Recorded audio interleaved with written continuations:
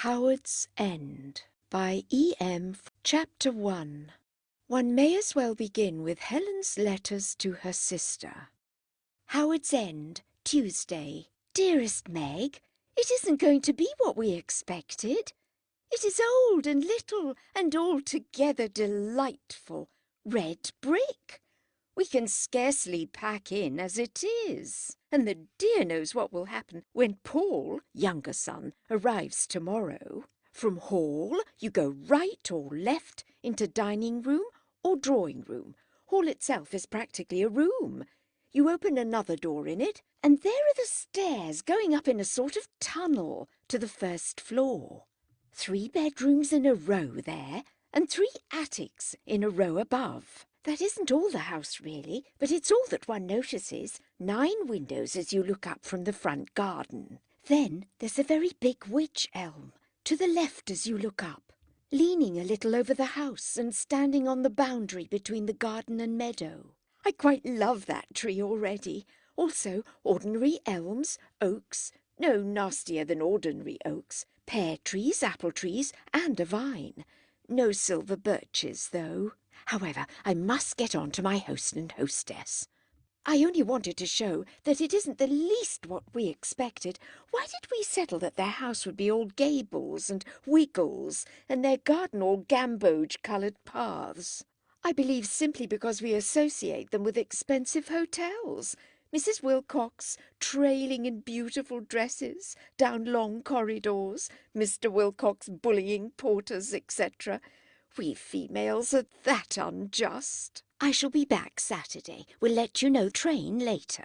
They are as angry as I am that you did not come too.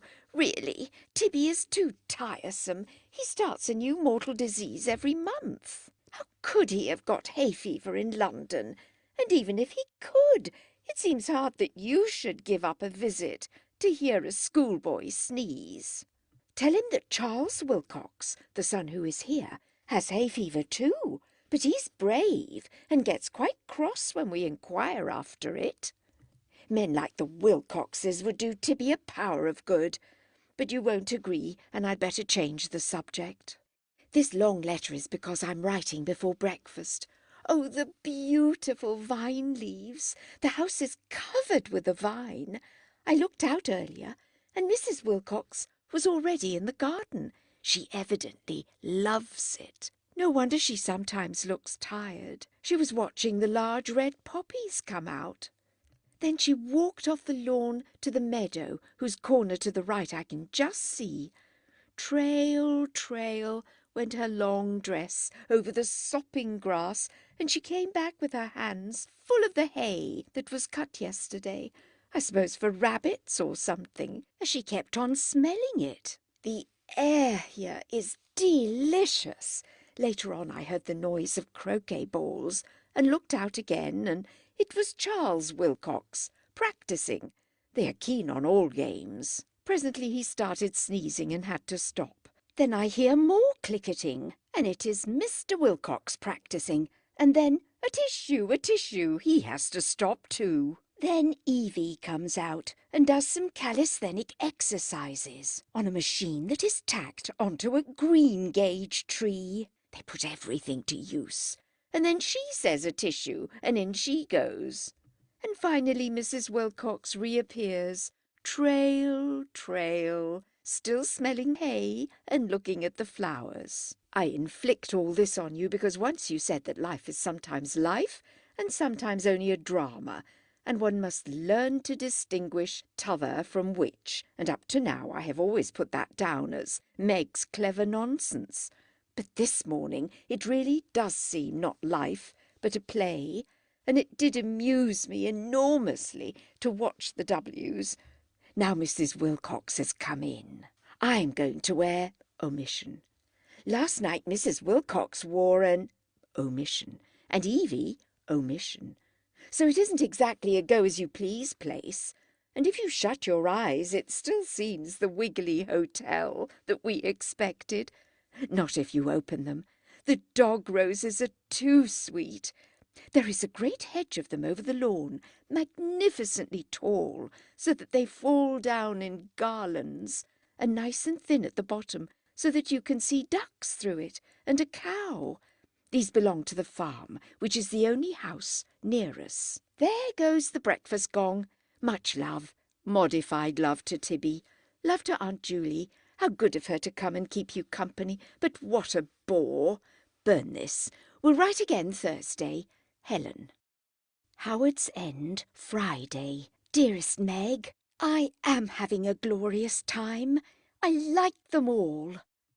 Mrs. Wilcox, if quieter than in Germany, is sweeter than ever, and I never saw anything like her steady unselfishness. And the best of it is that the others do not take advantage of her. They are the very happiest, jolliest family that you can imagine. I do really feel that we are making friends. The fun of it is that they think me a noodle and say so, at least Mr. Wilcox does. And when that happens, and one doesn't mind, it's a pretty sure test, isn't it? He says the most horrid things about woman suffrage so nicely. And when I said I believed in equality, he just folded his arms and gave me such a setting down as I've never had. Meg, shall we ever learn to talk less? I never felt so ashamed of myself in my life. I couldn't point to a time when men had been equal, nor even to a time when the wish to be equal had made them happier in other ways. I couldn't say a word. I had just picked up the notion that equality is good from some book, probably from poetry, or you. Anyhow, it's been knocked into pieces, and like all people who are really strong, Mr. Wilcox did it without hurting me. On the other hand, I laugh at them for catching hay fever. We live like fighting cocks, and Charles takes us out every day in the motor. A tomb with trees in it, a hermit's house, a wonderful road that was made by the kings of Mercia, tennis, a cricket match, bridge, and at night we squeeze up in this lovely house. The whole clan's here now. It's like a rabbit warren. Evie is a dear. They want me to stop over Sunday. I suppose it won't matter if I do. Marvellous weather, and the view's marvellous. Views westward to the high ground. Thank you for your letter. Burn this. Your affectionate Helen. Howard's End, Sunday. Dearest, dearest Meg, I do not know what you will say. Paul and I are in love. The younger son, who only came here Wednesday. Chapter 2. Margaret glanced at her sister's note and pushed it over the breakfast table to her aunt. There was a moment's hush, and then the floodgates opened. I can tell you nothing, Aunt Julie. I know no more than you do. We only met the father and mother abroad last spring. I know so little that I didn't even know their son's name. It's all so—" She waved her hand and laughed a little. "In that case, it is far too sudden." "Who knows, Aunt Julie? Who knows?" "But, Margaret, dear, I mean, we mustn't be unpractical, now that we've come to facts. It is too sudden, surely." "Who knows?" "But, Margaret, dear—" "I'll go for her other letters," said Margaret. "No, I won't. I'll finish my breakfast. In fact, I haven't them. We met the Wilcoxes on an awful expedition that we made from Heidelberg to Speyer. Helen and I had got it into our heads that there was a grand old cathedral at Speyer. The Archbishop of Speyer was one of the 7 electors, you know, Speyer, Mainz and Köln. Those 3 sees once commanded the Rhine Valley and got it the name of Priest Street." "I still feel quite uneasy about this business, Margaret." "The train crossed by a bridge of boats, and at first sight it looked quite fine.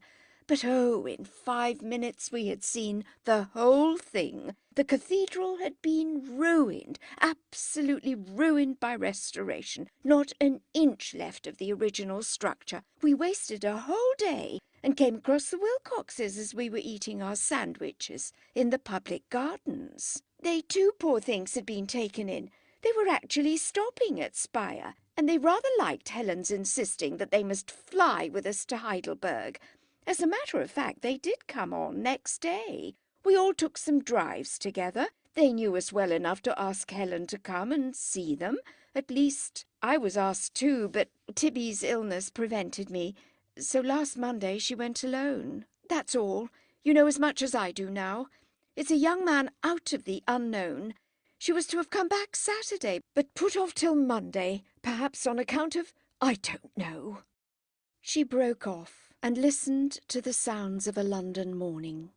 Their house was in Wickham Place and fairly quiet, for a lofty promontory of buildings separated it from the main thoroughfare. One had the sense of a backwater, or rather of an estuary, whose waters flowed in from the invisible sea and ebbed into a profound silence, while the waves without were still beating. Though the promontory consisted of flats, expensive, with cavernous entrance halls, full of concierges and palms, it fulfilled its purpose and gained for the older houses opposite a certain measure of peace.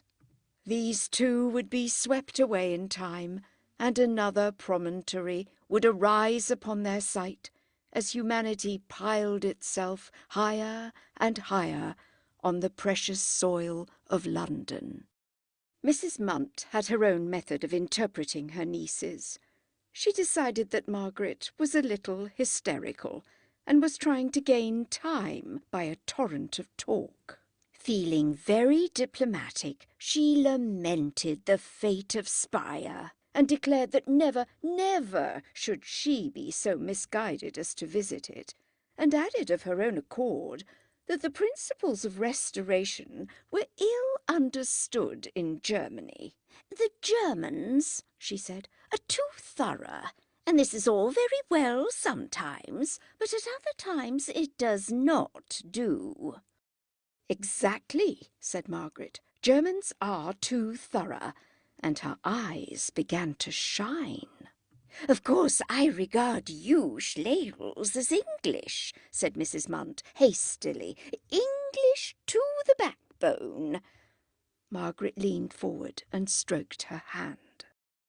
"And that reminds me, Helen's letter."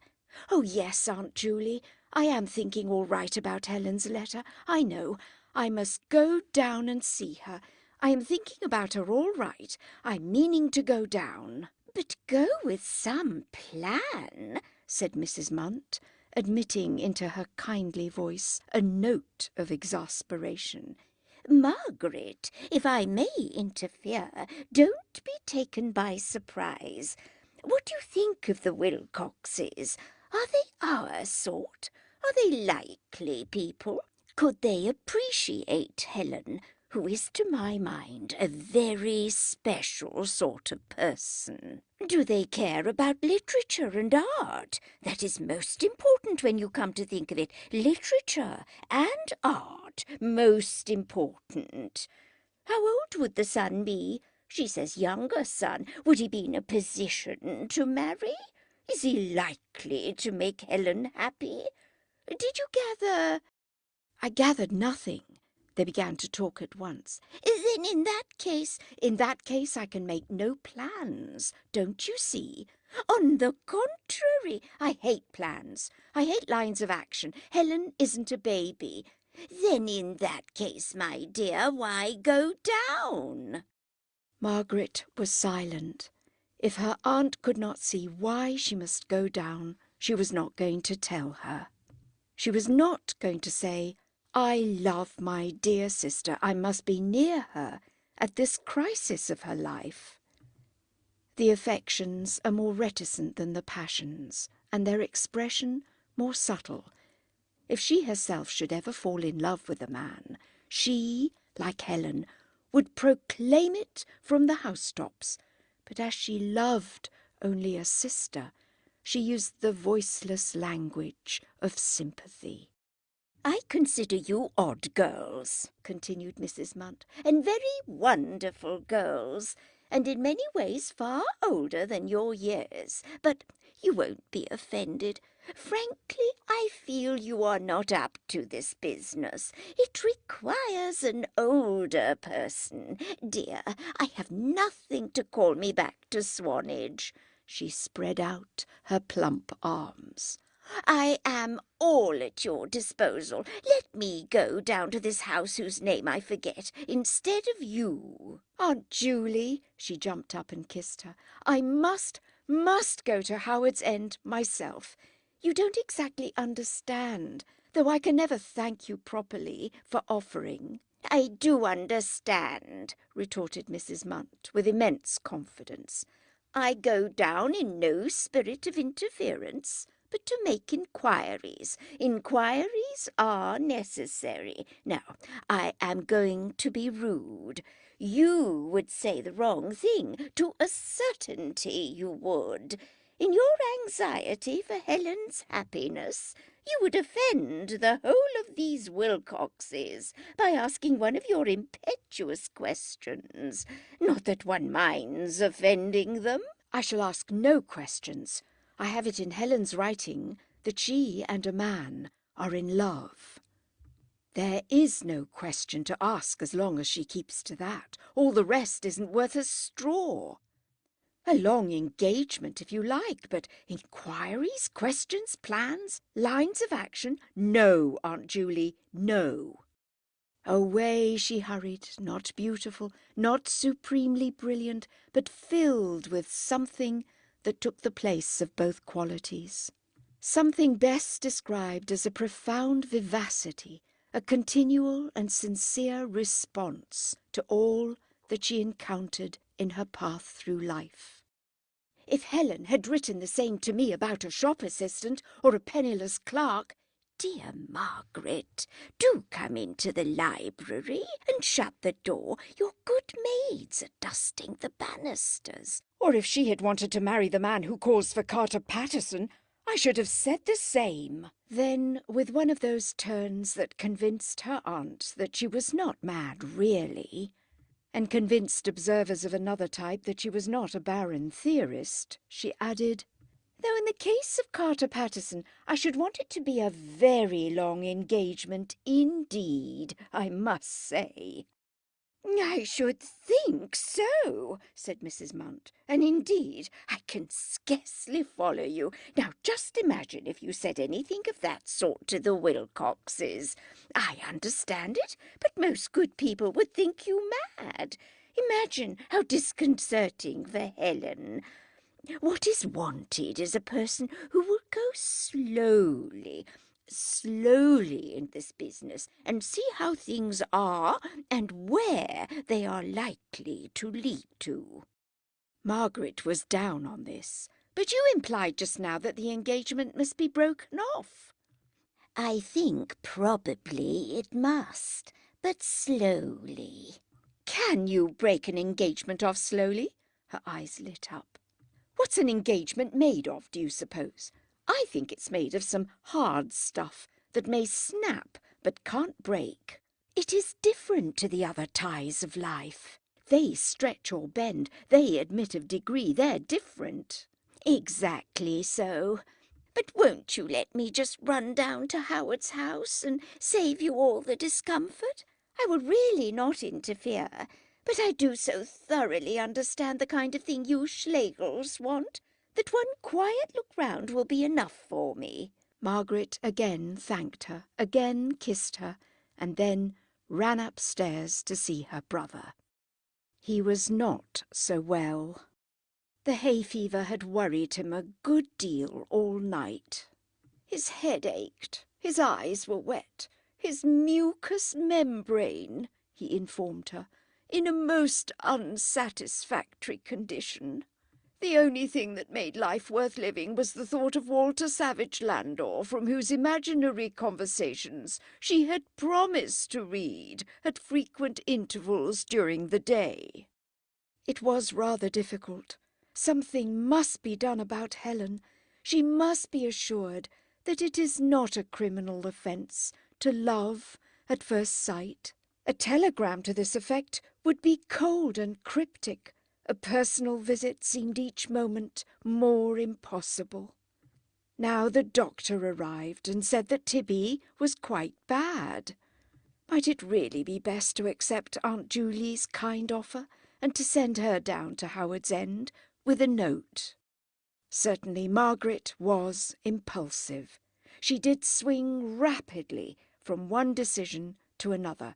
Running downstairs into the library, she cried, "Yes, I have changed my mind. I do wish that you would go." There was a train from King's Cross at 11. At 10:30, Tibby, with rare self-effacement, fell asleep, and Margaret was able to drive her aunt to the station. "You will remember, Aunt Julie, not to be drawn into discussing the engagement. Give my letter to Helen and say whatever you feel yourself, but do keep clear of the relatives. We have scarcely got their names straight yet, and besides, that sort of thing is so uncivilized and wrong." So uncivilized? Queried Mrs. Munt, fearing that she was losing the point of some brilliant remark. "Oh, I used an affected word. I only meant, would you please talk the thing over only with Helen?" Only with Helen, because...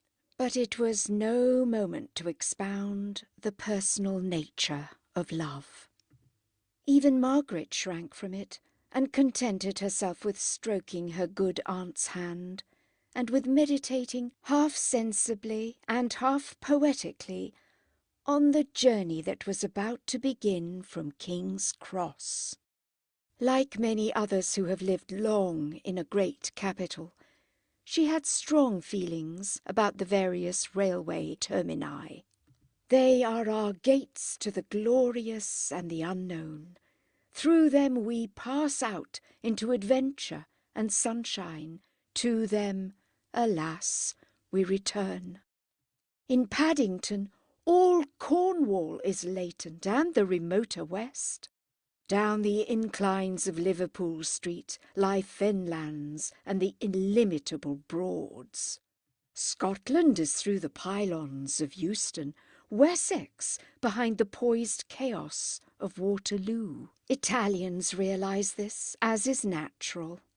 Those of them who are so unfortunate as to serve as waiters in Berlin call the Anhalt-Bahnhof the Stazione d'Italia, because by it they must return to their homes. And he is a chilly Londoner who does not endow his stations with some personality, and extend to them, however shyly, the emotions of fear and love. To Margaret, I hope that it will not set the reader against her. The station of King's Cross had always suggested infinity. Its very situation, withdrawn a little behind the facile splendours of St. Pancras, implied a comment on the materialism of life. Those two great arches, colourless, indifferent, shouldering between them an unlovely clock, were fit portals for some eternal adventure whose issue might be prosperous, but would certainly not be expressed in the ordinary language of prosperity. If you think this ridiculous, remember that it is not Margaret who is telling you about it, and let me hasten to add that they were in plenty of time for the train. That Mrs. Munt, though she took her second-class ticket, was put by the guard into a first.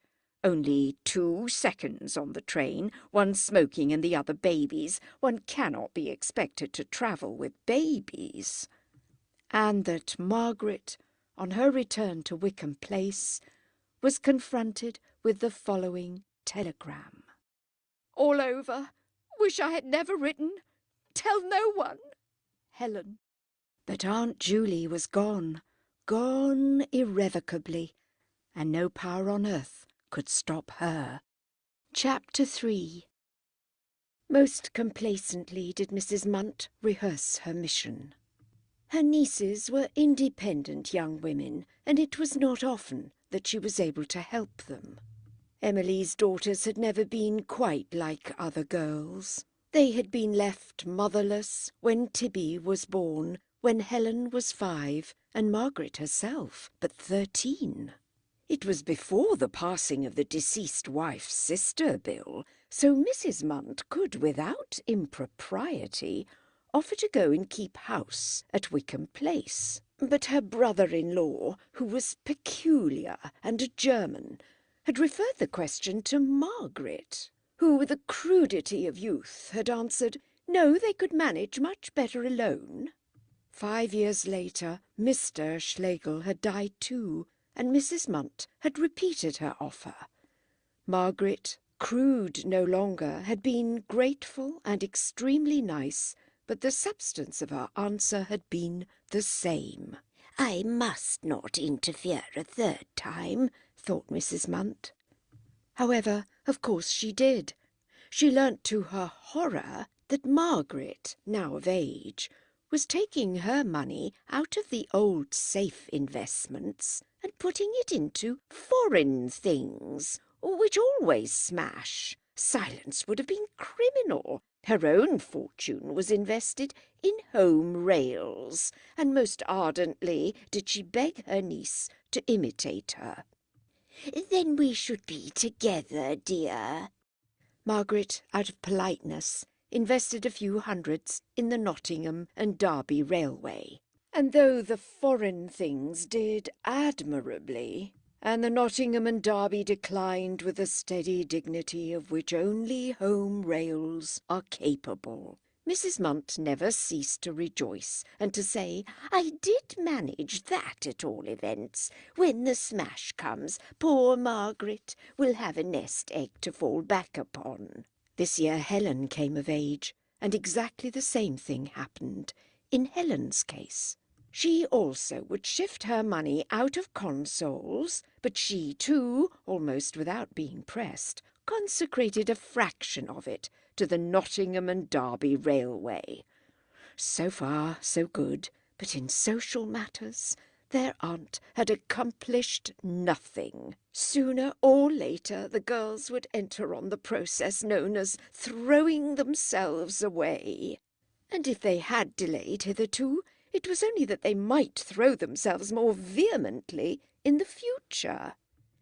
They saw too many people at Wickham Place, unshaven musicians, an actress even, German cousins, one knows what foreigners are, acquaintances picked up at continental hotels, one knows what they are too. It was interesting, and down at Swanage no one appreciated culture more than Mrs. Munt. But it was dangerous, and disaster was bound to come. How right she was, and how lucky to be on the spot when the disaster came. The train sped northward under innumerable tunnels. It was only an hour's journey, but Mrs. Munt had to raise and lower the window again and again. She passed through the South Welwyn Tunnel, saw light for a moment, and entered the North Welwyn Tunnel of tragic fame. She traversed the immense viaduct whose arches span untroubled meadows and the dreamy flow of Tewin water. She skirted the parks of politicians. At times the great North Road accompanied her, more suggestive of infinity than any railway, awakening after a nap of 100 years to such life as is conferred by the stench of motor cars, and to such culture as is implied by the advertisements of anti-bilious pills. To history, to tragedy, to the past, to the future, Mrs. Munt remained equally indifferent, hers but to concentrate on the end of her journey, and to rescue poor Helen from this dreadful mess. The station for Howards End was at Hilton, one of the large villages that are strung so frequently along the North Road, and that owe their size to the traffic of coaching and pre-coaching days. Being near London, it had not shared in the rural decay, and its long high street had budded out right and left into residential estates. For about a mile, a series of tiled and slated houses passed before Mrs. Munt's inattentive eyes. A series broken at one point by 6 Danish tumuli that stood shoulder to shoulder along the high road, tombs of soldiers. Beyond these tumuli, habitations thickened, and the train came to a standstill in a tangle that was almost a town. The station, like the scenery, like Helen's letters, struck an indeterminate note. Into which country will it lead? England or suburbia? It was new. It had island platforms and a subway, and the superficial comfort exacted by businessmen. But it held hints of local life, personal intercourse, as even Mrs. Munt was to discover. "I want a house," she confided to the ticket boy. "Its name is Howard's Lodge. Do you know where it is?" "Mr. Wilcox," the boy called. A young man in front of them turned around. "She's wanting Howard's End." There was nothing for it but to go forward, though Mrs. Munt was too much agitated even to stare at the stranger.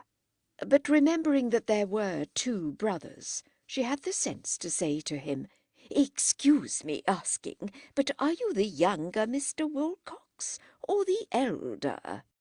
"The younger. Can I do anything for you?" "Oh, well," she controlled herself with difficulty. "Really, are you? She moved away from the ticket boy and lowered her voice. I am Miss Schlegel's aunt. I ought to introduce myself, oughtn't I? My name is Mrs. Munt." She was conscious that he raised his cap and said quite coolly, "Oh, rather. Miss Schlegel is stopping with us. Did you want to see her?" "Possibly." "I'll call you a cab." "No, wait a mo," he thought. "Our motor's here. I'll run you up in it." "That is very kind." "Not at all, if you'll just wait till they bring out a parcel from the office. This way."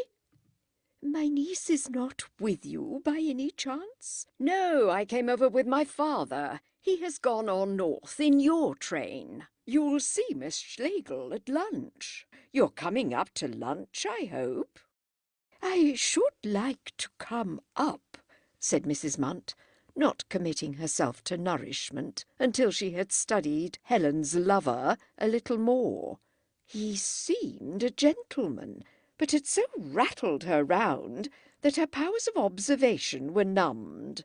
She glanced at him stealthily.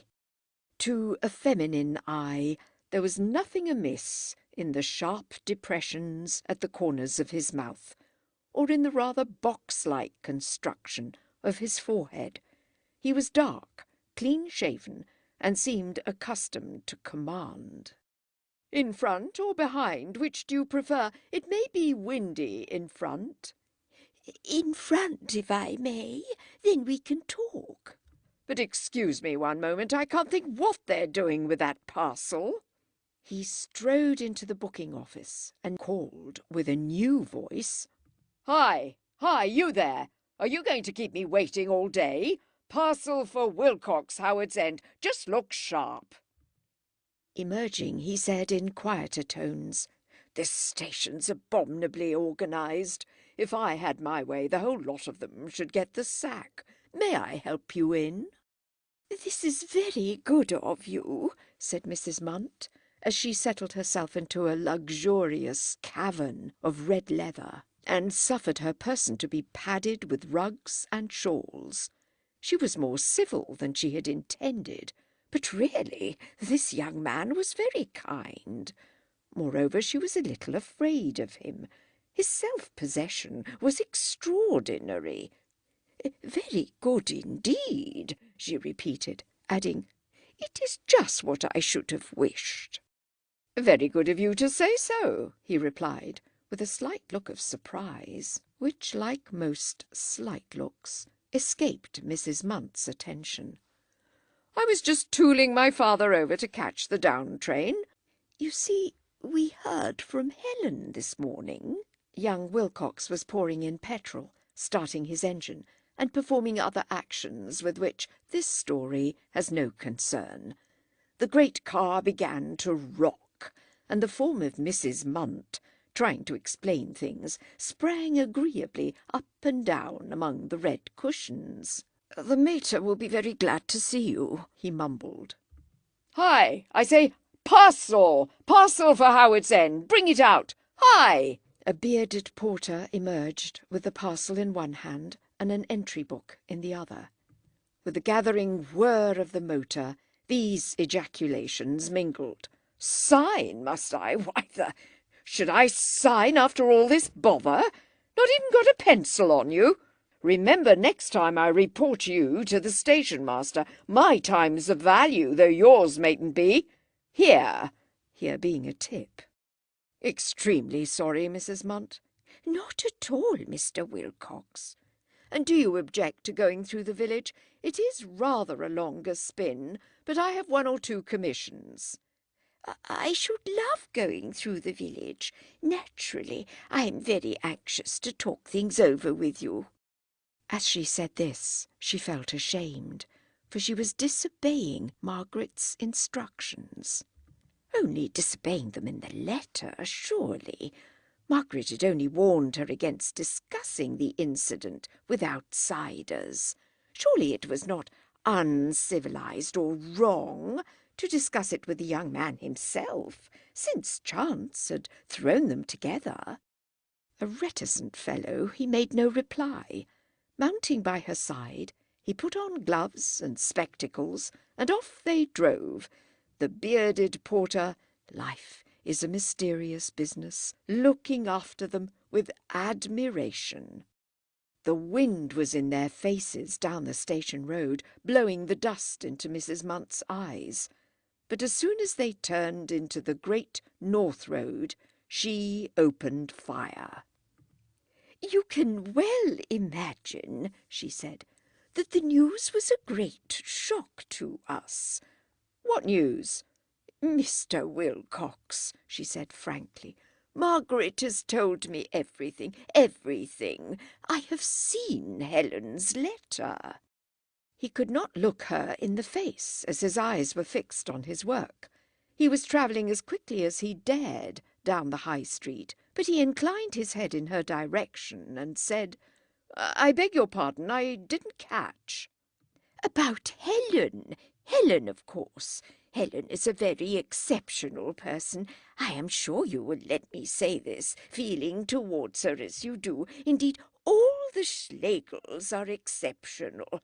I come in no spirit of interference, but it was a great shock." They drew up opposite a draper's. Without replying, he turned round in his seat and contemplated the cloud of dust that they had raised in their passage through the village. It was settling again, but not all into the road from which he had taken it.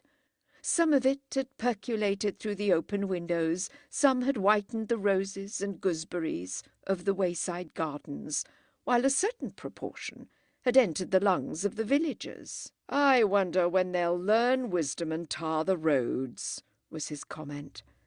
Then a man ran out of the draper's with a roll of oilcloth, and off they went again. "Margaret could not come herself on account of poor Tibby, so I am here to represent her and to have a good talk." "I'm sorry to be so dense," said the young man, again drawing up outside a shop, "but I still haven't quite understood." "Helen, Mr. Wilcox, my niece and you." He pushed up his goggles and gazed at her, absolutely bewildered. Horror smote her to the heart, for even she began to suspect that they were at cross purposes, and that she had commenced her mission by some hideous blunder. "Miss Schlegel and myself?" he asked, compressing his lips. "I trust there has been no misunderstanding," quavered Mrs. Munt.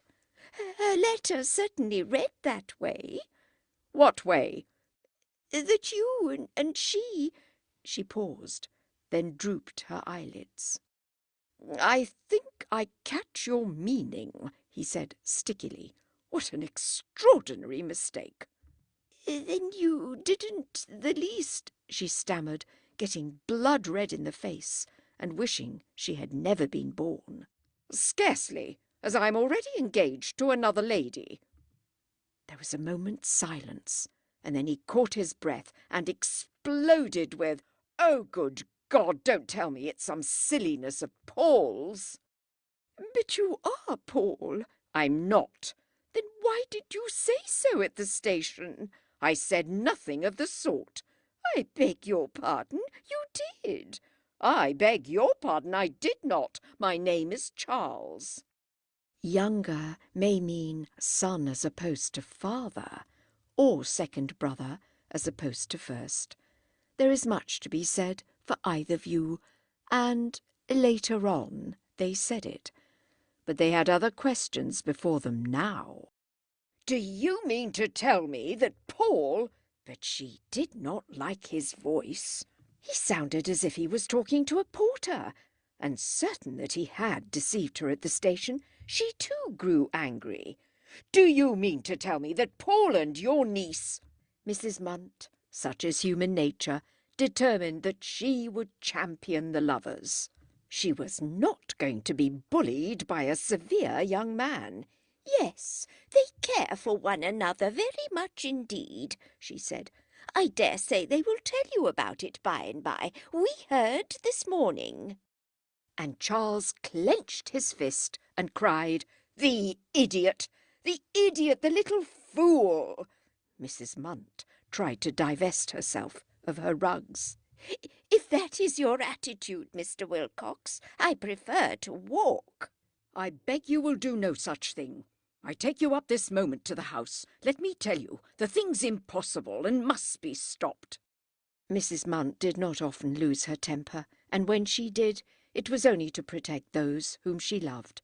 On this occasion she blazed out. I quite agree, sir. The thing is impossible, and I will come up and stop it. My niece is a very exceptional person, and I am not inclined to sit still while she throws herself away on those who will not appreciate her. Charles worked his jaws.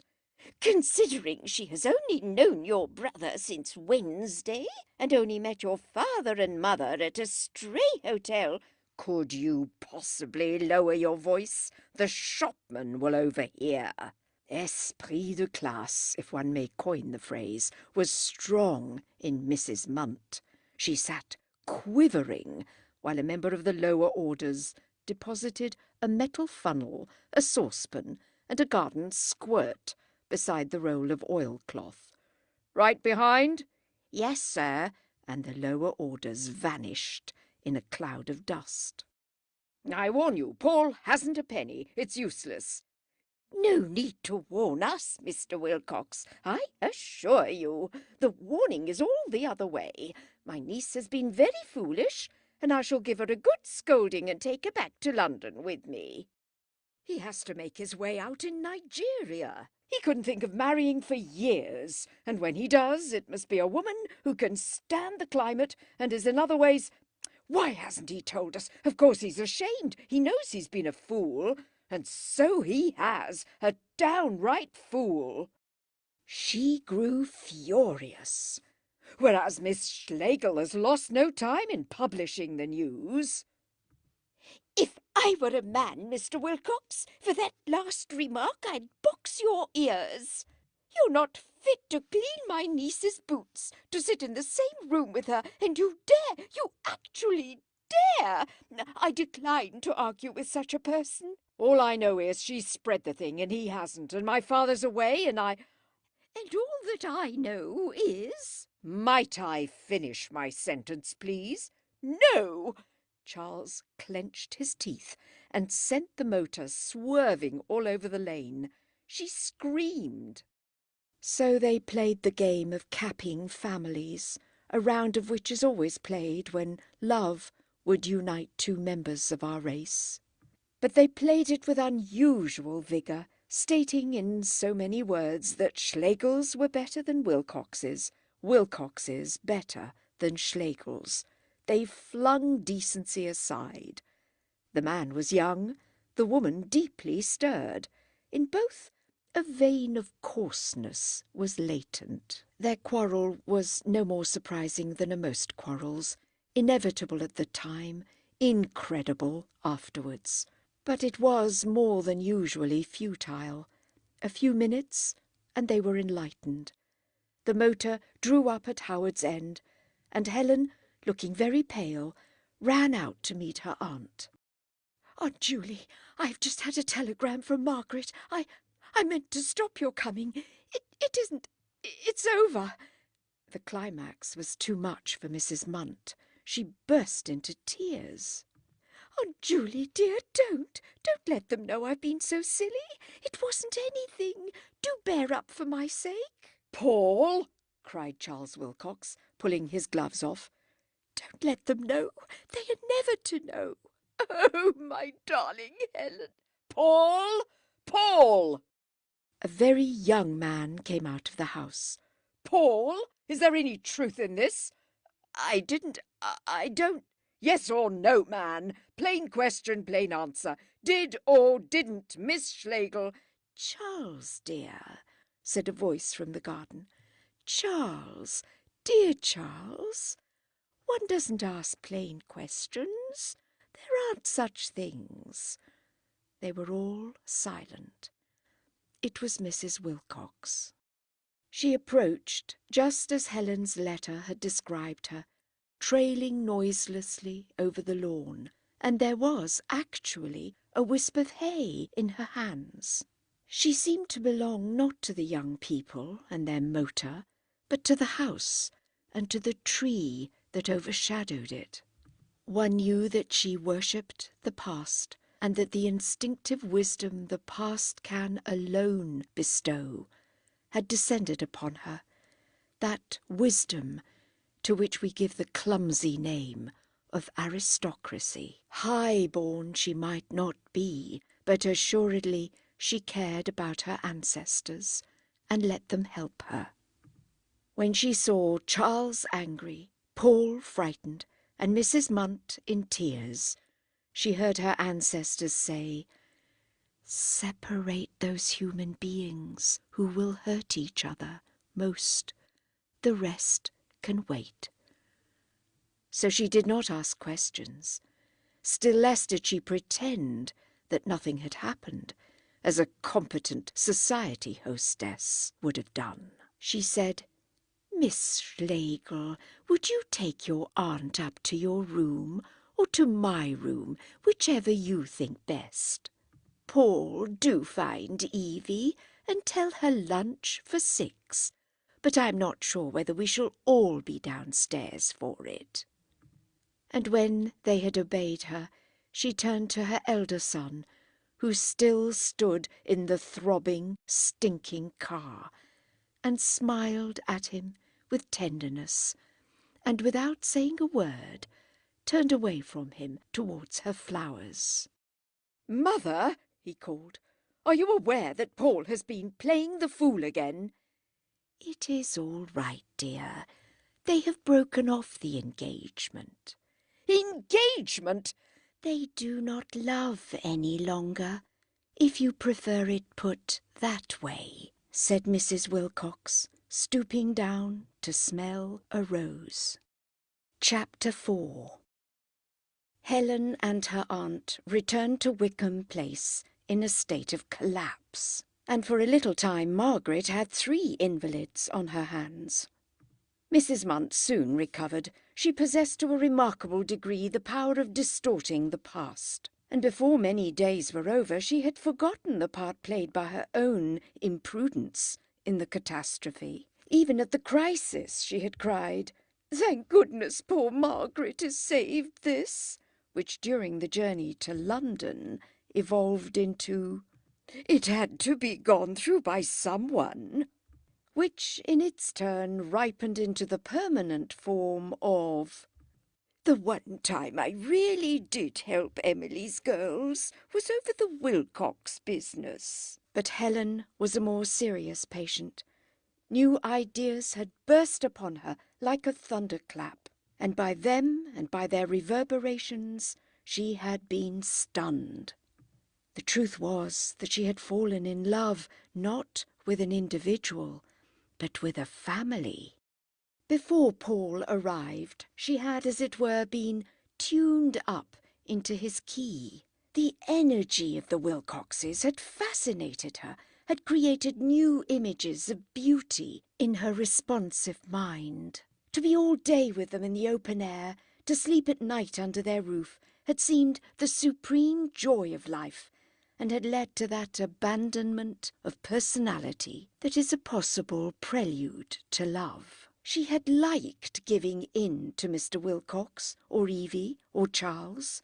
She had liked being told that her notions of life were sheltered or academic, that equality was nonsense, votes for women, nonsense, socialism, nonsense, art and literature, except when conducive to strengthening the character, nonsense.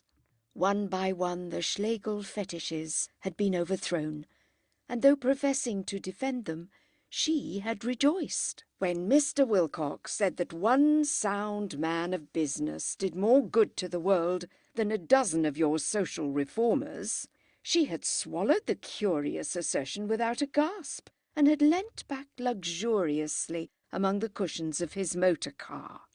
When Charles said, "Why be so polite to servants? They don't understand it," she had not given the Schlegel retort of, "If they don't understand it, I do." No, she had vowed to be less polite to servants in the future. "I am swathed in cant," she thought, "and it is good for me to be stripped of it." And all that she thought or did or breathed was a quiet preparation for Paul. Paul was inevitable.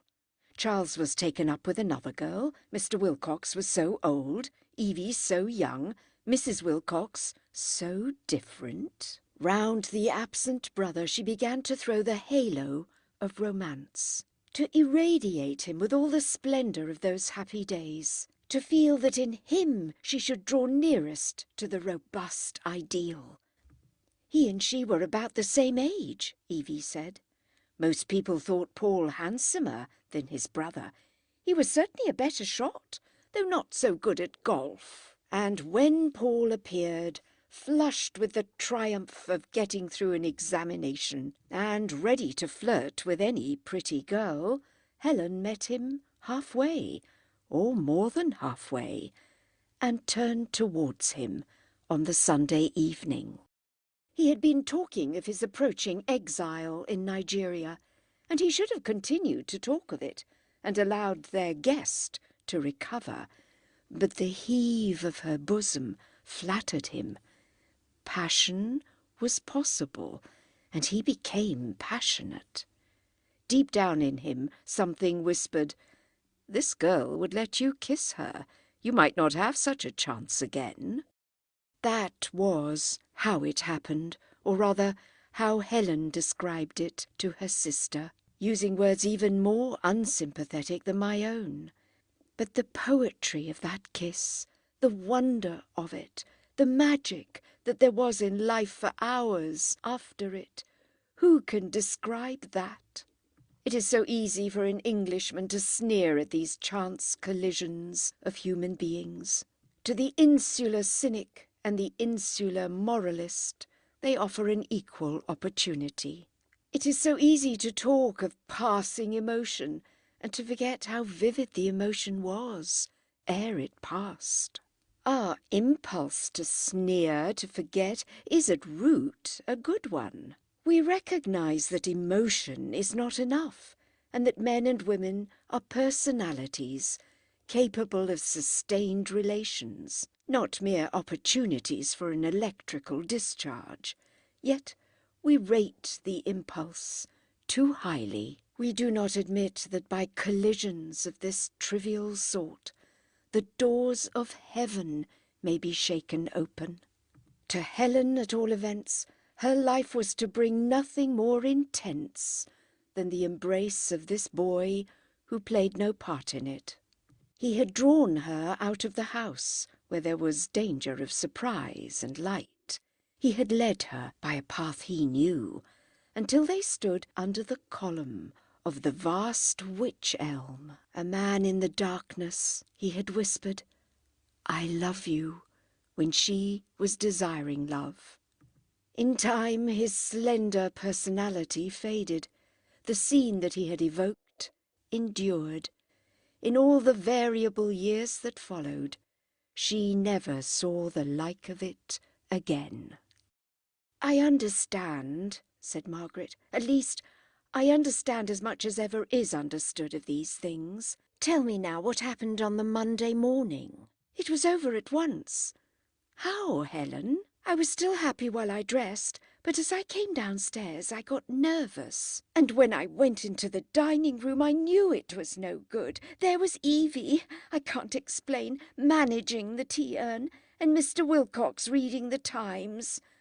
"Was Paul there?" "Yes, and Charles was talking to him about stocks and shares, and he looked frightened." By slight indications the sisters could convey much to each other. Margaret saw horror latent in the scene, and Helen's next remark did not surprise her. "Somehow, when that kind of man looks frightened, it is too awful. It is all right for us to be frightened, or for men of another sort, father, for instance, but for men like that. When I saw all the others so placid, and Paul mad with terror in case I said the wrong thing, I felt for a moment that the whole Wilcox family was a fraud, just a wall of newspapers and motor cars and golf clubs, and that if it fell, I should find nothing behind it but panic and emptiness. I don't think that. The Wilcoxes struck me as being genuine people, particularly the wife. No, I don't really think that, but Paul was so broad-shouldered. All kinds of extraordinary things made it worse, and I knew that it would never do, never. I said to him after breakfast when the others were practising strokes, we rather lost our heads, and he looked better at once, though frightfully ashamed. He began a speech about having no money to marry on, but it hurt him to make it, and I stopped him. Then he said, I must beg your pardon over this, Miss Schlegel. I can't think what came over me last night. And I said, nor what over me. Never mind. And then we parted. At least, until I remembered that I had written straight off to tell you the night before, and that frightened him again. I asked him to send a telegram for me, for he knew you would be coming or something, and he tried to get hold of the motor.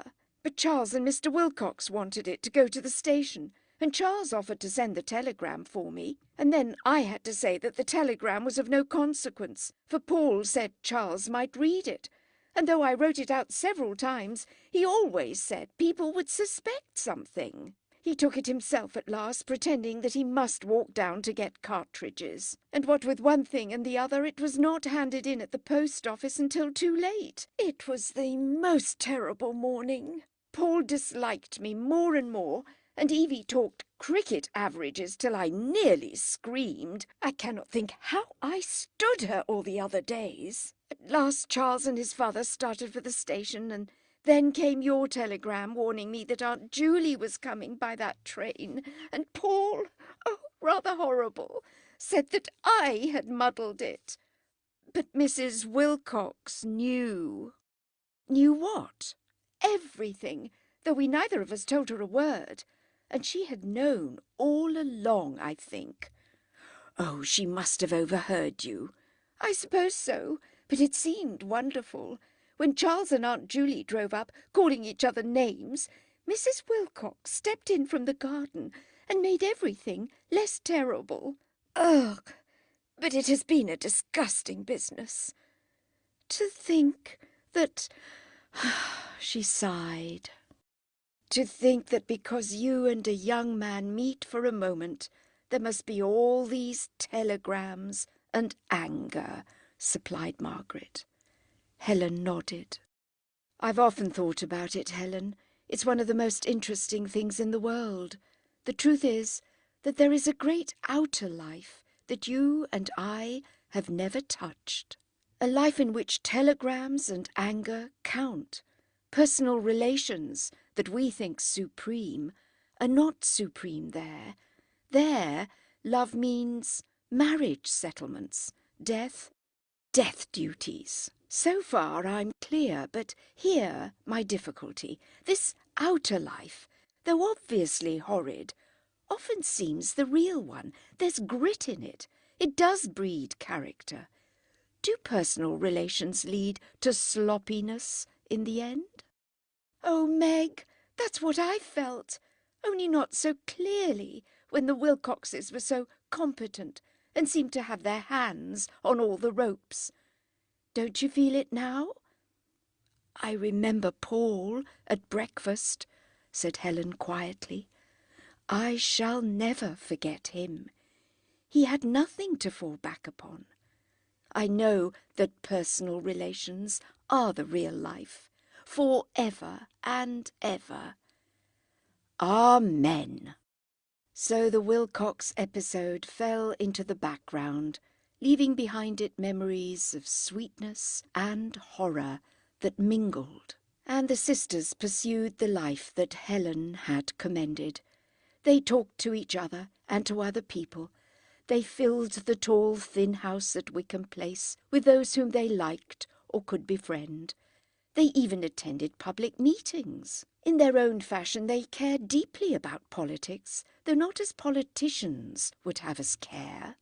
They desired that public life should mirror whatever is good in the life within.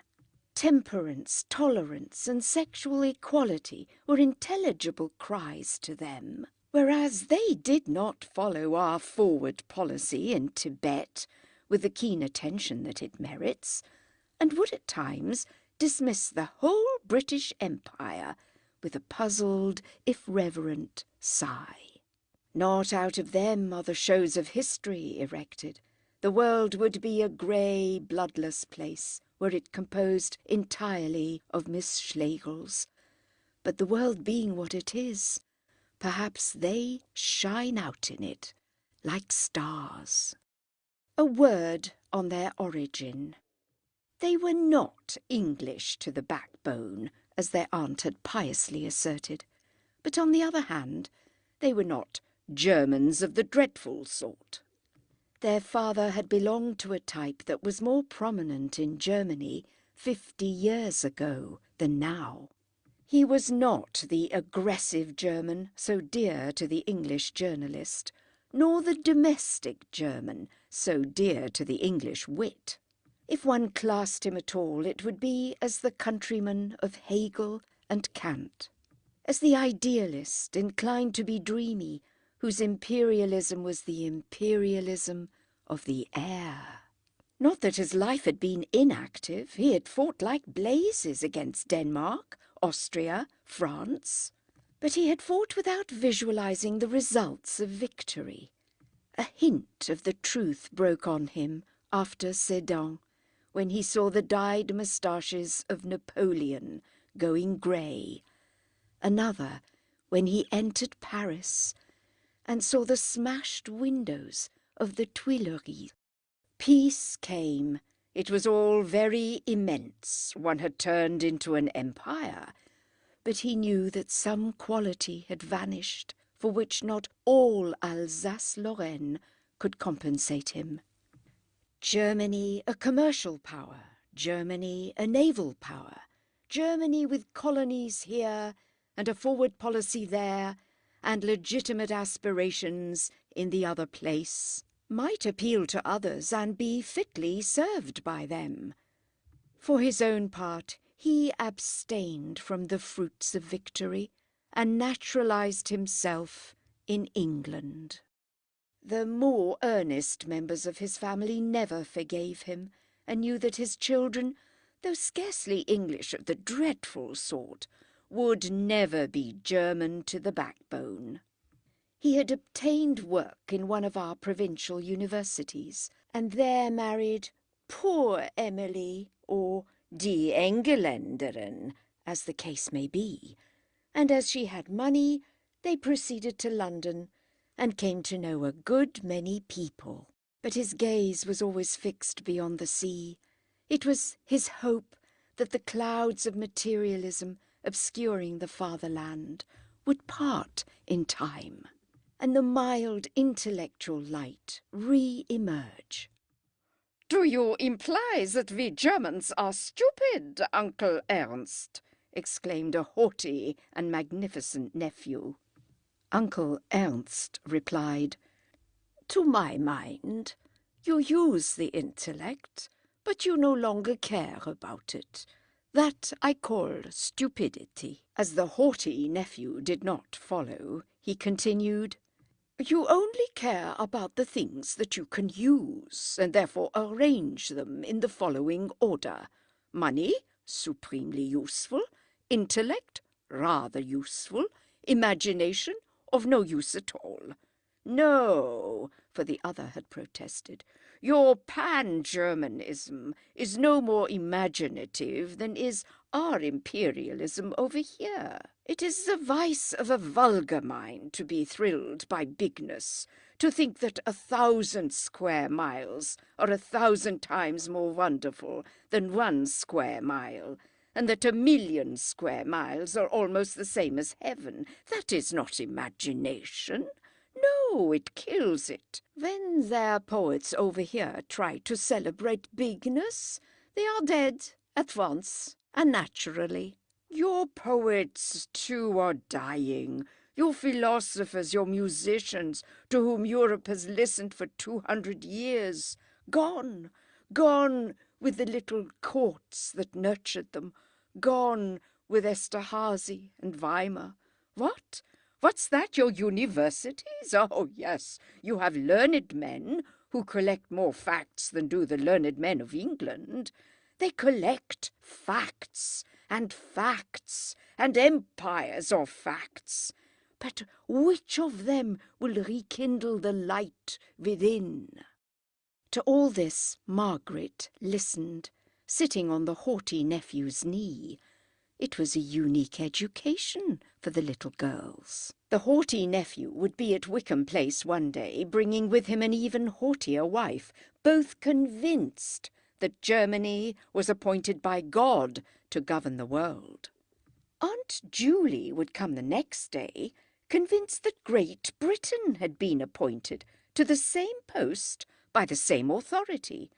Were both these loud-voiced parties right? On one occasion they had met, and Margaret, with clasped hands, had implored them to argue the subject out in her presence, whereat they blushed and began to talk about the weather. "Papa," she cried, she was a most offensive child, "why will they not discuss this most clear question?" Her father, surveying the parties grimly, replied that he did not know. Putting her head on one side, Margaret then remarked, "To me, one of two things is very clear. Either God does not know his own mind about England and Germany, or else these do not know the mind of God." A hateful little girl, but at 13 she had grasped a dilemma that most people travel through life without perceiving. Her brain darted up and down. It grew pliant and strong. Her conclusion was that any human being lies nearer to the unseen than any organization, and from this she never varied. Helen advanced along the same lines, though with a more irresponsible tread. In character she resembled her sister, but she was pretty, and so apt to have a more amusing time.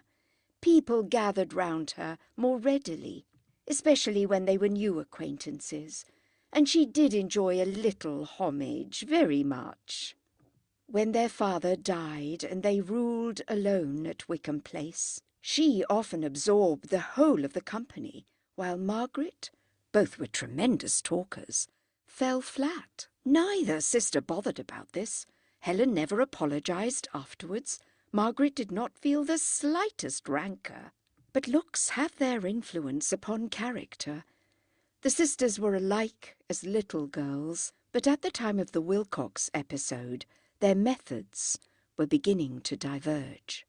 The younger was rather apt to entice people, and, in enticing them, to be herself enticed. The elder went straight ahead and accepted an occasional failure as part of the game.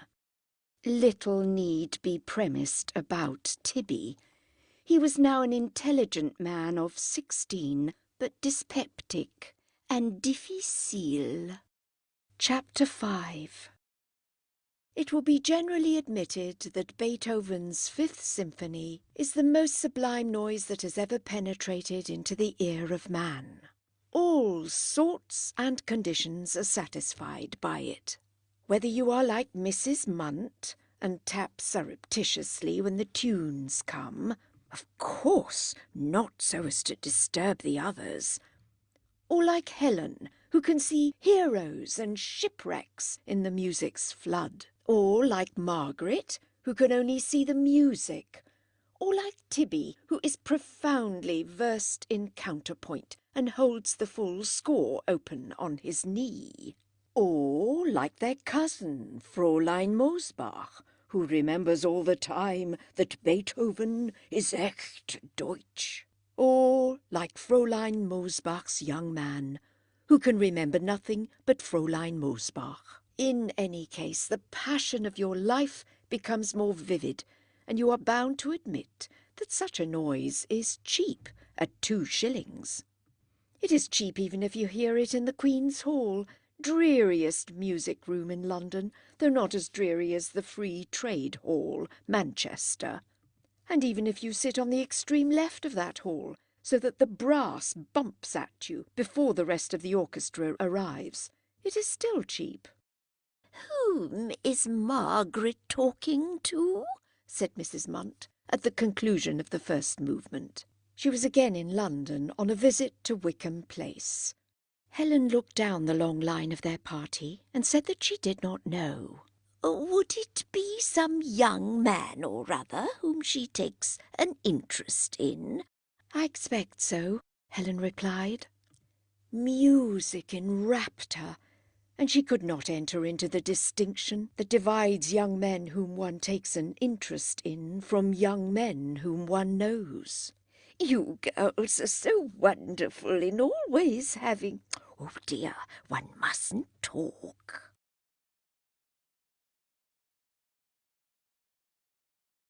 For the Andante had begun, very beautiful, but bearing a family likeness to all the other beautiful Andantes that Beethoven had written, and, to Helen's mind, rather disconnecting the heroes and shipwrecks of the first movement from the heroes and goblins of the third.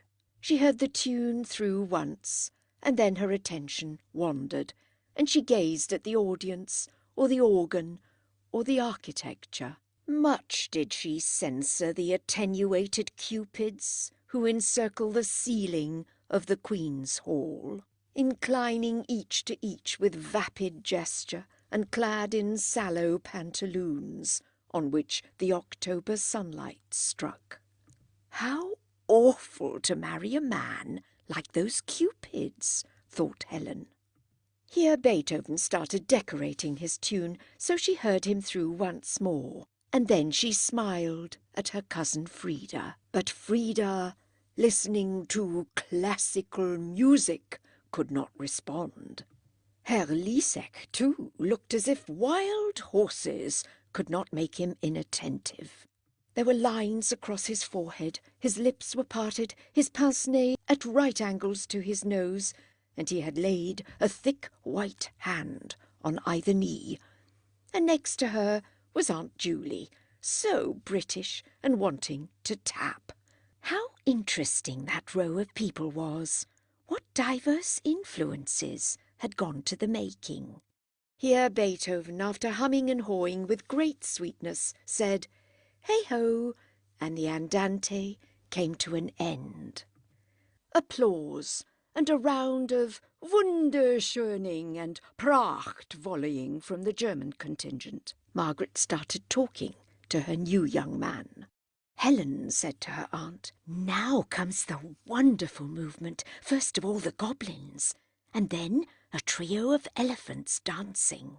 And Tibby implored the company generally to look out for the transitional passage on the drum. On the what, dear? On the drum, Aunt Julie? No, look out for the part where you think you have done with the goblins, and they come back, breathed Helen, as the music started, with a goblin walking quietly over the universe from end to end. Others followed him. They were not aggressive creatures. It was that made them so terrible to Helen. They merely observed in passing that there was no such thing as splendour or heroism in the world. After the interlude of elephants dancing, they returned and made the observation for the second time. Helen could not contradict them, for once at all events she had felt the same, and had seen the reliable walls of youth collapse. Panic and emptiness, panic and emptiness. The goblins were right. Her brother raised his finger. It was the transitional passage on the drum. For as if things were going too far, Beethoven took hold of the goblins and made them do what he wanted. He appeared in person. He gave them a little push, and they began to walk in a major key instead of in a minor, and then he blew with his mouth, and they were scattered. Gusts of splendour, gods and demigods contending with vast swords, colour and fragrance broadcast on the field of battle, magnificent victory, magnificent death. Oh, it all burst before the girl, and she even stretched out her gloved hands, as if it was tangible. Any fate was titanic, any contest desirable. Conqueror and conquered would alike be applauded by the angels of the utmost stars. And the goblins? They had not really been there at all. They were only the phantoms of cowardice and unbelief. One healthy human impulse would dispel them. Men like the Wilcoxes or ex-President Roosevelt would say yes. Beethoven knew better. The goblins really had been there. They might return, and they did. It was as if the splendour of life might boil over and waste to steam and froth. In its dissolution one heard the terrible, ominous note, and a goblin with increased malignity walked quietly over the universe from end to end. Panic and emptiness, panic and emptiness. Even the flaming ramparts of the world might fall. Beethoven chose to make all right in the end. He built the ramparts up. He blew with his mouth for the second time, and again the goblins were scattered. He brought back the gusts of splendour, the heroism, the youth, the magnificence of life and of death, and amid vast roarings of a superhuman joy, he led his Fifth Symphony to its conclusion. But the goblins were there. They could return. He had said so bravely, and that is why one can trust Beethoven when he says other things. Helen pushed her way out during the applause. She desired to be alone. The music had summed up to her all that had happened or could happen in her career. She read it as a tangible statement which could never be superseded. The notes meant this and that to her, and they could have no other meaning, and life could have no other meaning. She pushed right out of the building and walked slowly down the outside staircase, breathing the autumnal air. And then she strolled home. "Margaret," called Mrs. Munt, "is Helen all right?" "Oh, yes. She is always going away in the middle of a programme," said Tibby. "The music has evidently moved her deeply," said Fräulein Mosbach.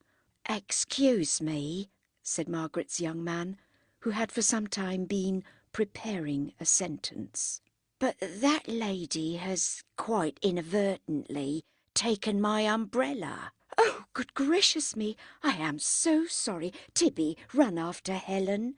I shall miss the 4 serious songs if I do." "Tibby, love, you must go." "It isn't of any consequence," said the young man, in truth a little uneasy about his umbrella. "But of course it is. Tibby, Tibby!" Tibby rose to his feet and wilfully caught his person on the backs of the chairs. By the time he had tipped up the seat and had found his hat and had deposited his full score in safety, it was too late to go after Helen. The 4 serious songs had begun, and one could not move during their performance. "My sister is so careless," whispered Margaret. "Not at all," replied the young man, but his voice was dead and cold. "If you would give me your address—" "Oh, not at all, not at all." And he wrapped his greatcoat over his knees. Then the 4 serious songs rang shallow in Margaret's ears. Brahms, for all his grumbling and grizzling, had never guessed what it felt like to be suspected of stealing an umbrella. For this fool of a young man thought that she and Helen and Tibby had been playing the confidence trick on him, and that if he gave his address they would break into his room some midnight or other and steal his walking-stick too. Most ladies would have laughed, but Margaret really minded, for it gave her a glimpse into squalor. To trust people is a luxury in which only the wealthy can indulge. The poor cannot afford it. As soon as Brahms had grunted himself out, she gave him her card and said, "That is where we live. If you preferred, you could call for the umbrella after the concert, but I didn't like to trouble you when it has all been our fault." His face brightened a little when he saw that Wickham Place was W. It was sad to see him corroded with suspicion, and yet not daring to be impolite, in case these well-dressed people were honest, after all. She took it as a good sign that he said to her, "It's a fine programme this afternoon, is it not?" For this was the remark with which he had originally opened, before the umbrella intervened. "The Beethoven's fine," said Margaret, who was not a female of the encouraging type. "I don't like the Brahms, though, nor the Mendelssohn that came first, and ugh, I don't like this Elgar that's coming." What? Called Herr Liesig, overhearing. The pomp and circumstance will not be fine. "Oh, Margaret, you tiresome girl!" cried her aunt. "Here have I been persuading Herr Liesig to stop for pomp and circumstance, and you are undoing all my work. I am so anxious for him to hear what we are doing in music. Oh, you mustn't run down our English composers, Margaret." "For my part, I have heard the composition at Stettin," said Fräulein Mosbach. "On 2 occasions it is dramatic a little." Frida, you despise English music, you know you do, and English art, and English literature except Shakespeare, and he's a German. Very well, Frida, you may go. The lovers laughed and glanced at each other. Moved by a common impulse, they rose to their feet and fled from pomp and circumstance. "We have this call to pay in Finsbury Circus, it is true," said Herr Liesig, as he edged past her and reached the gangway just as the music started. "Margaret!" Loudly whispered by Aunt Julie. "Margaret, Margaret! Fräulein Mosbach has left her beautiful little bag behind her on the seat." Sure enough, there was Frida's reticule, containing her address book, her pocket dictionary, her map of London, and her money. "Oh, what a bother! What a family we are! Frida!" "Hush!" said all those who thought the music fine. "But it's the number they want in Finsbury Circus. Couldn't I?" said the suspicious young man, and got very red. "Oh, I would be so grateful." He took the bag, money clinking inside it, and slipped up the gangway with it. He was just in time to catch them at the swing door, and he received a pretty smile from the German girl and a fine bow from her cavalier. He returned to his seat, upsides with the world. The trust that they had reposed in him was trivial, but he felt that it cancelled his mistrust for them, and that probably he would not be had over his umbrella. This young man had been had in the past, badly, perhaps overwhelmingly, and now most of his energies went in defending himself against the unknown. But this afternoon, perhaps on account of music, he perceived that one must slack off occasionally, or what is the good of being alive? Wickham Place W, though a risk, was as safe as most things, and he would risk it. So when the concert was over and Margaret said, "We live quite near. I am going there now. Could you walk round with me and we'll find your umbrella?"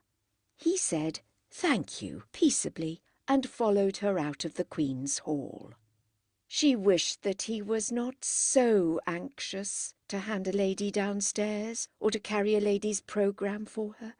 His class was near enough her own for its manners to vex her. But she found him interesting, on the whole. Everyone interested the Schlegels on the whole at that time.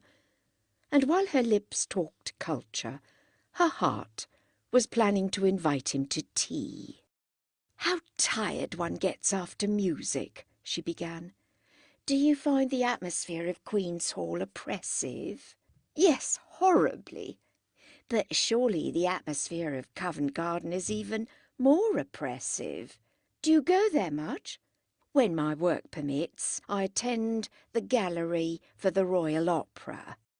Helen would have exclaimed, "So do I! I love the gallery," and thus have endeared herself to the young man. Helen could do these things, but Margaret had an almost morbid horror of drawing people out, of making things go. She had been to the gallery at Covent Garden, but she did not attend it, preferring the more expensive seats. Still less did she love it, so she made no reply. "This year I have been 3 times. To Faust, Tosca, and was it Tannhauser or Tannhäuser? Better not risk the word."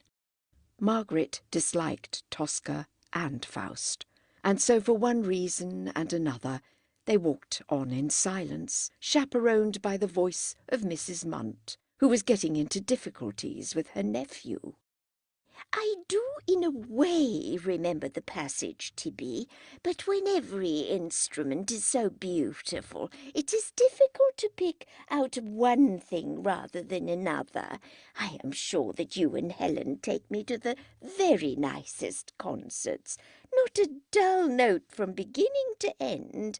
I only wish that our German friends had stayed till it finished." "But surely you haven't forgotten the drums steadily beating on the low C, Aunt Julie?" came Tibby's voice. "No one could. It's unmistakable." "Especially loud part?" hazarded Mrs. Munt. "Of course I do not go in for being musical," she added, the shot failing. "I only care for music, a very different thing. But still I will say this for myself.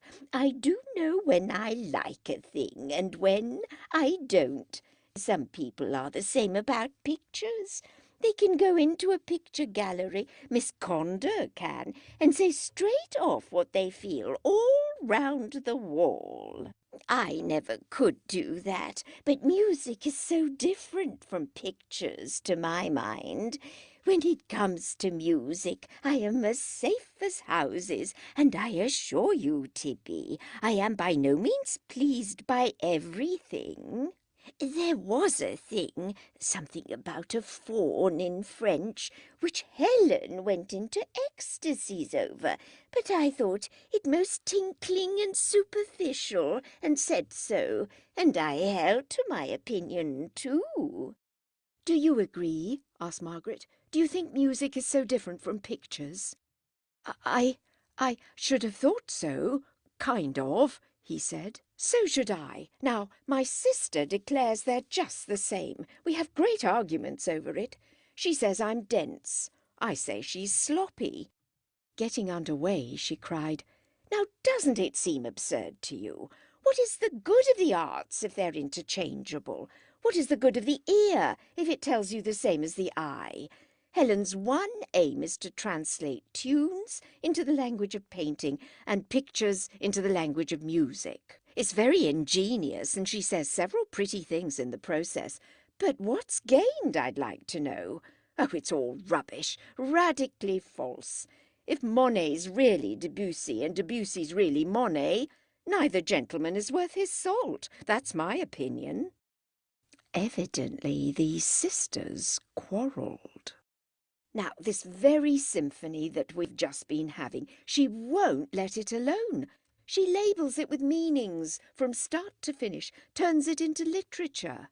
I wonder if the day will ever return when music will be treated as music.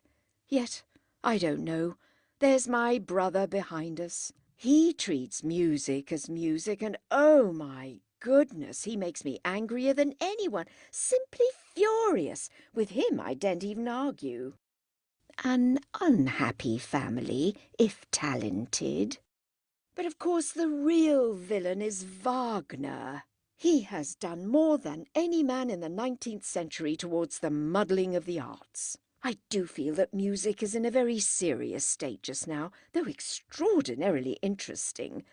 Every now and then in history there do come these terrible geniuses, like Wagner, who stir up all the wells of thought at once. For a moment it's splendid, such a splash as never was. But afterwards, such a lot of mud, and the wells, as it were, they communicate with each other too easily now, and not one of them will run quite clear. That's what Wagner's done. Her speeches fluttered away from the young man like birds. If only he could talk like this, he would have caught the world. Oh, to acquire culture! Oh, to pronounce foreign names correctly! Oh, to be well informed, discoursing at ease on every subject that a lady started! But it would take one years. With an hour at lunch and a few shattered hours in the evening, how was it possible to catch up with leisured women who had been reading steadily from childhood? His brain might be full of names. He might have even heard of Monet and Debussy. The trouble was that he could not string them together into a sentence. He could not make them tell. He could not quite forget about his stolen umbrella. Yes, the umbrella was the real trouble. Behind Monet and Debussy, the umbrella persisted with the steady beat of a drum. "I suppose my umbrella will be all right," he was thinking. "I don't really mind about it. I will think about music instead. I suppose my umbrella will be all right." Earlier in the afternoon he had worried about seats. Ought he to have paid as much as 2 shillings? Earlier still he had wondered, shall I try to do without a programme? There had always been something to worry him ever since he could remember, always something that distracted him in the pursuit of beauty. For he did pursue beauty, and therefore Margaret's speeches did flutter away from him like birds. Margaret talked ahead, occasionally saying, "Don't you think so? Don't you feel the same?"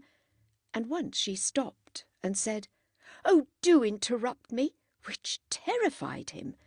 She did not attract him, though she filled him with awe. Her figure was meagre, her face seemed all teeth and eyes. Her references to her sister and her brother were uncharitable. For all her cleverness and culture, she was probably one of those soulless, atheistical women who have been so shown up by Miss Corelli. It was surprising and alarming that she should suddenly say, "I do hope that you'll come in and have some tea. We should be so glad. I have dragged you so far out of your way." They had arrived at Wickham Place. The sun had set, and the backwater, in deep shadow, was filling with a gentle haze. To the right, the fantastic skyline of the flats towered black against the hues of evening. To the left, the older houses raised a square-cut, irregular parapet against the grey. Margaret fumbled for her latchkey. Of course she had forgotten it. So grasping her umbrella by its ferrule, she leant over the area and tapped at the dining-room window. "Helen, let us in." "All right," said a voice. "You've been taking this gentleman's umbrella." "Taken a what?" said Helen, opening the door. "Oh, what's that? Do come in. How do you do? Helen, you must not be so ramshackly. You took this gentleman's umbrella away from Queen's Hall, and he has had the trouble of coming round for it." "Oh, I am so sorry," cried Helen, all her hair flying. She had pulled off her hat as soon as she returned, and had flung herself into the big dining-room chair. "I do nothing but steal umbrellas. I am so very sorry. Do come in and choose one. Is yours a hooky or a knobbly? Mine's a knobbly. At least I think it is." The light was turned on, and they began to search the hall. Helen, who had abruptly parted with the Fifth Symphony, commenting with shrill little cries. "Don't you talk, Meg. You stole an old gentleman's silk top hat. Yes, she did, Aunt Julie. It is a positive fact. She thought it was a muff.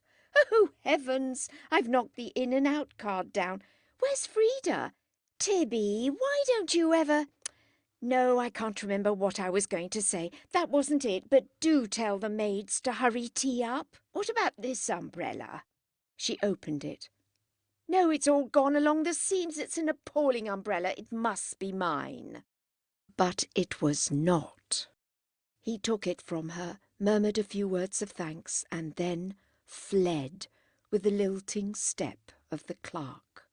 "But if you will stop," cried Margaret. "Now, Helen, how stupid you've been!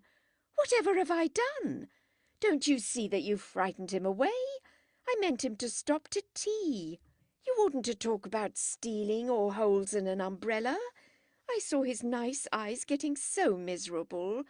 No, it's not a bit of good now," for Helen had darted out into the street, shouting, "Oh, do stop!" "I dare say it is all for the best," opined Mrs. Munt. "We know nothing about the young man, Margaret, and your drawing-room is full of very tempting little things." But Helen cried, "Aunt Julie, how can you?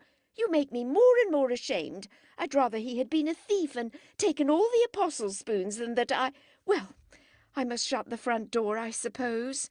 One more failure for Helen." "Yes, I think the apostles' spoons could have gone as rent," said Margaret. Seeing that her aunt did not understand, she added, "You remember rent? It was one of father's words. Rent to the ideal, to his own faith in human nature. You remember how he would trust strangers, and if they fooled him he would say, 'It's better to be fooled than to be suspicious,' that the confidence trick is the work of man, but the want of confidence trick is the work of the devil." "I remember something of the sort now," said Mrs. Munt, rather tartly, for she longed to add, "It was lucky that your father married a wife with money."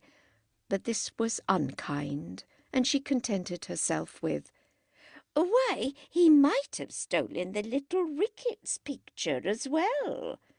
"Better that he had," said Helen stoutly.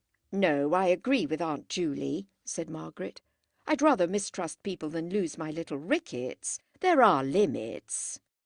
Their brother, finding the incident commonplace, had stolen upstairs to see whether there were scones for tea. He warmed the teapot, almost too deftly, rejected the orange pekoe that the parlour-maid had provided, poured in 5 spoonfuls of a superior blend, filled up with really boiling water, and now called to the ladies to be quick or they would lose the aroma.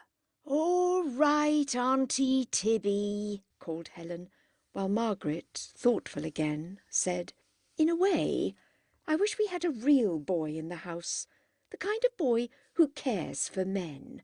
It would make entertaining so much easier." "So do I," said her sister.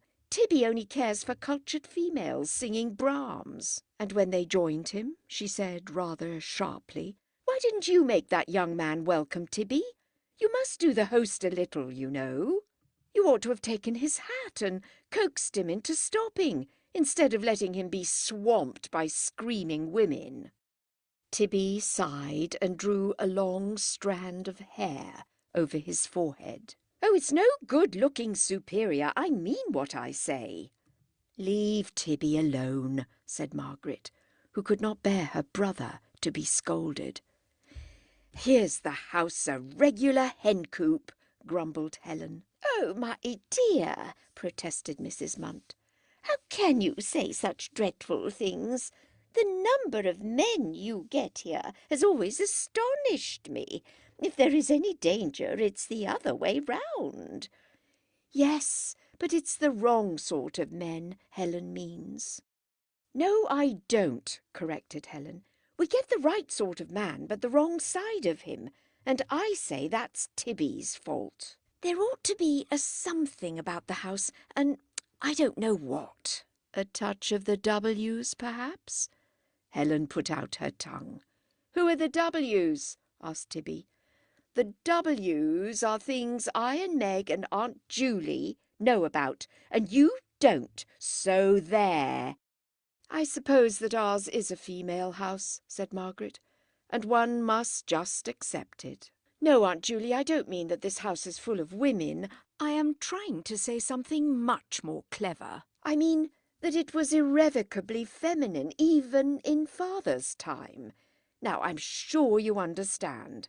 Well, I'll give you another example. It'll shock you, but I don't care.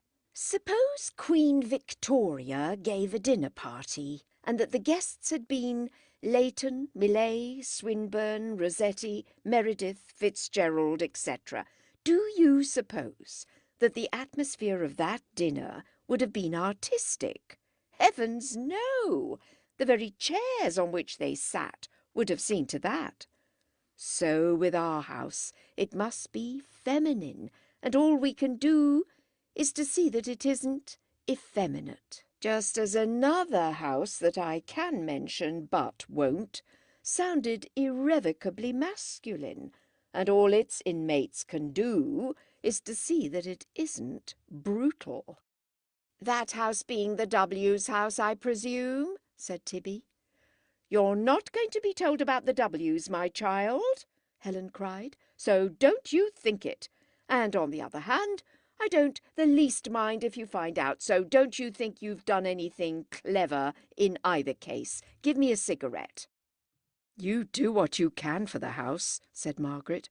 "The drawing-room reeks of smoke. If you smoke too, the house might suddenly turn masculine.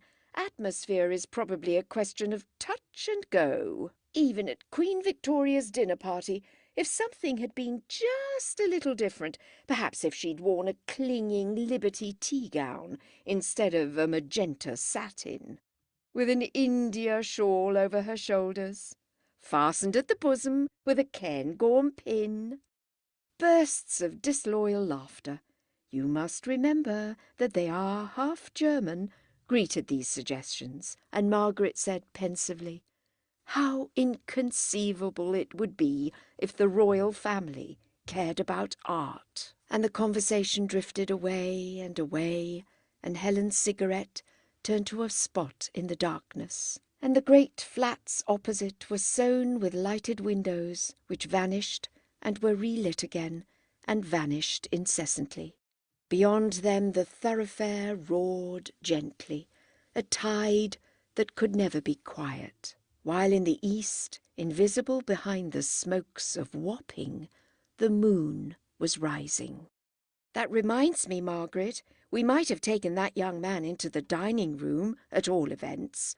Only the majolica plate, and that is so firmly set in the wall, I am really distressed that he had no tea." For that little incident had impressed the three women more than might be supposed. It remained as a goblin footfall, as a hint that all is not for the best in the best of all possible worlds, and that beneath these superstructures of wealth and art there wanders an ill-fed boy who has recovered his umbrella, indeed, but who has left no address behind him and no name. Chapter 6. We are not concerned with the very poor.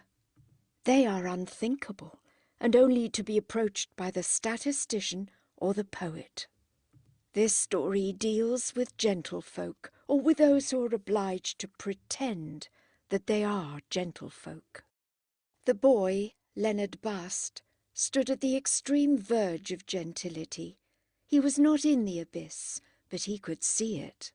And at times people whom he knew had dropped in and counted no more. He knew that he was poor and would admit it.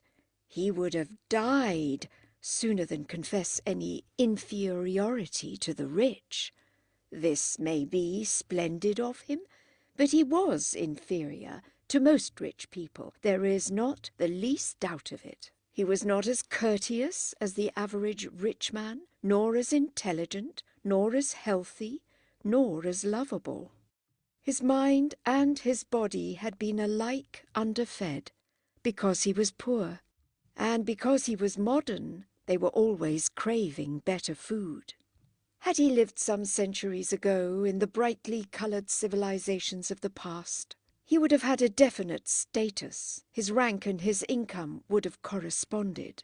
But in his day, the angel of democracy had arisen, enshadowing the classes with leathern wings, and proclaiming, all men are equal, all men, that is to say, who possess umbrellas.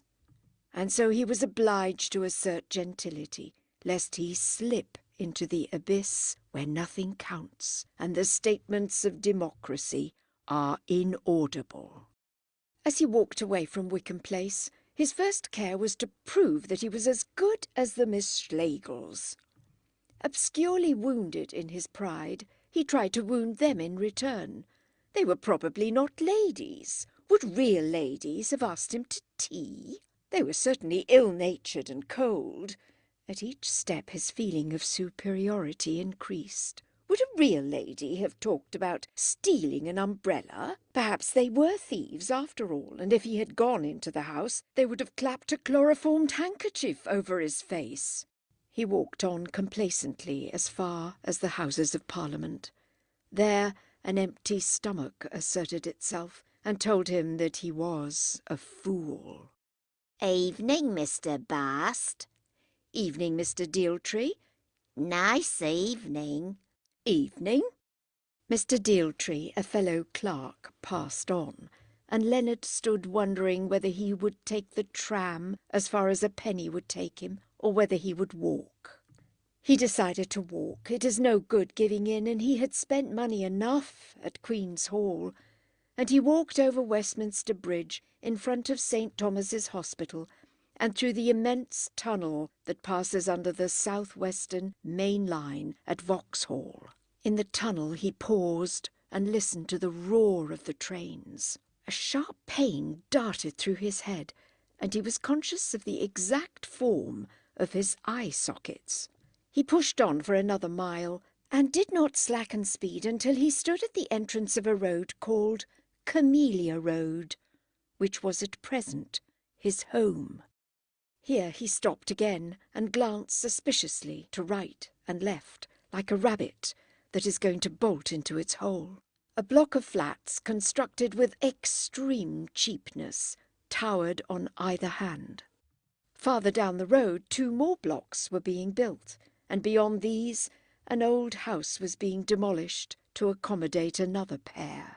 It was the kind of scene that may be observed all over London, whatever the locality, bricks and mortar rising and falling, with the restlessness of the water in a fountain as the city receives more and more men upon her soil. Camellia Road would soon stand out like a fortress and command, for a little, an extensive view. Only for a little. Plans were out for the erection of flats in Magnolia Road also. And again a few years, and all the flats in either road might be pulled down, and new buildings of a vastness at present unimaginable might arise where they had fallen. Evening, Mr. Bast. Evening, Mr. Cunningham. Very serious thing, this decline of the birth rate in Manchester. I beg your pardon? Very serious thing, this decline of the birth rate in Manchester, repeated Mr. Cunningham, tapping the Sunday paper in which the calamity in question had just been announced to him. Ah, yes, said Leonard, who was not going to let on that he had not bought a Sunday paper. If this kind of thing goes on, the population of England will be stationary in 1960. You don't say so. I call it a very serious thing, eh? Good evening, Mr. Cunningham. Good evening, Mr. Bast. Then Leonard entered Block B of the flats and turned not upstairs but down into what is known to house agents as a semi-basement and to other men as a cellar. He opened the door and cried, "Hello!" with the pseudo-geniality of the Cockney. There was no reply. "Hello!" he repeated. The sitting-room was empty, though the electric light had been left burning. A look of relief came over his face, and he flung himself into the armchair. The sitting-room contained, besides the armchair, 2 other chairs, a piano, a 3-legged table, and a cosy corner. Of the walls, one was occupied by the window, the other by a draped mantel-shelf bristling with cupids. Opposite the window was the door, and beside the door a bookcase, while over the piano there extended one of the masterpieces of Maud Goodman. It was an amorous and not unpleasant little hole when the curtains were drawn and the lights turned on and the gas stove unlit. But it struck that shallow makeshift note that is so often heard in the dwelling place. It had been too easily gained and could be relinquished too easily. As Leonard was kicking off his boots, he jarred the 3-legged table, and a photograph frame, honourably poised upon it, slid sideways, fell off into the fireplace, and smashed. He swore in a colourless sort of way, and picked the photograph up. It represented a young lady called Jackie, and had been taken at the time when young ladies called Jackie were often photographed with their mouths open. Teeth of dazzling whiteness extended along either of Jackie's jaws, and positively weighed her head sideways, so large were they, and so numerous. Take my word for it, that smile was simply stunning. And it is only you and I who will be fastidious, and complain that true joy begins in the eyes, and that the eyes of Jackie did not accord with her smile, but were anxious and hungry. Leonard tried to pull out the fragments of glass and cut his fingers, and swore again. A drop of blood fell on the frame, another followed, spilling over onto the exposed photograph. He swore more vigorously and dashed into the kitchen, where he bathed his hands. The kitchen was the same size as the sitting-room. Beyond it was a bedroom. This completed his home. He was renting the flat furnished. Of all the objects that encumbered it, none were his own except the photograph frame, the cupids, and the books. Damnation, he murmured, together with such other words as he had learned from older men. Then he raised his hand to his forehead and said, "Oh, damn it all," which meant something different. He pulled himself together. He drank a little tea, black and silent, that still survived upon an upper shelf. He swallowed some dusty crumbs of a cake. Then he went back to the sitting-room, settled himself anew, and began to read a volume of Ruskin. 7 miles to the north of Venice. How perfectly the famous chapter opens! How supreme its command of admonition and of poetry! The rich man is speaking to us from his gondola. 7 miles to the north of Venice, the banks of sand, which nearer the city rise little above low water mark, attain by degrees a higher level, and knit themselves at last into fields of salt morass, raised here and there into shapeless mounds, and intercepted by narrow creeks of sea. Leonard was trying to form his style on Ruskin. He understood him to be the greatest master of English prose. He read forward steadily, occasionally making a few notes. Let us consider a little each of these characters in succession, and first, for of the shafts enough has been said already. What is very peculiar to this church, its luminousness. Was there anything to be learnt from this fine sentence? Could he adapt it to the needs of daily life? Could he introduce it with modifications when he next wrote a letter to his brother, the lay reader? For example, let us consider a little each of these characters in succession, and first, for of the absence of ventilation enough has been said already. What is very peculiar to this flat, its obscurity. Something told him that the modifications would not do, and that something, had he known it, was the spirit of English prose. My flat is dark as well as stuffy. Those were the words for him. And the voice in the gondola rolled on, piping melodiously of effort and self-sacrifice, full of high purpose, full of beauty, full even of sympathy and the love of men, yet somehow eluding all that was actual and insistent in Leonard's life. For it was the voice of one who had never been dirty or hungry, and had not guessed successfully what dirt and hunger are. Leonard listened to it with reverence.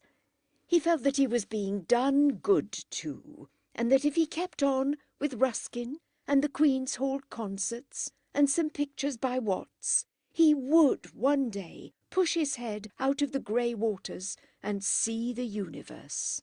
He believed in sudden conversion, a belief which may be right, but which is peculiarly attractive to a half-baked mind. It is the basis of much popular religion. In the domain of business, it dominates the stock exchange and becomes that bit of luck by which all successes and failures are explained. If only I had a bit of luck, the whole thing would come straight. He's got a most magnificent place down at Streatham, and a 20 HP Fiat, but then, mind you, he's had luck. I'm sorry the wife's so late, but she never has any luck over catching trains. Leonard was superior to these people. He did believe in effort and in a steady preparation for the change that he desired.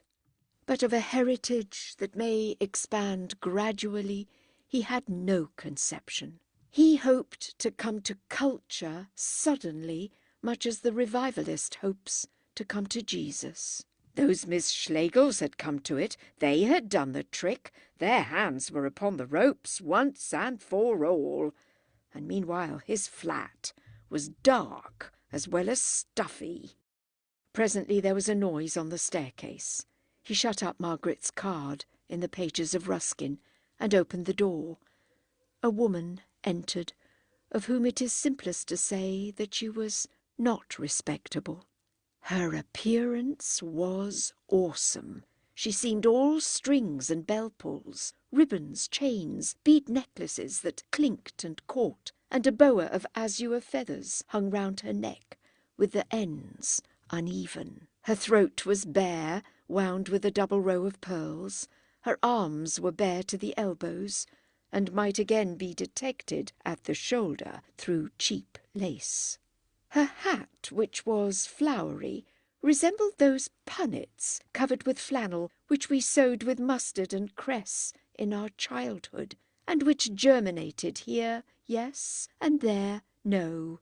She wore it on the back of her head. As for her hair, or rather hairs, they are too complicated to describe. But one system went down her back, lying in a thick pad there, while another, created for a lighter destiny, rippled around her forehead. The face? The face does not signify. It was the face of the photograph, but older, and the teeth were not so numerous as the photographer had suggested, and certainly not so white. Yes, Jackie was past her prime, whatever that prime may have been. She was descending quicker than most women into the colourless years, and the look in her eyes confessed it. "What ho!" said Leonard, greeting the apparition with much spirit, and helping it off with its boa. Jackie, in husky tones, replied, "What ho?" "Been out?" he asked. The question sounds superfluous, but it cannot have been really, for the lady answered, "No," adding, "Oh, I am so tired." "You tired?" "Eh?" "I'm tired," said he, hanging the boa up. "Oh, Len, I am so tired." "I've been to that classical concert I told you about," said Leonard. "What's that?" "I came back as soon as it was over." "Has anyone been round to our place?" asked Jackie. "Not that I've seen. I met Mr. Cunningham outside and we passed a few remarks." "What? Not Mr. Cunningham?" "Yes." "Oh, you mean Mr. Cunningham?" "Yes, Mr. Cunningham." "I've been out to tea at a lady friend's." Her secret being at last given to the world, and the name of the lady friend being even adumbrated, Jackie made no further experiments in the difficult and tiring art of conversation. She never had been a great talker.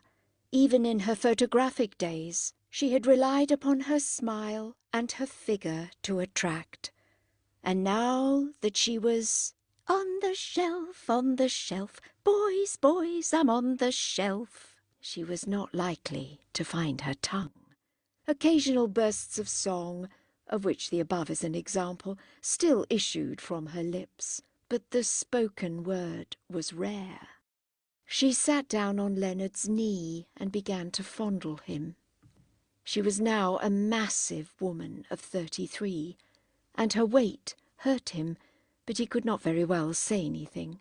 Then she said, "Is that a book you're reading?" and he said, "That's a book," and drew it from her unreluctant grasp. Margaret's card fell out of it. It fell face downwards, and he murmured, "Bookmarker." "Len." "What is it?" he asked a little wearily, for she only had one topic of conversation when she sat upon his knee. "You do love me?" "Jackie, you know that I do. How can you ask such questions?" "But you do love me, Len, don't you?" "Of course I do." A pause. The other remark was still due. "Len." "Well, what is it?" "Len, you will make it all right?" "I can't have you ask me that again," said the boy, flaring up into a sudden passion. "I've promised to marry you when I'm of age, and that's enough. My word's my word. I've promised to marry you as soon as ever I'm 21, and I can't keep on being worried. I've worries enough. It isn't likely I'd throw you over, let alone my word, when I've spent all this money. Besides, I'm an Englishman, and I never go back on my word. Jackie, do be reasonable. Of course I'll marry you, only do stop badgering me." "When's your birthday, Len?" I've told you again and again, the 11th of November next. Now get off my knee a bit. Someone must get supper, I suppose. Jackie went through to the bedroom and began to see to her hat. This meant blowing at it with short, sharp puffs. Leonard tidied up the sitting room and began to prepare their evening meal. He put a penny into the slot of the gas meter, and soon the flat was reeking with metallic fumes. Somehow he could not recover his temper, and all the time he was cooking he continued to complain bitterly. It really is too bad when a fellow isn't trusted. It makes one feel so wild. When I've pretended to the people here that you're my wife, all right, you shall be my wife. And I bought you the ring to wear, and I've taken this flat furnished, and it's far more than I can afford, and yet you aren't content. And I've also not told the truth when I've written home. He lowered his voice. He'd stop it. In a tone of horror that was a little luxurious, he repeated, My brother'd stop it. I'm going against the whole world, Jackie. That's what I am, Jackie. I don't take any heed of what anyone says. I just go straight forward, I do. That's always been my way. I'm not one of your weak knock-kneed chaps. If a woman's in trouble, I don't leave her in the lurch. That's not my street. No, thank you. I'll tell you another thing too. I care a good deal about improving myself by means of literature and art, and so getting a wider outlook. For instance, when you came in, I was reading Ruskin's Stones of Venice. I don't say this to boast, but just to show you the kind of man I am. I can tell you I enjoyed that classical concert this afternoon. To all his moods, Jackie remained equally indifferent. When supper was ready, and not before, she emerged from the bedroom, saying, But you do love me, don't you? They began with a soup square, which Leonard had just dissolved in some hot water. It was followed by the tongue, a freckled cylinder of meat, with a little jelly at the top, and a great deal of yellow fat at the bottom, ending with another square dissolved in water, jelly, pineapple, which Leonard had prepared earlier in the day. Jackie ate contentedly enough, occasionally looking at her man with those anxious eyes to which nothing else in her appearance corresponded, and which yet seemed to mirror her soul. And Leonard managed to convince his stomach that it was having a nourishing meal. After supper they smoked cigarettes and exchanged a few statements. She observed that her likeness had been broken. He found occasion to remark for the second time that he had come straight back home after the concert at Queen's Hall. Presently she sat upon his knee. The inhabitants of Camellia Road tramped to and fro outside the window, just on a level with their heads, and the family in the flat on the ground floor began to sing, Hark, my soul, it is the Lord. That tune fairly gives me the hump, said Leonard. Jackie followed this, and said that, for her part, she thought it a lovely tune. No, I'll play you something lovely. Get up, dear, for a minute. He went to the piano and jingled out a little Grieg. He played badly and vulgarly, but the performance was not without its effect, for Jackie said she thought she'd be going to bed. As she receded, a new set of interests possessed the boy, and he began to think of what had been said about music by that odd Miss Schlegel, the one that twisted her face about so when she spoke. Then the thoughts grew sad and envious. There was the girl named Helen, who had pinched his umbrella, and the German girl, who had smiled at him pleasantly, and her someone, and Aunt someone, and the brother, all with their hands on the ropes. They had all passed up that narrow, rich staircase at Wickham Place to some ample room, whither he could never follow them, not if he read for 10 hours a day. Oh, it was no good, this continual aspiration. Some are born cultured, the rest had better go in for whatever comes easy. To see life steadily and to see it whole was not for the likes of him.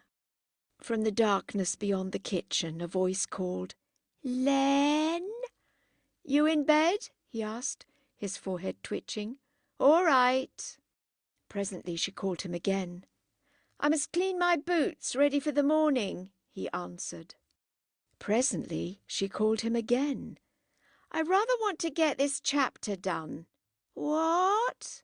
He closed his ears against her. "What's that?" "All right, Jackie, nothing. I'm reading a book." "What?" "What?" he answered, catching her degraded deafness. Presently she called him again. Ruskin had visited Torcello by this time and was ordering his gondoliers to take him to Murano. It occurred to him, as he glided over the whispering lagoons, that the power of nature could not be shortened by the folly, nor her beauty altogether saddened by the misery of such as Leonard. Chapter 7. "Oh, Margaret!" cried her aunt next morning. "Such a most unfortunate thing has happened. I could not get you alone." The most unfortunate thing was not very serious.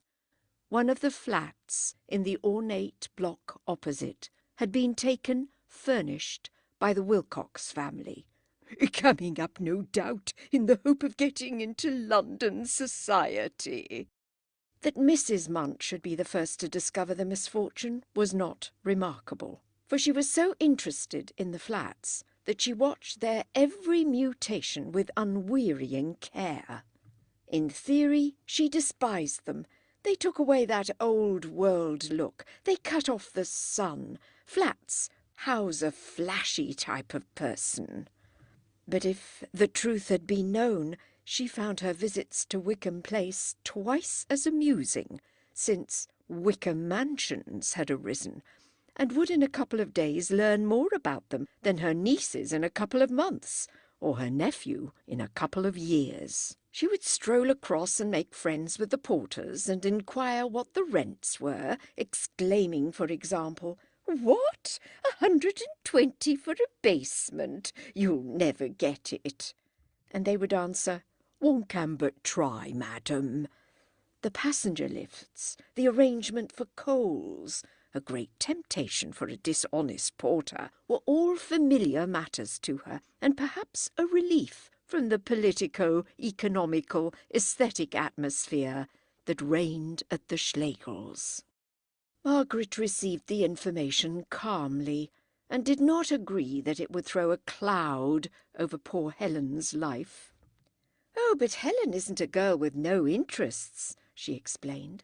"She has plenty of other things and other people to think about.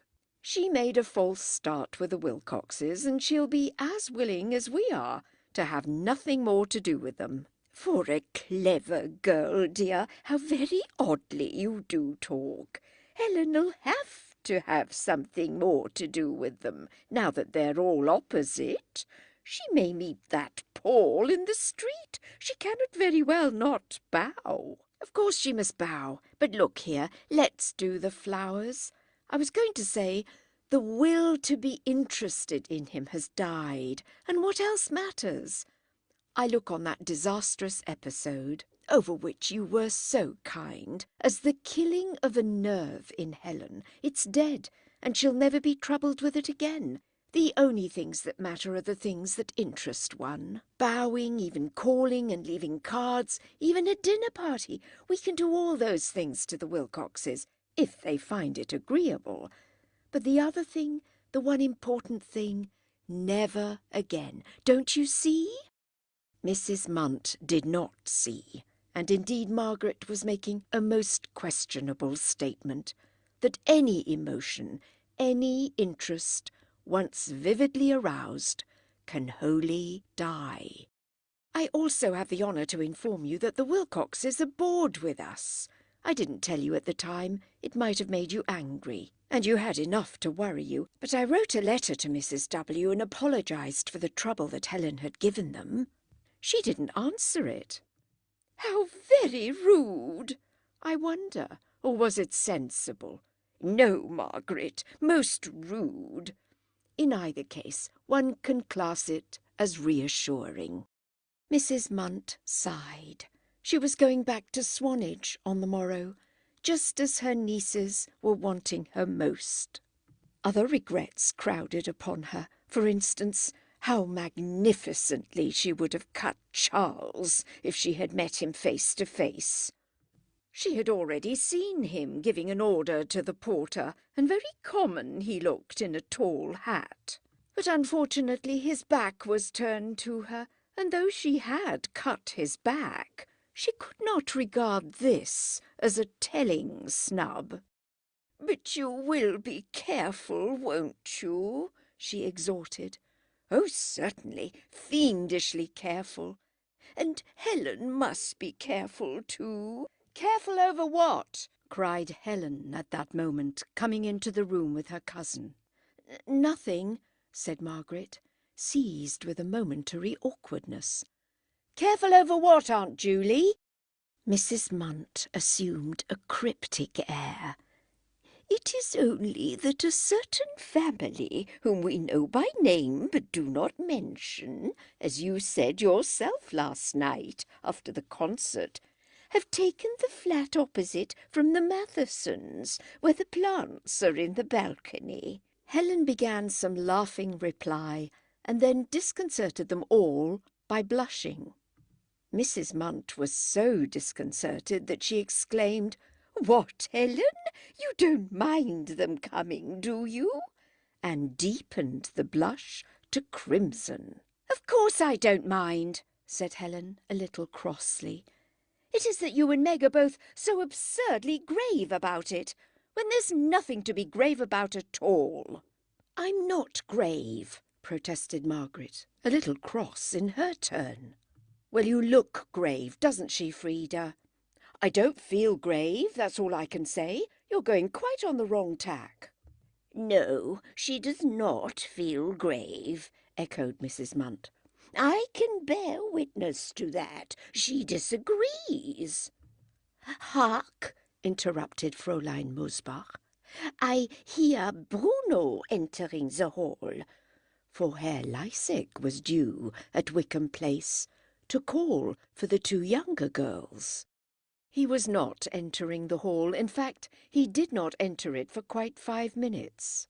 But Frida detected a delicate situation, and said that she and Helen had much better wait for Bruno down below and leave Margaret and Mrs. Munt to finish arranging the flowers. Helen acquiesced. But as if to prove that the situation was not delicate really, she stopped in the doorway and said, "Did you say the Mathesons' flat, Aunt Julie? How wonderful you are! I never knew that the name of the woman who laced too tightly was Matheson." "Come, Helen," said her cousin. "Go, Helen," said her aunt, and continued to Margaret, almost in the same breath. "Helen cannot deceive me. She does mind." "Oh, hush!" breathed Margaret. "Frida'll hear you, and she can be so tiresome." "She minds," persisted Mrs. Munt, moving thoughtfully about the room and pulling the dead chrysanthemums out of the vases. "I knew she'd mind, and I'm sure a girl ought to. Such an experience, such awful coarse-grained people. I know more about them than you do, which you forget. And if Charles had taken you that motor drive, well, you'd have reached the house a perfect wreck." "Oh, Margaret, you don't know what you are in for. They're all bottled up against the drawing-room window. There's Mrs. Wilcox. I've seen her. There's Paul. There's Evie, who is a minx. There's Charles. I saw him to start with. And who would an elderly man with a moustache and a copper-coloured face be? Mr. Wilcox, possibly. I knew it. And there's Mr. Wilcox. It's a shame to call his face copper colour, complained Margaret. He has a remarkably good complexion for a man of his age. Mrs. Munt, triumphant elsewhere, could afford to concede Mr. Wilcox his complexion. She passed on from it to the plan of campaign that her nieces should pursue in the future. Margaret tried to stop her. Helen did not take the news quite as I expected, but the Wilcox nerve is dead in her really, so there's no need for plans. It's as well to be prepared. No, it's as well not to be prepared. Why? Because her thought drew being from the obscure borderland. She could not explain in so many words, but she felt that those who prepare for all the emergencies of life beforehand may equip themselves at the expense of joy. It is necessary to prepare for an examination or a dinner party or a possible fall in the price of stock. Those who attempt human relations must adopt another method or fail. Because I'd sooner risk it, was her lame conclusion. But imagine the evenings, exclaimed her aunt, pointing to the mansions with the spout of the watering can. Turn the electric light on here or there, and it's almost the same room.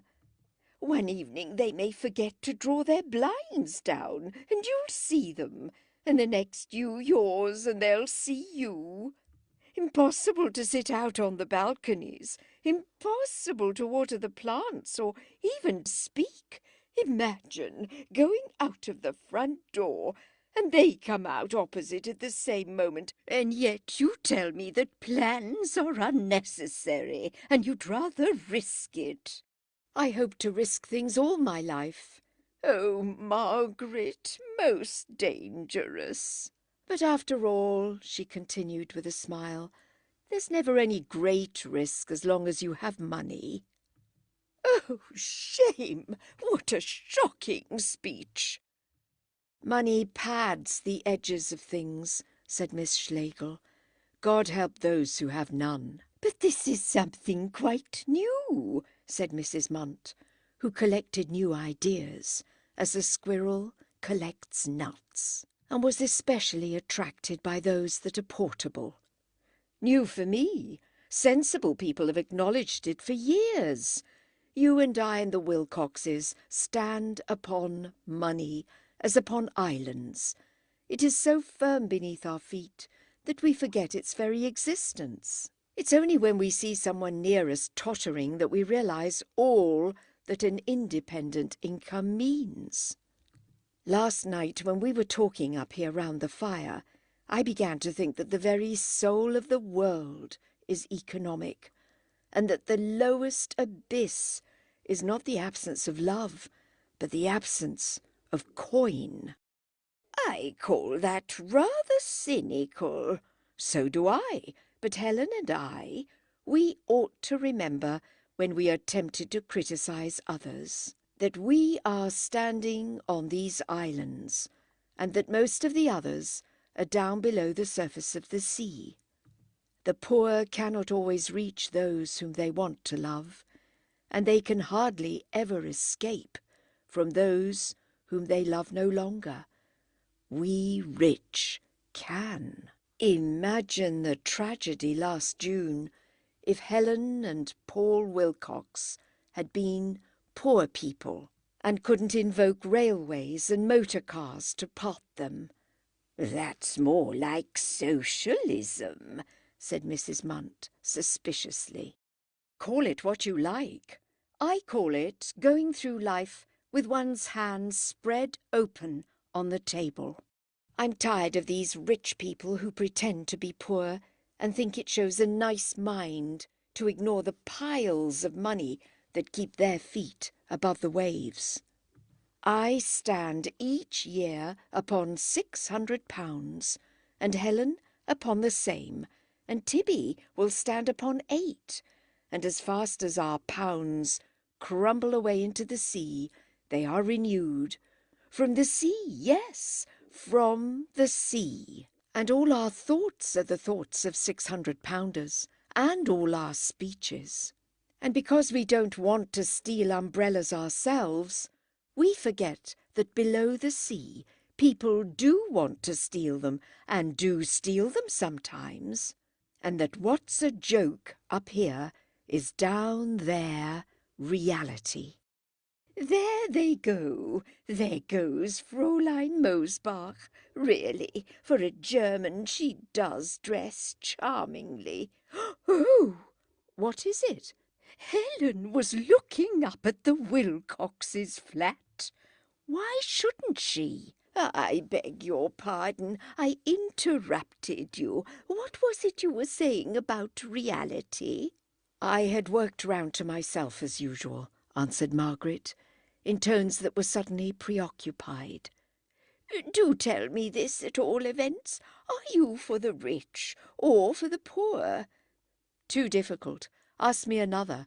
Am I for poverty or for riches? For riches! Hurrah for riches! For riches! Echoed Mrs. Munt, having, as it were, at last secured her nut. Yes, for riches, money forever. So am I, and so I am afraid are most of my acquaintances at Swanage. But I am surprised that you agree with us. Thank you so much, Aunt Julie. While I have talked theories, you have done the flowers. Not at all, dear. I wish you would let me help you in more important things. Well, would you be very kind? Would you come round with me to the registry office? There's a housemaid who won't say yes, but doesn't say no. On their way thither, they too looked up at the Wilcox's flat. Evie was in the balcony, staring most rudely, according to Mrs. Munt. Oh, yes, it was a nuisance. There was no doubt of it. Helen was proof against a passing encounter, but Margaret began to lose confidence. Might it reawake the dying nerve if the family were living close against her eyes? And Frida Mosbach was stopping with them for another fortnight, and Frida was sharp, abominably sharp, and quite capable of remarking, "You love one of the young gentlemen opposite, yes?" The remark would be untrue, but of the kind which, if stated often enough, may become true. Just as the remark, "England and Germany are bound to fight," renders war a little more likely each time that it is made, and is therefore made the more readily by the gutter press of either nation. Have the private emotions also their gutter press? Margaret thought so, and feared that good Aunt Julie and Frida were typical specimens of it. They might, by continual chatter, lead Helen into a repetition of the desires of June. Into a repetition. They could not do more. They could not lead her into lasting love. They were, she saw it clearly, journalism. Her father, with all his defects and wrong-headedness, had been literature, and had he lived, he would have persuaded his daughter rightly. The registry office was holding its morning reception. A string of carriages filled the street. Miss Schlegel waited her turn, and finally had to be content with an insidious temporary, being rejected by genuine housemaids on the ground of her numerous stares. Her failure depressed her, and though she forgot the failure, the depression remained. On her way home, she again glanced up at the Wilcox's flat, and took the rather matronly step of speaking about the matter to Helen. Helen, you must tell me whether this thing worries you. If what? Said Helen, who was washing her hands for lunch. The W's coming. No, of course not. Really? Really? Then she admitted that she was a little worried on Mrs. Wilcox's account. She implied that Mrs. Wilcox might reach backward into deep feelings and be pained by things that never touched the other members of that clan. I shan't mind if Paul points at our house and says, "There lives the girl who tried to catch me." But she might. If even that worries you, we could arrange something. There's no reason we should be near people who displease us, or whom we displease, thanks to our money. We might even go away for a little.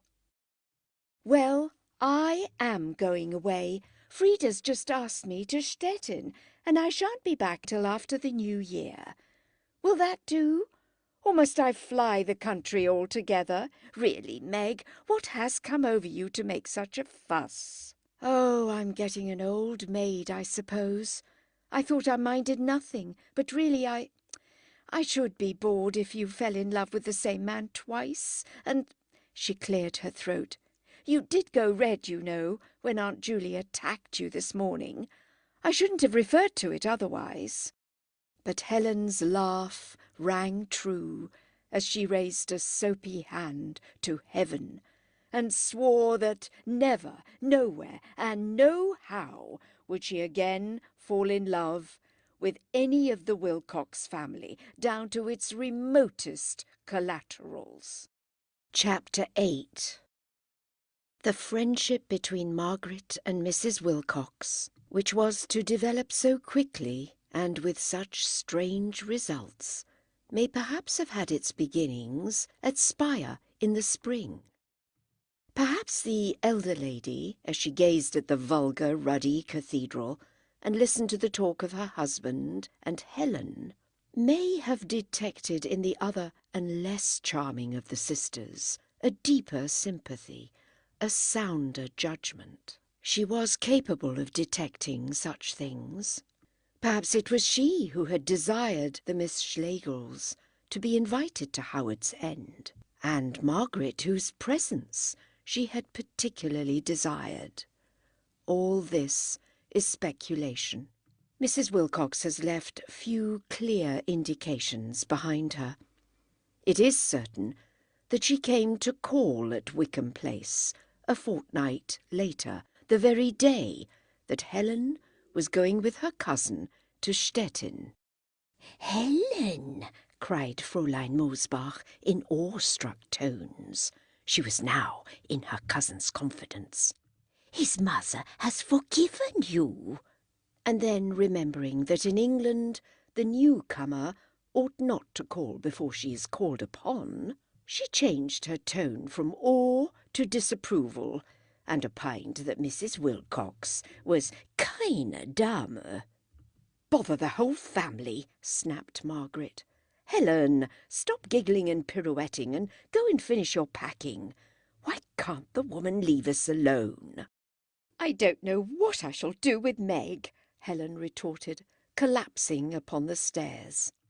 "She's got Wilcox and Box upon the brain. Meg, Meg, I don't love the young gentleman. I don't love the young gentleman. Meg, Meg, can a body speak plainer?"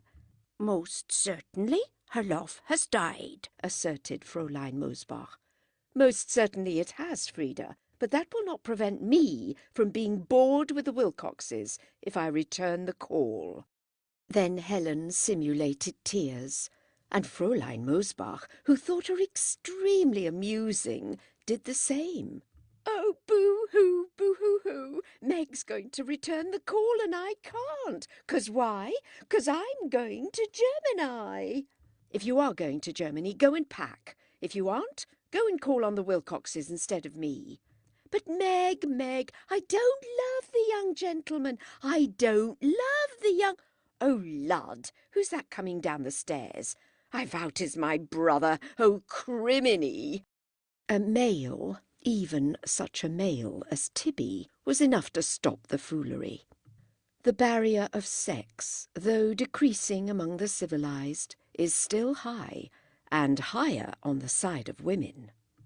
Helen could tell her sister all, and her cousin much, about Paul. She told her brother nothing. It was not prudishness, for she now spoke of the Wilcox ideal with laughter, and even with a growing brutality. Nor was it precaution, for Tibby seldom repeated any news that did not concern himself. It was rather the feeling that she betrayed a secret into the camp of men, and that, however trivial it was on this side of the barrier, it would become important on that. So she stopped, or rather began to fool on other subjects, until her long-suffering relatives drove her upstairs. Fräulein Mosbach followed her, but lingered to say heavily over the banisters to Margaret, "It is all right. She does not love the young man. He has not been worthy of her." "Yes, I know. Thanks very much." "I thought I did right to tell you." "Ever so many thanks." "What's that?" asked Tibby. No one told him, and he proceeded into the dining-room to eat plums. That evening Margaret took decisive action. The house was very quiet, and the fog, we are in November now, pressed against the windows like an excluded ghost. Frida and Helen and all their luggages had gone. Tibby, who was not feeling well, lay stretched on a sofa by the fire. Margaret sat by him, thinking. Her mind darted from impulse to impulse, and finally marshalled them all in review. The practical person, who knows what he wants at once and generally knows nothing else, will accuse her of indecision. But this was the way her mind worked, and when she did act, no one could accuse her of indecision then. She hit out as lustily as if she had not considered the matter at all. The letter that she wrote Mrs. Wilcox glowed with the native hue of resolution. The pale cast of thought was with her a breath rather than a tarnish, a breath that leaves the colours all the more vivid when it has been wiped away. "Dear Mrs. Wilcox, I have to write something discourteous. It would be better if we did not meet. Both my sister and my aunt have given displeasure to your family, and in my sister's case the grounds for displeasure might recur. So far as I know, she no longer occupies her thoughts with your son, but it would not be fair either to her or to you if they met, and it is therefore right that our acquaintance, which began so pleasantly, should end. I fear that you will not agree with this. Indeed, I know that you will not, since you have been good enough to call on us.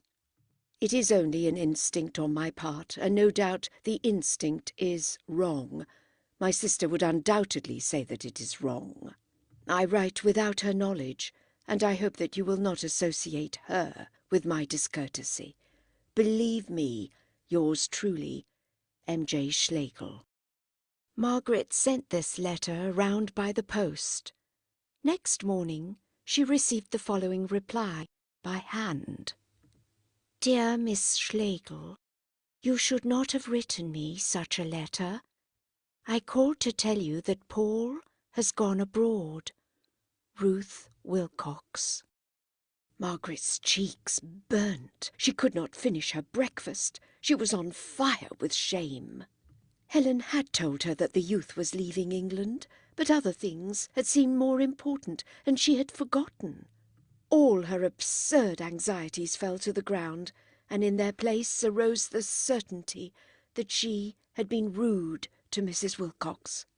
Rudeness affected Margaret like a bitter taste in the mouth. It poisoned life. At times it is necessary, but woe to those who employ it without due need. She flung on a hat and shawl, just like a poor woman, and plunged into the fog, which still continued. Her lips were compressed, the letter remained in her hand, and in this state she crossed the street, entered the marble vestibule of the flats, eluded the concierges, and ran up the stairs till she reached the second floor. She sent in her name, and to her surprise was shown straight into Mrs. Wilcox's bedroom. "Oh, Mrs. Wilcox, I have made the baddest blunder. I am more ashamed and sorry than I can say."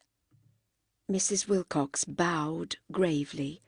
She was offended, and did not pretend to the contrary. She was sitting up in bed, writing letters on an invalid table that spanned her knees. A breakfast tray was on another table beside her.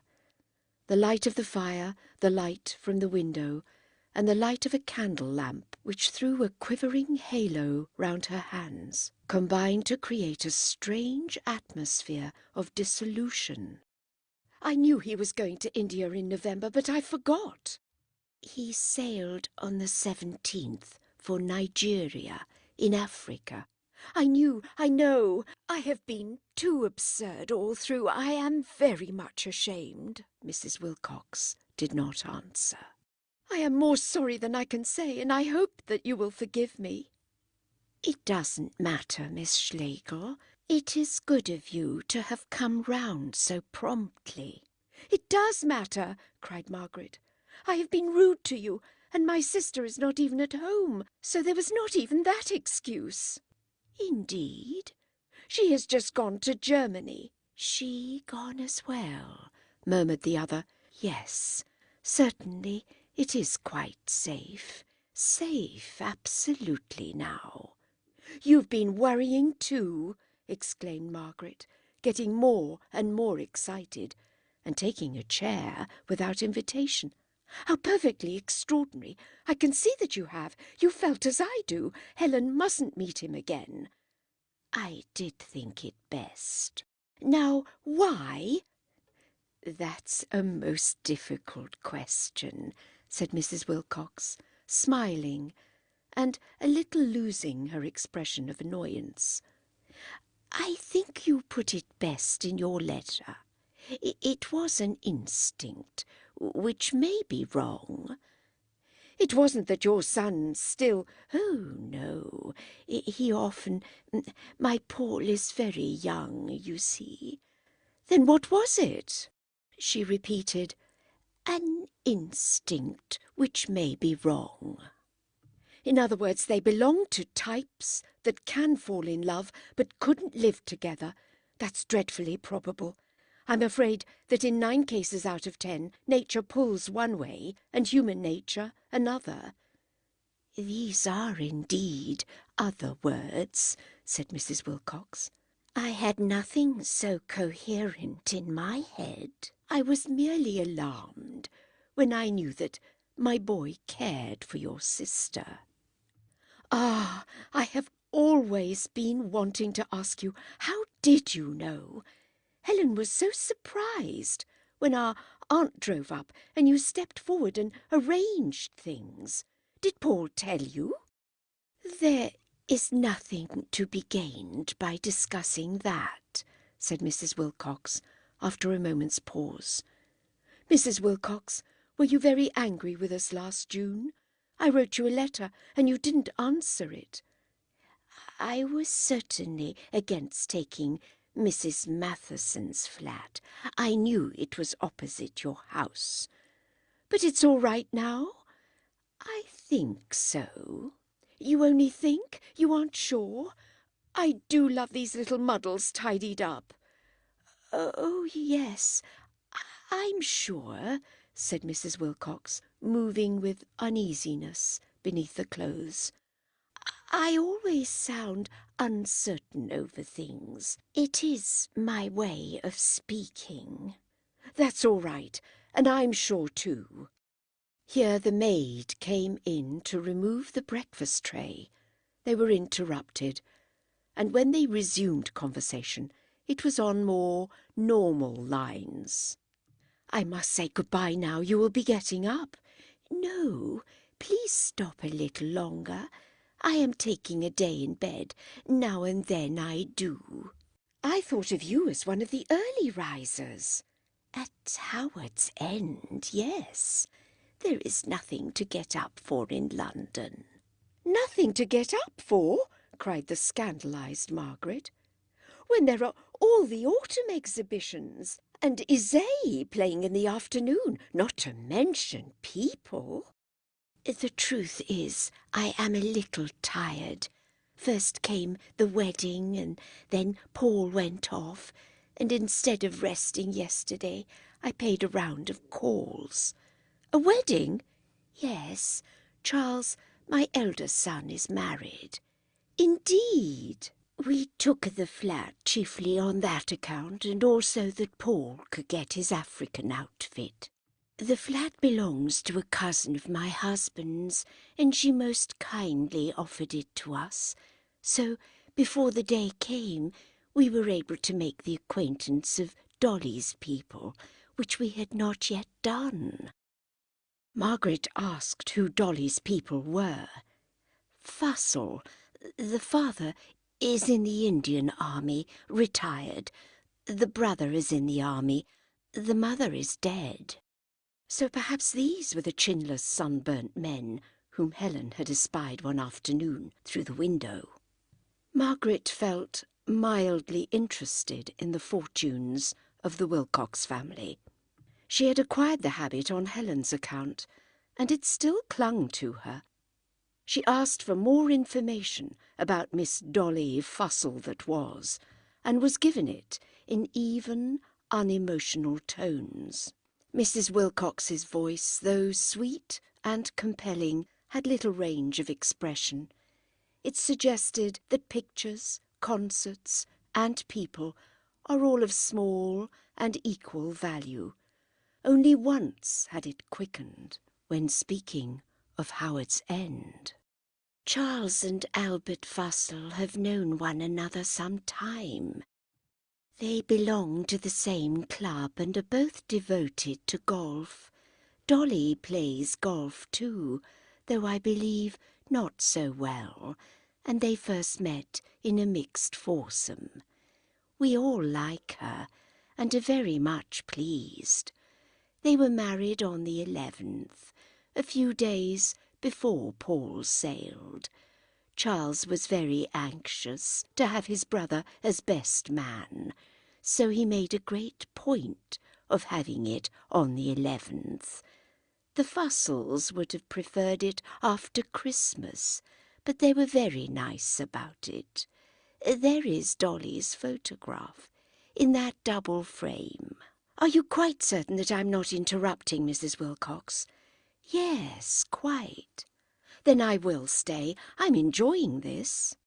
Dolly's photograph was now examined. It was signed, "For dear Mims," which Mrs. Wilcox interpreted as the name she and Charles had settled that she should call me. Dolly looked silly and had one of those triangular faces that so often prove attractive to a robust man. She was very pretty. From her, Margaret passed to Charles, whose features prevailed opposite. She speculated on the forces that had drawn the two together till God parted them. She found time to hope that they would be happy. They have gone to Naples for their honeymoon. Lucky people! I can hardly imagine Charles in Italy. Doesn't he care for travelling? He likes travel, but he does see through foreigners so. What he enjoys most is a motor tour in England, and I think that would have carried the day if the weather had not been so abominable. His father gave him a car for a wedding present, which for the present is being stored at Howard's End. I suppose you have a garage there? Yes, my husband built a little one only last month, to the west of the house, not far from the wych elm, in what used to be the paddock for the pony. The last words had an indescribable ring about them. "Where's the pony gone?" asked Margaret after a pause. "The pony? Oh, dead, ever so long ago. The wych elm, I remember. Helen spoke of it as a very splendid tree. It is the finest wych elm in Hertfordshire. Did your sister tell you about the teeth? No? Oh, it might interest you. There are pig's teeth stuck into the trunk, about 4 feet from the ground. The country people put them in long ago, and they think that if they chew a piece of the bark, it will cure the toothache. The teeth are almost grown over now, and no one comes to the tree. I should. I love folklore and all festering superstitions." "Do you think that the tree really did cure toothache if one believed in it?" "Of course it did. It would cure anything once." "Certainly I remember cases. You see, I lived at Howard's End long, long before Mr. Wilcox knew it. I was born there." The conversation again shifted. At the time, it seemed little more than aimless chatter.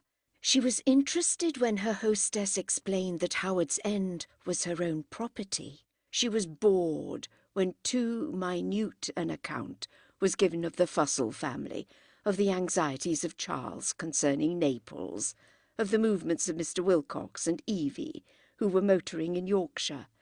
Margaret could not bear being bored. She grew inattentive, played with the photograph frame, dropped it, smashed Dolly's glass, apologised, was pardoned, cut her finger thereon, was pitied, and finally said she must be going. There was all the housekeeping to do, and she had to interview Tibby's riding master. Then the curious note was struck again. "Goodbye, Miss Schlegel, goodbye. Thank you for coming.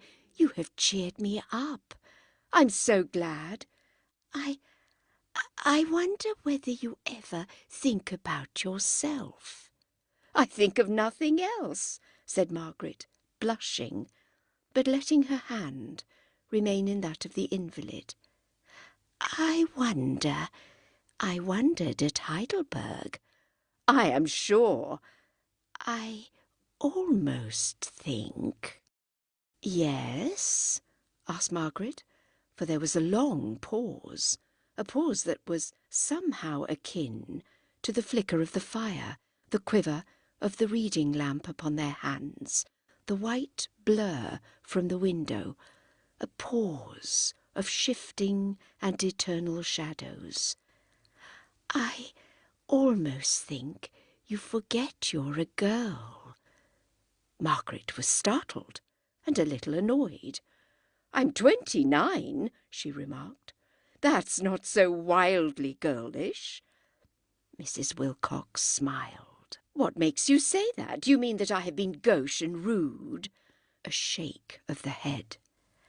"I only meant that I am 51, and that to me both of you, read it all in some book or other, I cannot put things clearly." "Oh, I've got it. Inexperience. I'm no better than Helen, you mean, and yet I presume to advise her." "Yes, you have got it. Inexperience is the word."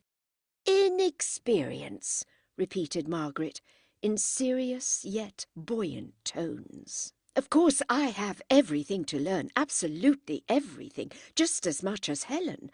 Life's very difficult and full of surprises. At all events, I've got as far as that, to be humble and kind, to go straight ahead, to love people rather than pity them, to remember the submerged. Well, one can't do all these things at once, worse luck, because they're so contradictory. It's then that proportion comes in, to live by proportion. Don't begin with proportion, only prigs do that. Let proportion come in as a last resource, when the better things have failed and a deadlock. Gracious me, I've started preaching." "Indeed, you put the difficulties of life splendidly," said Mrs. Wilcox, withdrawing her hand into the deeper shadows. "It is just what I should have liked to say about them myself." Chapter 9.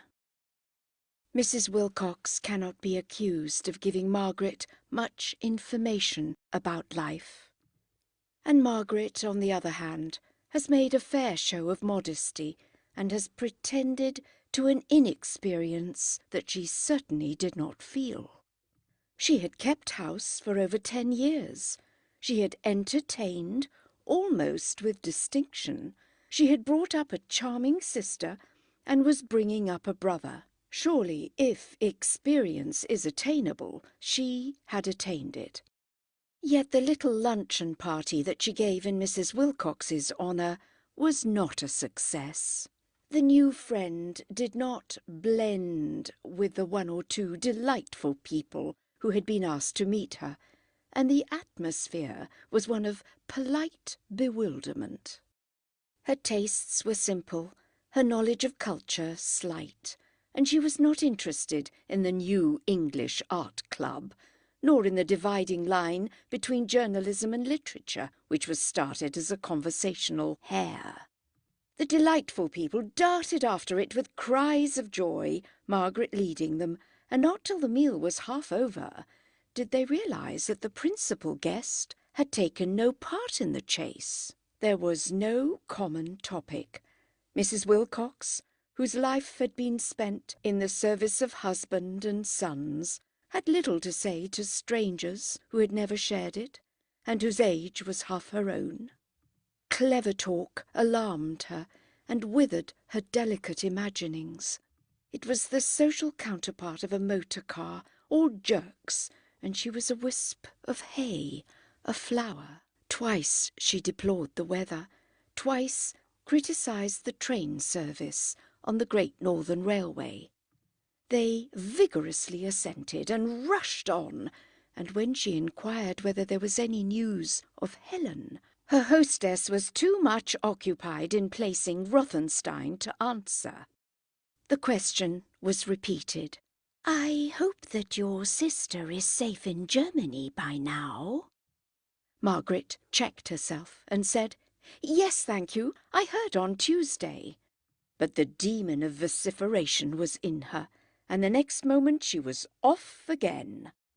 "Only on Tuesday, for they live right away at Stettin. Did you ever know anyone living at Stettin?"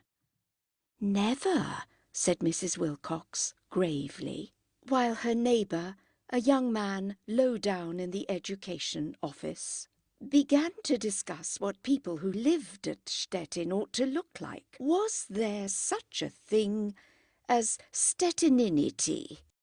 Margaret swept on. "People at Stettin drop things into boats out of overhanging warehouses. At least our cousins do, but aren't particularly rich. The town isn't interesting except for a clock that rolls its eyes, and the view of the Oder, which truly is something special. Oh, Mrs. Wilcox, you would love the Oder. The river, or rather rivers, there seem to be dozens of them, are intense blue, and the plain they run through an intensest green." "Indeed, that sounds like a most beautiful view, Miss Schlegel." "So I say, but Helen, who will muddle things, says no, it's like music. The course of the Oder is to be like music. It's obliged to remind her of a symphonic poem. The part by the landing stage is in B minor, if I remember rightly, but lower down things get extremely mixed. There's a slodgy theme in several keys at once, meaning mud banks, and another for the navigable canal, and the exit into the Baltic is in C-sharp major pianissimo." "What do the overhanging warehouses make of that?" asked the man, laughing. "They make a great deal of it," replied Margaret, unexpectedly rushing off on a new track. "I think it's affectation to compare the Oder to music, and so do you, but the overhanging warehouses of Stettin take beauty seriously, which we don't, and the average Englishman doesn't, and despises all who do. Now, don't say Germans have no taste, or I shall scream. They haven't, but, such a tremendous but, they take poetry seriously. They do take poetry seriously. Is anything gained by that? Yes, yes. The German is always on the lookout for beauty. He may miss it through stupidity or misinterpret it, but he is always asking beauty to enter his life, and I believe that in the end it will come. At Heidelberg, I met a fat veterinary surgeon whose voice broke with sobs as he repeated some mawkish poetry. So easy for me to laugh, I who never repeat poetry, good or bad, and cannot remember one fragment of verse to thrill myself with. My blood boils. Well, I'm half German, so put it down to patriotism. When I listen to the tasteful contempt of the average islander for things Teutonic, whether they're Berklin or my veterinary surgeon. Oh, Berklin, they say, he strains after beauty. He peoples nature with gods too consciously. Of course Berklin strains because he wants something, beauty, and all the other intangible gifts that are floating about the world. So his landscapes don't come off, and leaders do. I am not sure that I agree. Do you? Said he, turning to Mrs. Wilcox. She replied, I think Miss Schlegel puts everything splendidly, and a chill fell on the conversation. Oh, Mrs. Wilcox, say something nicer than that. It's such a snub to be told you put things splendidly. I do not mean it as a snub. Your last speech interested me so much. Generally, people do not seem quite to like Germany. I have long wanted to hear what is said on the other side. The other side? Then you do disagree. Oh, good. Give us your side. I have no side, but my husband, her voice softened, the chill increased, has very little faith in the continent, and our children have all taken after him. On what grounds? Do they feel that the continent is in bad form? Mrs. Wilcox had no idea. She paid little attention to grounds. She was not intellectual, nor even alert, and it was odd that all the same she should give the idea of greatness. Margaret, zigzagging with her friends over thought and art, was conscious of a personality that transcended their own and dwarfed their activities. There was no bitterness in Mrs. Wilcox. There was not even criticism. She was lovable, and no ungracious or uncharitable word had passed her lips. Yet she and daily life were out of focus. One or the other must show blurred. And at lunch she seemed more out of focus than usual, and nearer the line that divides daily life from a life that may be of greater importance. You will admit, though, that the continent, it seems silly to speak of the continent, but really it is all more like itself than any part of it is like England. England is unique. Do have another jelly first. I was going to say that the continent, for good or for evil, is interested in ideas. Its literature and art have what one might call the kink of the unseen about them, and this persists even through decadence and affectation. There is more liberty of action in England, but for liberty of thought, go to bureaucratic Prussia. People will there discuss with humility vital questions that we here think ourselves too good to touch with tongs.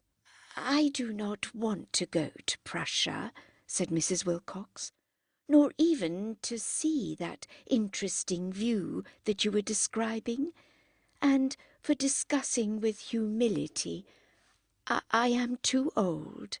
We never discuss anything at Howard's End." "Then you ought to," said Margaret. "Discussion keeps a house alive. It cannot stand by bricks and mortar alone."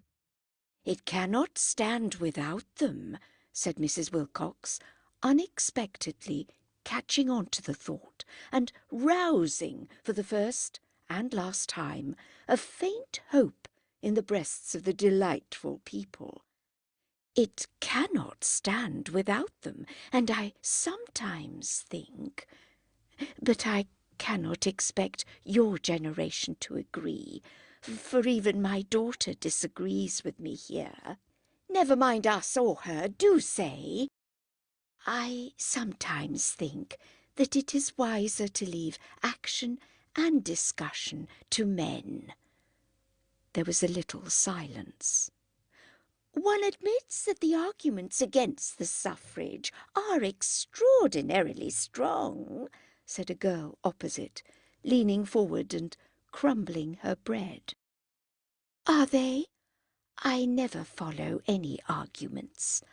I am only too thankful not to have a vote myself." "We didn't mean the vote, though, did we?" supplied Margaret. "Aren't we differing on something much wider, Mrs. Wilcox? Whether women are to remain what they have been since the dawn of history, or whether, since men have moved forward so far, they too may move forward a little now. I say they may. I would even admit a biological change." "I don't know. I don't know." "I must be getting back to my overhanging warehouse," said the man. "They've turned disgracefully strict." Mrs. Wilcox also rose. "Oh, but come upstairs for a little. Miss Quested plays. Do you like MacDowell? Do you mind his only having two noises? If you must really go, I'll see you out. Won't you even have coffee?" They left the dining room, closing the door behind them, and as Mrs. Wilcox buttoned up her jacket, she said, "What an interesting life you all lead in London." "No, we don't," said Margaret, with a sudden revulsion. "We lead the lives of gibbering monkeys. Mrs. Wilcox, really, we have something quiet and stable at the bottom. We really have. All my friends have. Don't pretend you enjoyed lunch, for you loathed it, but forgive me by coming again, alone, or by asking me to you." "I am used to young people," said Mrs. Wilcox, and with each word she spoke, the outlines of known things grew dim. "I hear a great deal of chatter at home, for we, like you, entertain a great deal. With us it is more sport and politics, but I enjoyed my lunch very much, Miss Schlegel, dear, and am not pretending, and only wish I could have joined in more. For one thing, I am not particularly well just today. For another, you younger people move so quickly that it dazes me. Charles is the same, Dolly the same, but we are all in the same boat, old and young. I never forget that." They were silent for a moment. Then, with a newborn emotion, they shook hands. The conversation ceased suddenly when Margaret re-entered the dining room. Her friends had been talking over her new friend, and had dismissed her as uninteresting. Chapter 10. Several days passed. Was Mrs. Wilcox one of the unsatisfactory people? There are many of them who dangle intimacy and then withdraw it. They evoke our interests and affections and keep the life of the spirit dawdling round them. Then they withdraw. When physical passion is involved, there is a definite name for such behaviour: flirting, and if carried far enough, it is punishable by law. But no law, not public opinion even, punishes those who coquette with friendship. though the dull ache that they inflict, the sense of misdirected effort and exhaustion, may be as intolerable. Was she one of these? Margaret feared so at first, for with a Londoner's impatience, she wanted everything to be settled up immediately. She mistrusted the periods of quiet that are essential to true growth. Desiring to book Mrs. Wilcox as a friend, she pressed on the ceremony, pencil, as it were, in hand, pressing the more because the rest of the family were away, and the opportunity seemed favourable. But the elder woman would not be hurried. She refused to fit in with the Wickham Place set, or to reopen discussion of Helen and Paul, whom Margaret would have utilised as a short cut. She took her time, or perhaps let time take her, and when the crisis did come, all was ready. The crisis opened with a message. Would Miss Schlegel come shopping? Christmas was nearing, and Mrs. Wilcox felt behindhand with the presents. She had taken some more days in bed and must make up for lost time. Margaret accepted, and at 11 o'clock one cheerless morning they started out in a brougham. "First of all," began Margaret, "we must make a list and tick off the people's names. My aunt always does, and this fog may thicken up any moment. Have you any ideas?" "I thought we would go to Harrods or the Haymarket stores," said Mrs. Wilcox rather hopelessly. "Everything is sure to be there. I am not a good shopper. The din is so confusing, and your aunt is quite right. One ought to make a list. Take my notebook, then, and write your own name at the top of the page." "Oh, hooray!" said Margaret, writing it. "How very kind of you to start with me." But she did not want to receive anything expensive. Their acquaintance was singular rather than intimate, and she divined that the Wilcox clan would resent any expenditure on outsiders. The more compact families do. She did not want to be thought a second Helen, who would snatch presents since she could not snatch young men, nor to be exposed like a second Aunt Julie to the insults of Charles. A certain austerity of demeanour was best, and she added, "I don't really want a Yuletide gift, though. In fact, I'd rather not." "Why?" "Because I've odd ideas about Christmas. Because I have all that money can buy. I want more people, but no more things." "I should like to give you something worth your acquaintance, Miss Schlegel, in memory of your kindness to me during my lonely fortnight. It has so happened that I have been left alone, and you have stopped me from brooding. I am too apt to brood." "If that is so," said Margaret, "if I have happened to be of use to you, which I didn't know, you cannot pay me back with anything tangible." "I suppose not, but one would like to. Perhaps I shall think of something as we go about." Her name remained at the head of the list, but nothing was written opposite it. They drove from shop to shop. The air was white, and when they alighted it tasted like cold pennies. At times they passed through a clot of grey. Mrs. Wilcox's vitality was low that morning, and it was Margaret who decided on a horse for this little girl, a gollywog for that, for the rector's wife, a copper warming tray. "We always give the servants money." "Yes, do you? Yes, much easier," replied Margaret, but felt the grotesque impact of the unseen upon the scene, and saw issuing from a forgotten manger at Bethlehem this torrent of coins and toys. Vulgarity reigned.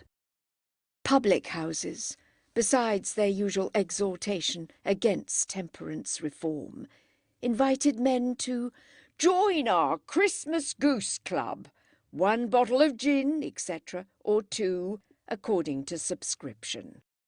A poster of a woman in tights heralded the Christmas pantomime, and little red devils, who had come in again that year, were prevalent upon the Christmas cards. Margaret was no morbid idealist.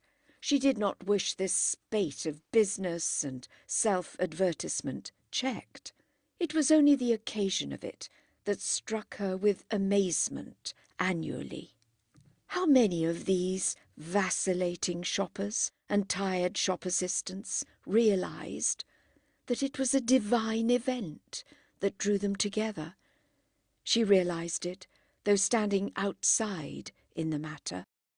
She was not a Christian in the accepted sense. She did not believe that God had ever worked among us as a young artisan. These people, or most of them, believed it, and if pressed, would affirm it in words. But the visible signs of their belief were Regent Street or Drury Lane, a little mud displaced, a little money spent, a little food cooked, eaten, and forgotten. Inadequate. But in public, who shall express the unseen adequately?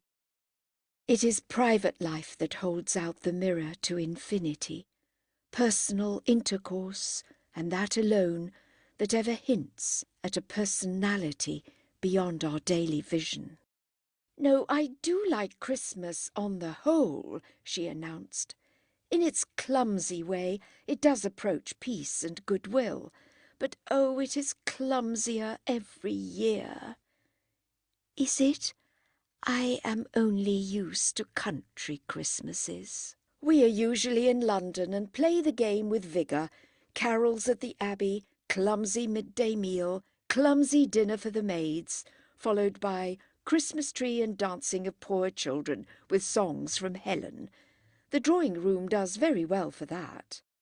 We put the tree in the powder closet and draw a curtain when the candles are lighted, and with the looking-glass behind it looks quite pretty. I wish we might have a powder closet in our next house.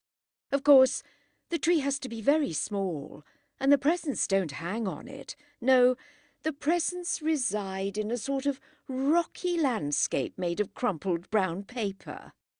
"You spoke of your next house, Miss Schlegel. Then are you leaving Wickham Place?" "Yes, in 2 or 3 years, when the lease expires. We must." "Have you been there long?" "All our lives." "You will be very sorry to leave it."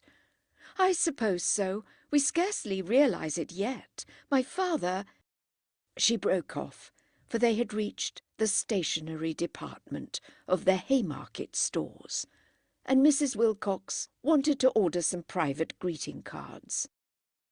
"If possible, something distinctive," she sighed. At the counter she found a friend bent on the same errand, and conversed with her insipidly, wasting much time. "My husband and our daughter are motoring. Bertha too. Oh, fancy, what a coincidence." Margaret, though not practical, could shine in such company as this. While they talked, she went through a volume of specimen cards and submitted one for Mrs. Wilcox's inspection. Mrs. Wilcox was delighted. So original, words so sweet. She would order 100 like that, and could never be sufficiently grateful. Then, just as the assistant was booking the order, she said, "Do you know, I'll wait. On second thoughts, I'll wait. There's plenty of time still, isn't there? And I shall be able to get Evie's opinion." They returned to the carriage by devious paths. When they were in, she said, "But couldn't you get it renewed?" "I beg your pardon?" asked Margaret. The lease, I mean. Oh, the lease! Have you been thinking of that all the time? How very kind of you. Surely something could be done? No, values have risen too enormously. They mean to pull down Wickham Place and build flats like yours. But how horrible! Landlords are horrible. Then she said vehemently, "It is monstrous, Miss Schlegel. It isn't right. I had no idea that this was hanging over you. I do pity you from the bottom of my heart. To be parted from your house, your father's house, it oughtn't to be allowed. It's worse than dying. I would rather die than... Oh, poor girls! Can what they call civilization be right? If people mayn't die in the room where they were born? My dear, I am so sorry." Margaret did not know what to say. Mrs. Wilcox had been overtired by the shopping and was inclined to hysteria. "Howard's End was nearly pulled down once. It would have killed me. Howard's End must be a very different house to ours. We are fond of ours, but there is nothing distinctive about it. As you saw, it is an ordinary London house. We shall easily find another." "So you think?" "Again, my lack of experience, I suppose," said Margaret, easing away from the subject. "I can't say anything when you take up that line, Mrs. Wilcox. I wish I could see myself as you see me, foreshortened into a backfish. Quite the ingénue, very charming, wonderfully well read for my age, but incapable." Mrs. Wilcox would not be deterred. "Come down with me to Howard's End now," she said, more vehemently than ever. "I want you to see it. You have never seen it. I want to hear what you say about it, for you do put things so wonderfully." Margaret glanced at the pitiless air, and then at the tired face of her companion. "Later on I should love it," she continued, "but it's hardly the weather for such an expedition, and we ought to start when we're fresh. Isn't the house shut up too?" She received no answer. Mrs. Wilcox appeared to be annoyed. "Might I come some other day?" Mrs. Wilcox bent forward and tapped the glass. "Back to Wickham Place, please," was her order to the coachman. Margaret had been snubbed. "1,000 thanks, Miss Schlegel, for all your help. Not at all.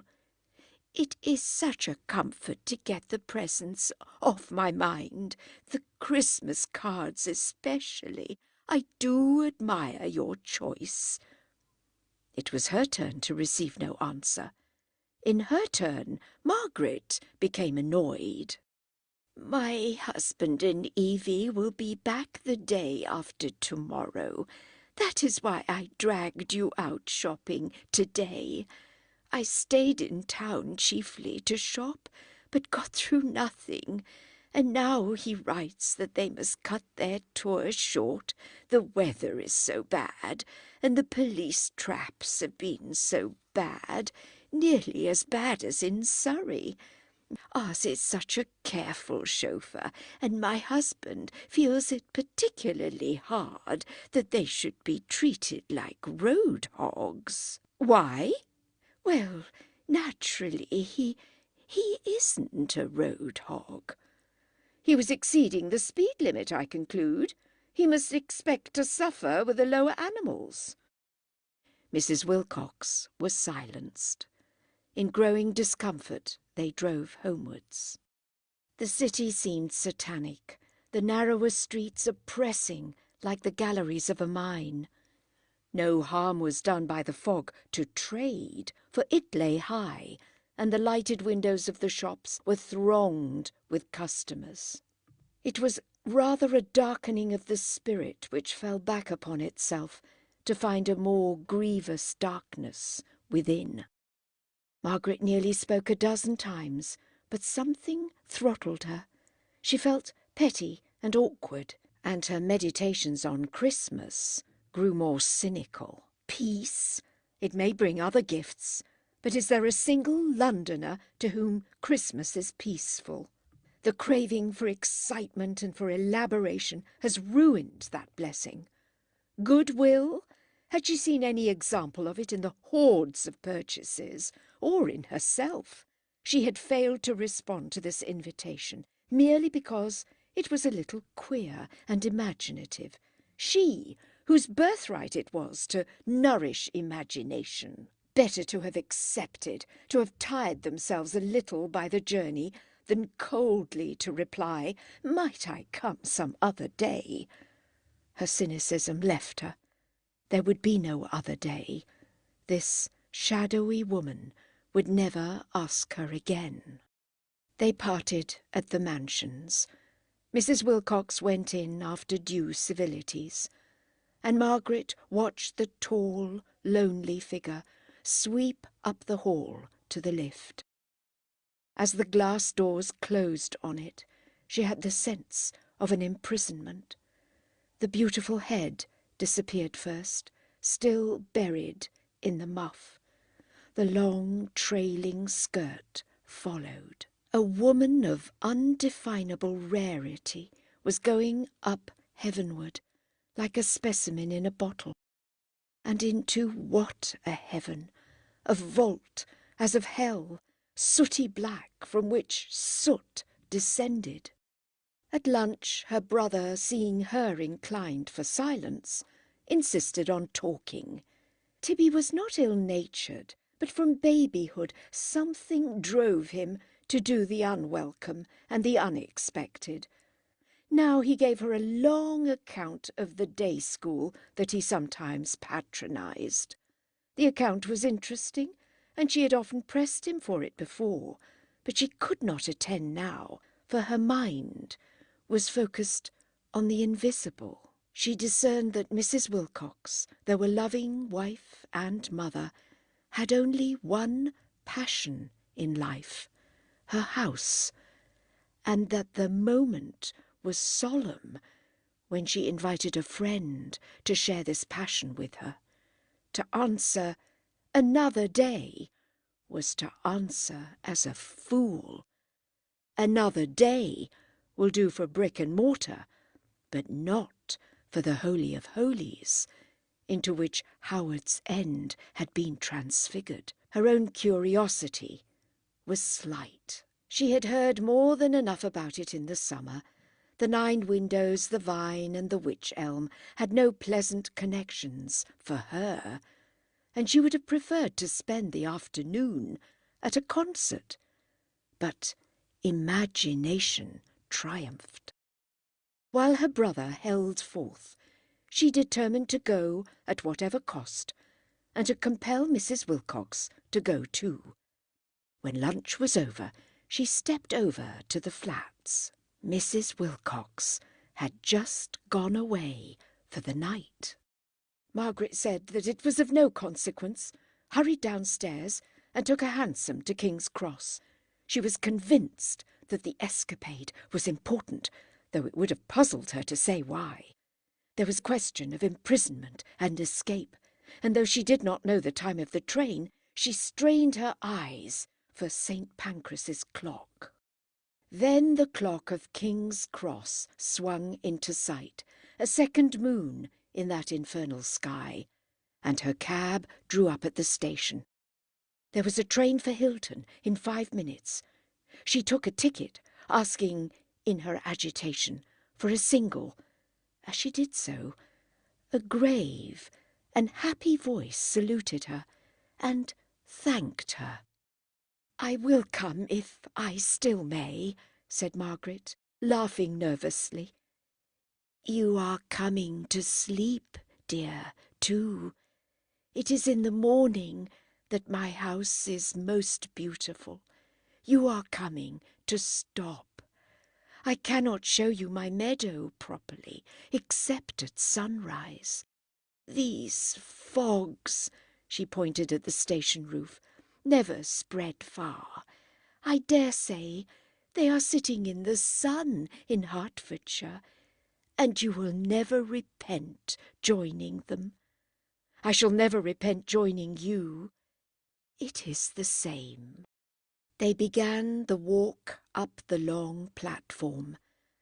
Far at its end stood the train, breasting the darkness without.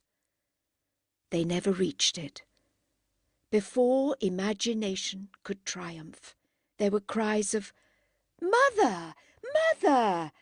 and a heavy-browed girl darted out of the cloakroom and seized Mrs. Wilcox by the arm. "Evie!" she gasped. "Evie, my pet!"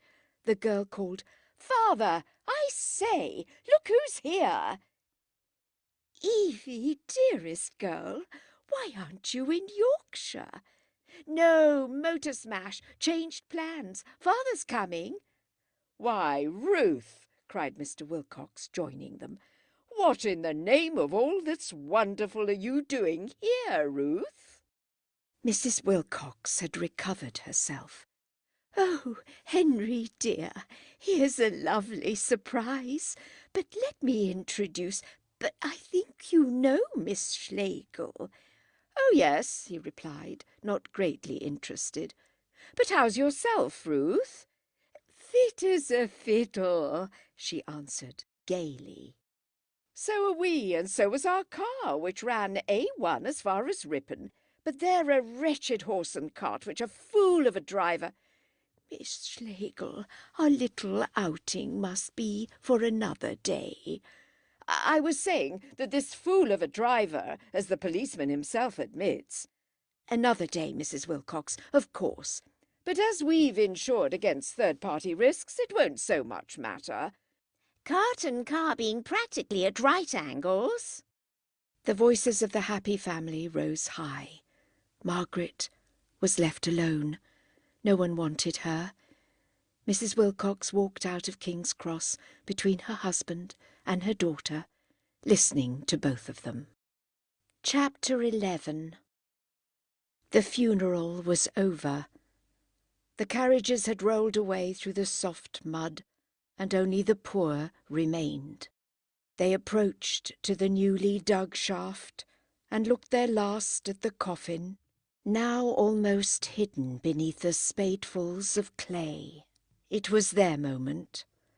Most of them were women from the dead woman's district, to whom black garments had been served out by Mr. Wilcox's orders.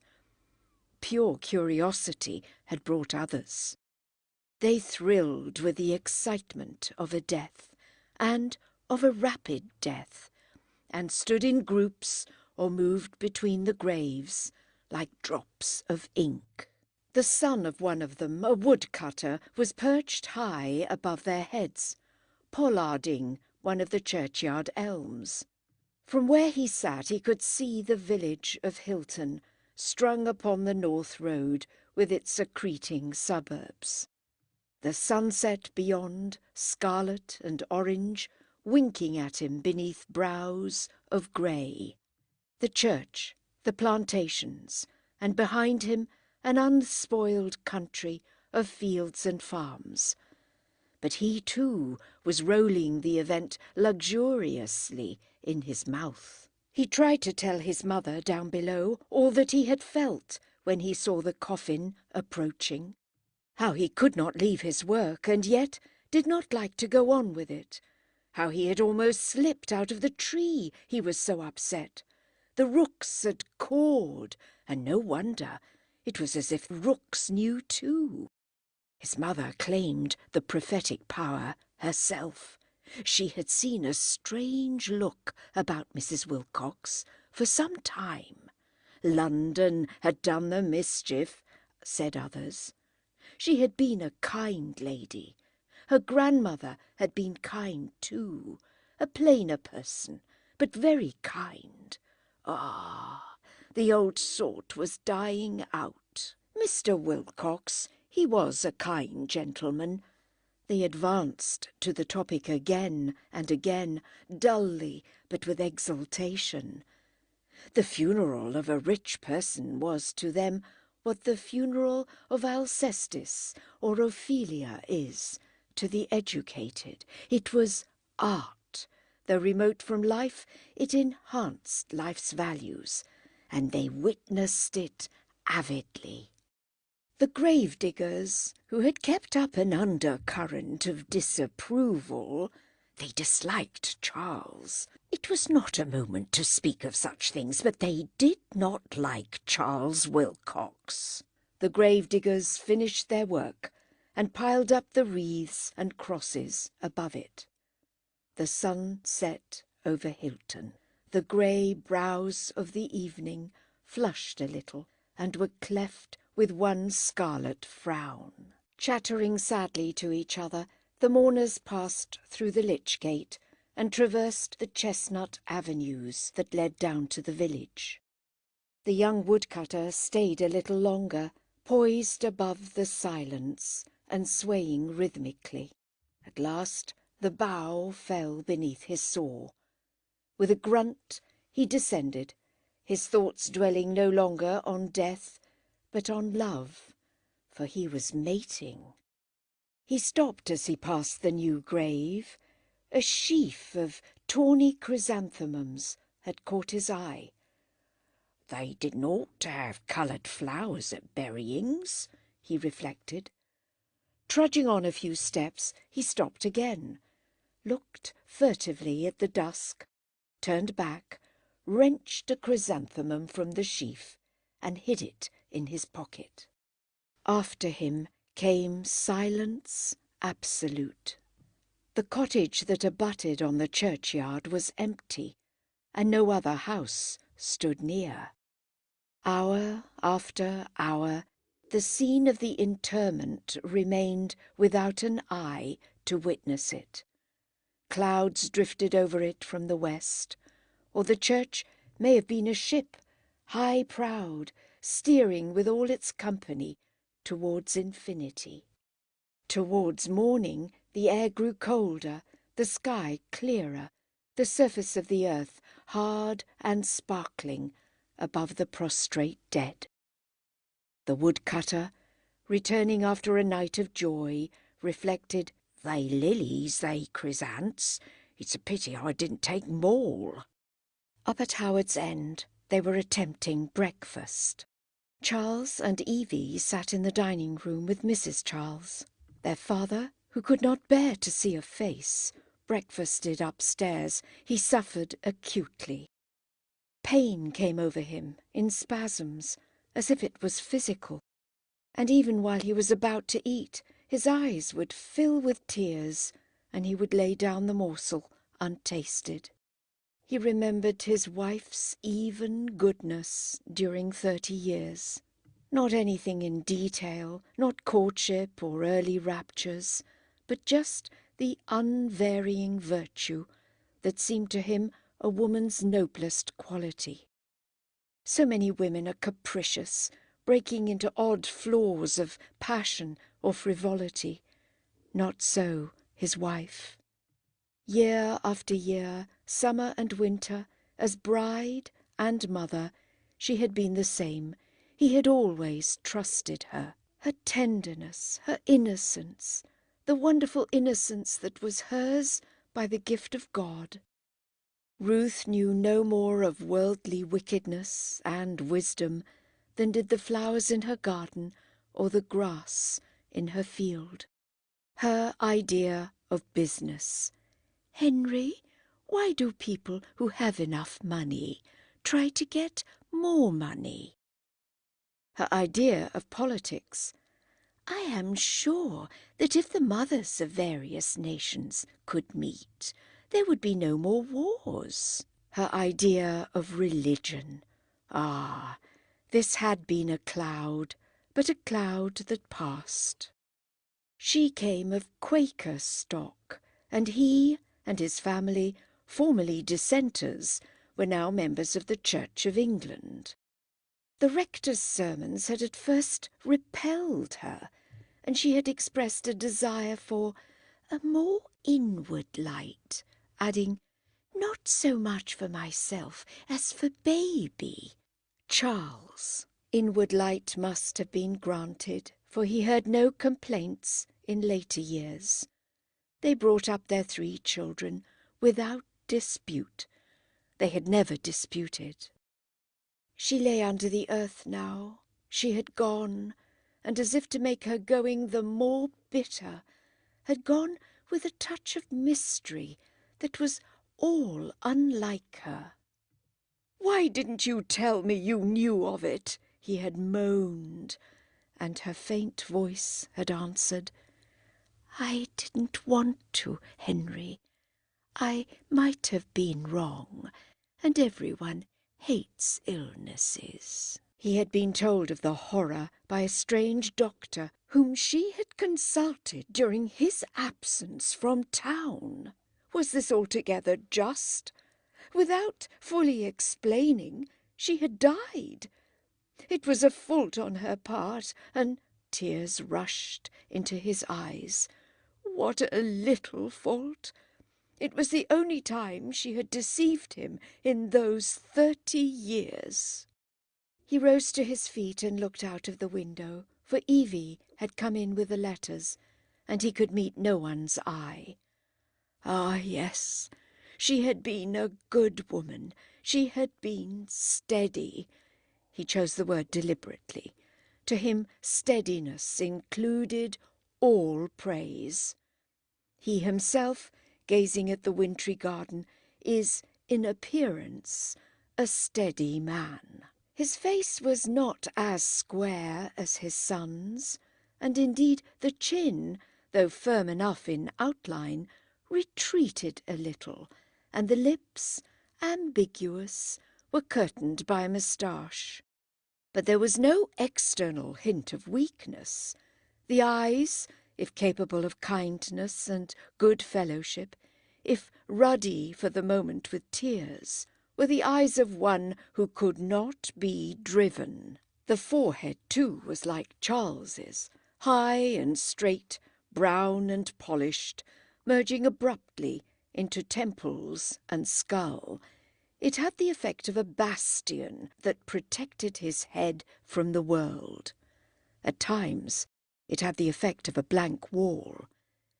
He had dwelt behind it, intact and happy, for 50 years. "The post's come, father," said Evie, awkwardly. "Thanks. Put it down." "Has the breakfast been all right?" "Yes, thanks." The girl glanced at him and at it with constraint. She did not know what to do. "Charles says, do you want the Times?" "No, I'll read it later." "Ring if you want anything, father, won't you?" "I've all I want." Having sorted the letters from the circulars, she went back to the dining-room. "Father's eaten nothing," she announced, sitting down with wrinkled brows behind the tea-urn. Charles did not answer, but after a moment he ran quickly upstairs, opened the door and said, "Look here, father, you must eat, you know."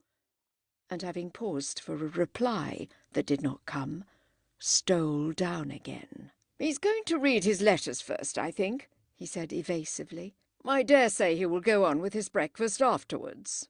Then he took up the Times, and for some time there was no sound except the clink of cup against saucer and of knife on plate. Poor Mrs. Charles sat between her silent companions, terrified at the course of events, and a little bored.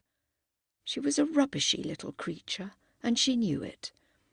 A telegram had dragged her from Naples to the deathbed of a woman whom she had scarcely known. A word from her husband had plunged her into mourning. She desired to mourn inwardly as well, but she wished that Mrs. Wilcox, since fated to die, could have died before the marriage, for then less would have been expected of her. Crumbling her toast, and too nervous to ask for the butter, she remained almost motionless, thankful only for this, that her father-in-law was having his breakfast upstairs. At last Charles spoke. "They had no business to be pollarding those elms yesterday," he said to his sister. "No, indeed." "I must make a note of that," he continued. "I am surprised that the rector allowed it." "Perhaps it may not be the rector's affair." "Whose else could it be?" "The lord of the manor." "Impossible." "Butter, Dolly." "Thank you, Evie, dear. Charles." "Yes, dear." "I didn't know one could pollard elms. I thought one only pollarded willows." "Oh, no, one can pollard elms."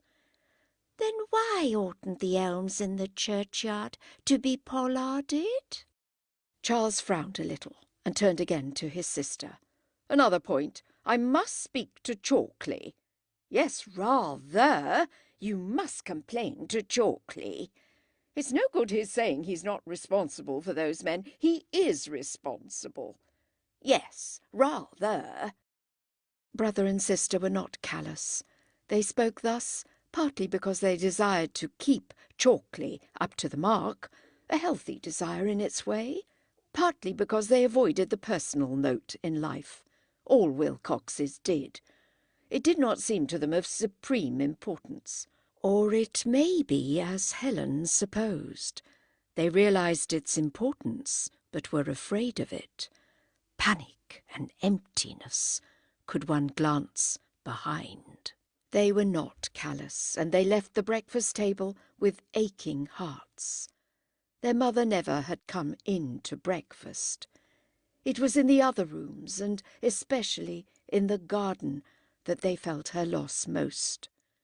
As Charles went out to the garage, he was reminded at every step of the woman who had loved him and whom he could never replace. What battles he had fought against her gentle conservatism!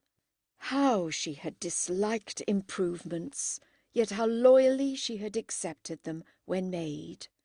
He and his father, what trouble they had had to get this very garage! With what difficulty had they persuaded her to yield them the paddock for it, the paddock that she loved more dearly than the garden itself? The vine! She had got her way about the vine. It still encumbered the south wall with its unproductive branches. And so with Evie, as she stood talking to the cook. Though she could take up her mother's work inside the house, just as the man could take it up without, she felt that something unique had fallen out of her life. Their grief, though less poignant than their father's, grew from deeper roots, for a wife may be replaced, a mother never. Charles would go back to the office. There was little at Howard's End. The contents of his mother's will had long been known to them. There were no legacies, no annuities, none of the posthumous bustle with which some of the dead prolong their activities. Trusting her husband, she had left him everything without reserve. She was quite a poor woman. The house had been all her dowry, and the house would come to Charles in time. Her watercolours Mr. Wilcox intended to reserve for Paul, while Evie would take the jewellery and lace. How easily she slipped out of life. Charles thought the habit laudable, though he did not intend to adopt it himself, whereas Margaret would have seen in it an almost culpable indifference to earthly fame.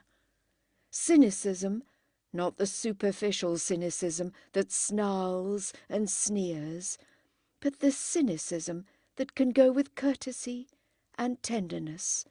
That was the note of Mrs. Wilcox's will. She wanted not to vex people. That accomplished, the earth might freeze over her forever. No, there was nothing for Charles to wait for. He could not go on with his honeymoon, so he would go up to London and work. He felt too miserable hanging about. He and Dolly would have the furnished flat, while his father rested quietly in the country with Evie. He could also keep an eye on his own little house, which was being painted and decorated for him in one of the Surrey suburbs, and in which he hoped to install himself soon after Christmas. Yes, he would go up after lunch in his new motor, and the town servants, who had come down for the funeral, would go up by train. He found his father's chauffeur in the garage, said, "Morning," without looking at the man's face, and bending over the car, continued, "Hello, my new car's being driven." "Has it, sir?" "Yes," said Charles, getting rather red. "And whoever's driven it hasn't cleaned it properly, for there's mud on the axle. Take it off." The man went for the cloths without a word. He was a chauffeur as ugly as sin. Not that this did him disservice with Charles, who thought charm in a man rather rot, and had soon got rid of the little Italian beast with whom they had started. "Charles!" His bride was tripping after him over the hoarfrost, a dainty black column, her little face and elaborate mourning hat forming the capital thereof.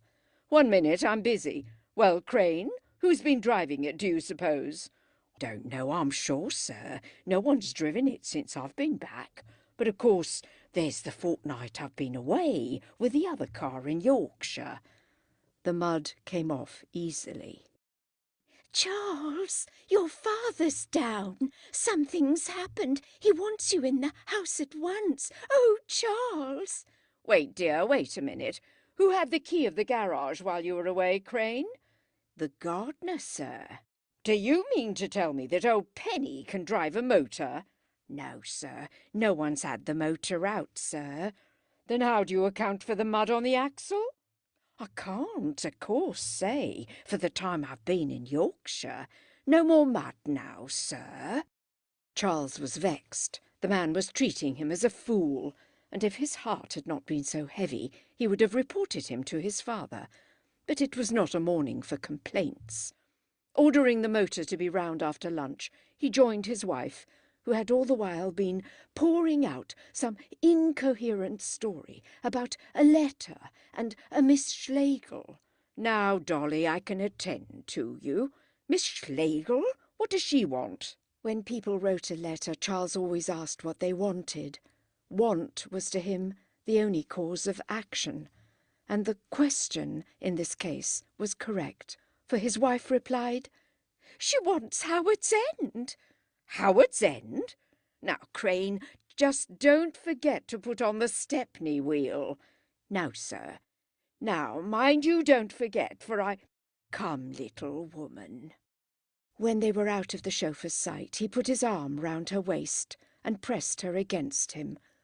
All his affection and half his attention. It was what he granted her throughout their happy married life. "But you haven't listened, Charles." "What's wrong?" "I keep on telling you. Howard's End. Miss Schlegel's got it." "Got what?" said Charles, unclasping her. "What the dickens are you talking about?" "Now, Charles, you promised not to say those naughty—" "Look here, I'm in no mood for foolery. It's no morning for it either." "I tell you, I keep on telling you, Miss Schlegel, she's got it. Your mother's left it to her, and you've all got to move out." "Howard's End?" "Howard's End!" she screamed, mimicking him, and as she did so, Evie came dashing out of the shrubbery. "Dolly, go back at once. My father's much annoyed with you." "Charles!" She hit herself wildly. "Come in at once to father. He's had a letter that's too awful." Charles began to run, but checked himself and stepped heavily across the gravel path. There the house was, with the 9 windows, the unprolific vine. He exclaimed, "Schlegel's again!" and as if to complete chaos, Dolly said, "Oh, no, the matron of the nursing home has written instead of her." "Come in, all 3 of you," cried his father, no longer inert. "Dolly, why have you disobeyed me?" "Oh, Mr. Wilcox. I told you not to go out to the garage. I've heard you all shouting in the garden. I won't have it. Come in. He stood in the porch, transformed, letters in his hand. Into the dining room, every one of you. We can't discuss private matters in the middle of all the servants. Here, Charles, here, read these. See what you make. Charles took 2 letters and read them as he followed the procession. The first was a covering note from the matron. Mrs. Wilcox had desired her, when the funeral should be over, to forward the enclosed. The enclosed, it was from his mother herself. She had written, "To my husband, I should like Miss Schlegel, Margaret, to have Howard's End." I suppose we're going to have a talk about this, he remarked, ominously calm. Certainly. I was coming out to you when Dolly— Well, let's sit down. Come, Evie, don't waste time. Sit down. In silence they drew up to the breakfast table. The events of yesterday, indeed of this morning, suddenly receded into a past so remote that they seemed scarcely to have lived in it. Heavy breathings were heard. They were calming themselves. Charles, to steady them further, read the enclosure out loud. A note in my mother's handwriting, in an envelope addressed to my father, sealed.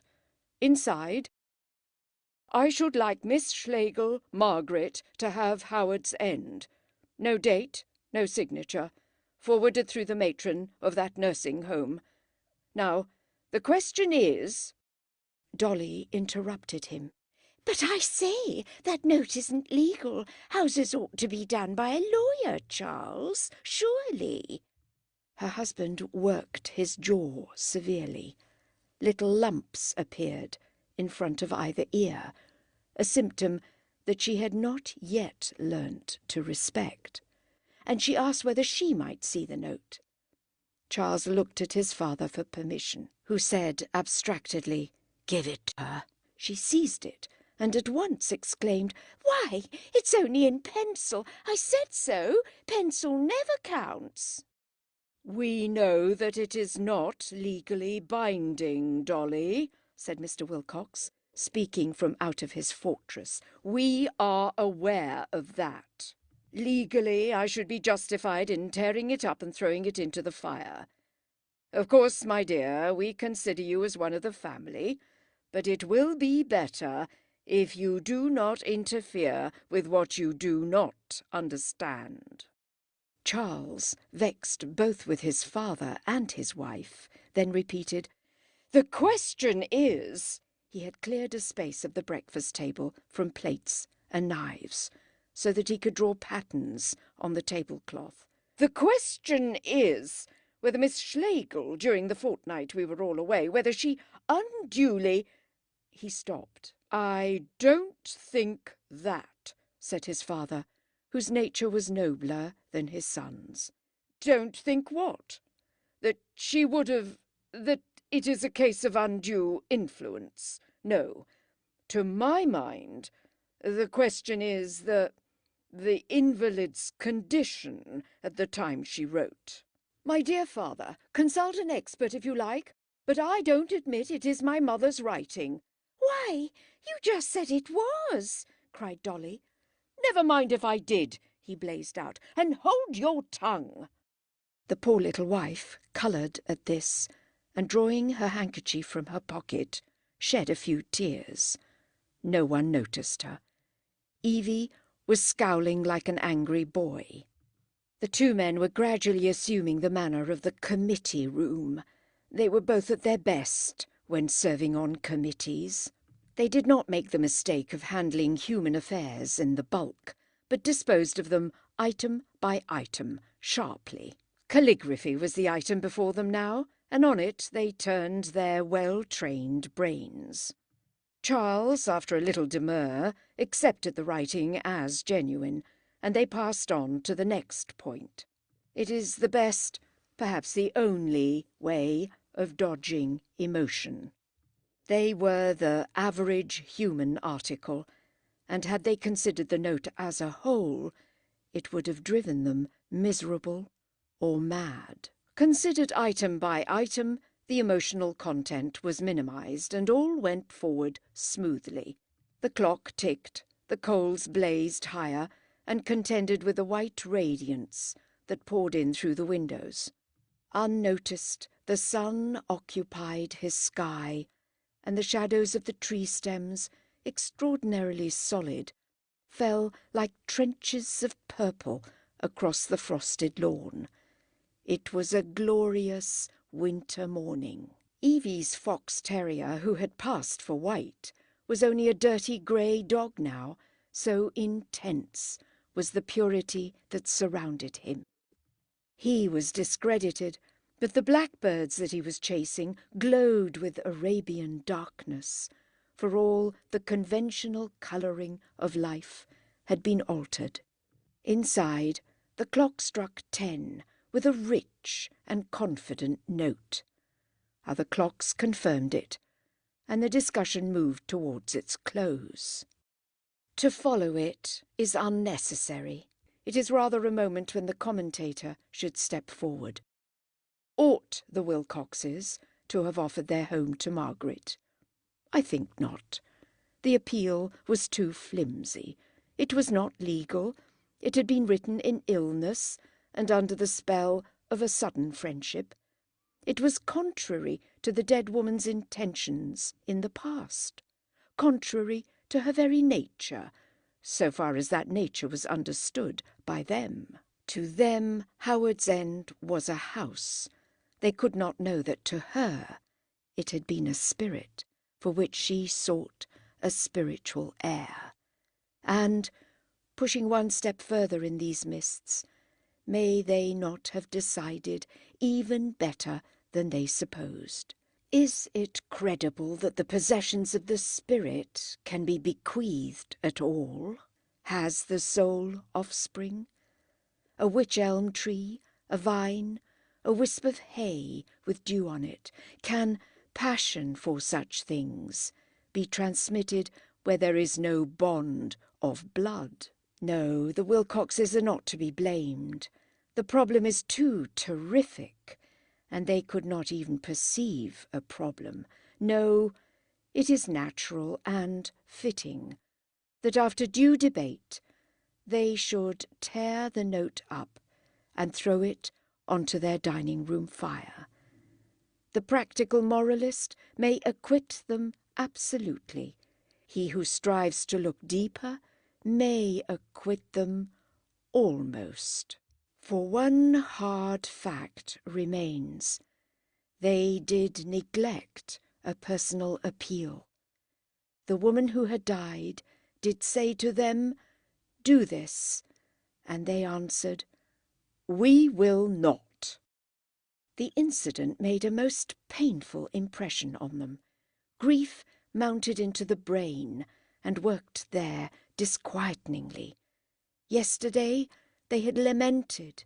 She was a dear mother, a true wife. In our absence she neglected her health and died. Today, they thought, she was not as true as dear as we supposed. The desire for a more inward light had found expression at last. The unseen had impacted on the seen, and all that they could say was, treachery. Mrs. Wilcox had been treacherous to the family, to the laws of property, to her own written word.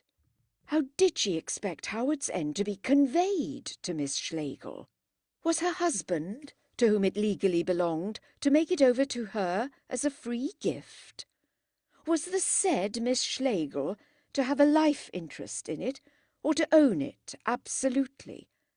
Was there to be no compensation for the garage and other improvements that they had made, under the assumption that all would be theirs some day? Treacherous, treacherous and absurd. When we think the dead both treacherous and absurd, We have gone far towards reconciling ourselves to their departure. That note, scribbled in pencil, sent through the matron, was unbusinesslike as well as cruel, and decreased at once the value of the woman who had written it. "Ah, well," said Mr. Wilcox, rising from the table, "I shouldn't have thought it possible." "Mother couldn't have meant it," said Evie, still frowning. "No, my girl, of course not." "Mother believed so in ancestors, too. It isn't like her to leave anything to an outsider, who'd never appreciate." "The whole thing is unlike her," he announced. "If Miss Schlegel had been poor, if she had wanted a house, I could understand it a little. But she has a house of her own. Why should she want another? She wouldn't have any use for Howard's End." "That time may prove," murmured Charles. "How?" asked his sister. "Presumably she knows. Mother will have told her. She got twice or three times into the nursing home. Presumably she is awaiting developments." "What a horrid woman!" And Dolly, who had recovered, cried, "Why, she may be coming down to turn us out now." Charles put her right. "I wish she would," he said ominously. "I could then deal with her." "So could I," echoed his father, who was feeling rather in the cold. Charles had been kind in undertaking the funeral arrangements and in telling him to eat his breakfast, but the boy, as he grew up, was a little dictatorial and assumed the post of chairman too readily. "I could deal with her if she comes, but she won't come. You're all a bit hard on Miss Schlegel. That Paul business was pretty scandalous, though. I want no more of the Paul business, Charles, as I said at the time. And besides, it is quite apart from this business. Margaret Schlegel has been officious and tiresome during this terrible week, and we have all suffered under her. But upon my soul, she's honest. She's not in collusion with the matron. I'm absolutely certain of it. Nor was she with the doctor. I'm equally certain of that. She did not hide anything from us, for up to that very afternoon she was as ignorant as we are. She, like ourselves, was a dupe." He stopped for a moment. "You see, Charles, in her terrible pain your mother put us all in false positions. Paul would not have left England, you would not have gone to Italy, nor Evie and I into Yorkshire, if only we had known. Well, Miss Schlegel's position has been equally false. Take all in all, she has not come out of it badly." Evie said, "But those chrysanthemums—" "Or coming down to the funeral at all," echoed Dolly. "Why shouldn't she come down? She had the right to. And she stood far back among the Hilton women. The flowers, certainly we should not have sent such flowers, but they may have seemed the right thing to her, Evie, and for all you know they may be the custom in Germany." "Oh, I forget she isn't really English," cried Evie. "That would explain a lot." "She's a cosmopolitan," said Charles, looking at his watch. "I admit I'm rather down on cosmopolitans. My fault, doubtless. I cannot stand them, and a German cosmopolitan is the limit. I think that's about all, isn't it? I want to run down and see Chalkley. A bicycle will do, and, by the way, I wish you'd speak to Crane sometime. I'm certain he's had my new car out." "Has he done it any harm?" "No." "In that case I shall let it pass. It's not worth while having a row." Charles and his father sometimes disagreed, but they always parted with an increased regard for one another, and each desired no doughtier comrade when it was necessary to voyage for a little past the emotions. So the sailors of Ulysses voyaged past the sirens, having first stopped one another's ears with wool. Chapter 12. Charles need not have been anxious. Miss Schlegel had never heard of his mother's strange request.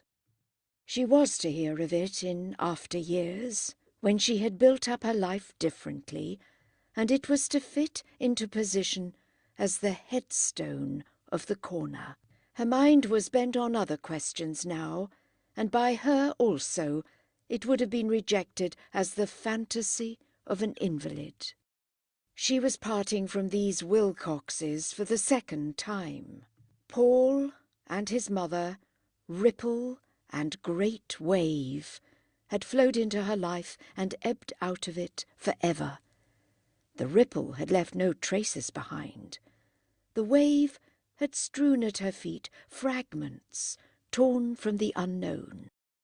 A curious seeker, she stood for a while at the verge of the sea that tells so little, but tells a little, and watched the outgoing of this last tremendous tide. Her friend had vanished in agony, but not, she believed, in degradation. Her withdrawal had hinted at other things besides disease and pain. Some leave our life with tears, others with an insane frigidity. Mrs. Wilcox had taken the middle course, which only rarer natures can pursue. She had kept proportion.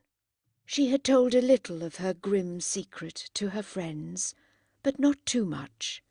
She had shut up her heart, almost, but not entirely. It is thus, if there is any rule, that we ought to die, neither as victim nor as fanatic, but as the seafarer who can greet with an equal eye the deep that he is entering and the shore that he must leave. The last word, whatever it would be, had certainly not been said in Hilton churchyard. She had not died there.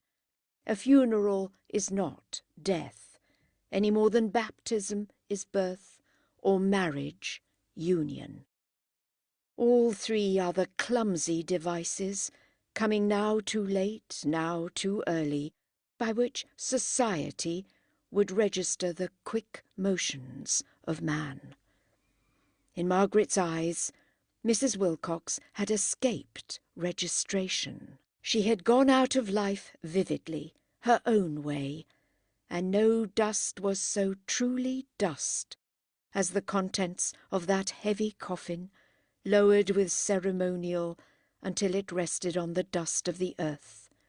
No flowers so utterly wasted as the chrysanthemums that the frost must have withered before morning. Margaret had once said she loved superstition. It was not true. Few women had tried more earnestly to pierce the accretions in which body and soul are enwrapped. The death of Mrs. Wilcox had helped her in her work. She saw a little more clearly than hitherto what a human being is, and to what he may aspire. Truer relationships gleamed. Perhaps the last word would be hope, hope even on this side of the grave. Meanwhile, she could take an interest in the survivors. In spite of her Christmas duties, in spite of her brother, the Wilcoxes continued to play a considerable part in her thoughts. She had seen so much of them in the final week. They were not her sort.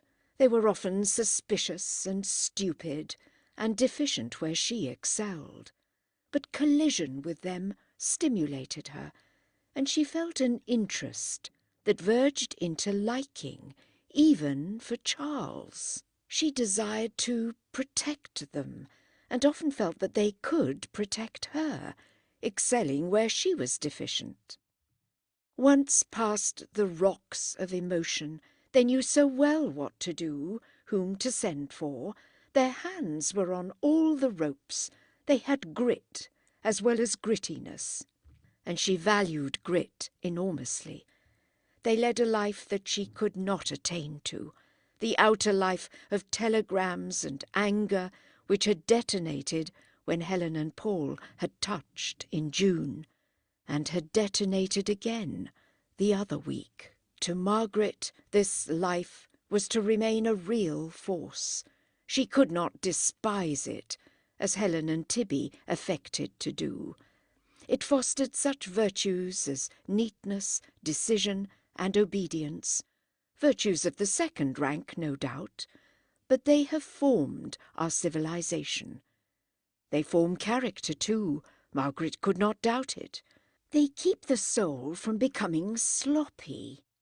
How dare Schlegels despise Wilcoxes, when it takes all sorts to make a world?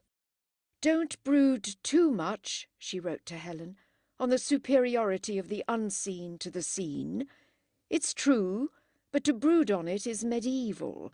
Our business is not to contrast the two, but to reconcile them." Helen replied that she had no intention of brooding on such a dull subject. What did her sister take her for? The weather was magnificent. She and the Mosbachs had gone tobogganing on the only hill that Pomerania boasted. It was fun, but overcrowded, for the rest of Pomerania had gone there too. Helen loved the country, and her letter glowed with physical exercise and poetry. She spoke of the scenery, quiet yet august, of the snow-clad fields with their scampering herds of deer, of the river and its quaint entrance into the Baltic Sea, of the Oderberg, only 300 feet high, from which one slid all too quickly back into the Pomeranian plains. And yet these Oderberg were real mountains, with pine forests, streams, and views complete. It isn't size that counts so much as the way things are arranged. In another paragraph she referred to Mrs. Wilcox sympathetically, but the news had not bitten into her. She had not realized the accessories of death, which are in a sense more memorable than death itself. The atmosphere of precautions and recriminations, and in the midst a human body growing more vivid because it was in pain. The end of that body in Hilton churchyard, the survival of something that suggested hope, vivid in its turn against life's workaday cheerfulness. All these were lost to Helen, who only felt that a pleasant lady could now be pleasant no longer. She returned to Wickham Place full of her own affairs. She had had another proposal, and Margaret, after a moment's hesitation, was content that this should be so. The proposal had not been a serious matter. It was the work of Fräulein Mosbach, who had conceived the large and patriotic notion of winning back her cousins to the fatherland by matrimony. England had played Paul Wilcox and lost. Germany played Herr Forstmeister someone. Helen could not remember his name. Herr Forstmeister lived in a wood, and standing on the summit of the Oderberg, he had pointed out his house to Helen, or rather had pointed out the wedge of pines in which it lay. She had exclaimed, "Oh, how lovely! That's the place for me!" And in the evening Frida appeared in her bedroom. "I have a message, dear Helen," etc. And so she had, but had been very nice when Helen laughed. Quite understood. A forest, too solitary and damp, quite agreed. But Herr Forstmeister believed he had assurance to the contrary. Germany had lost, but with good humour. Holding the manhood of the world, she felt bound to win. "And there will even be someone for Tibby," concluded Helen. "There now, Tibby, think of that. Frida is saving up a little girl for you, in pigtails and white worsted stockings, but the feet of the stockings are pink, as if the little girl had trodden in strawberries.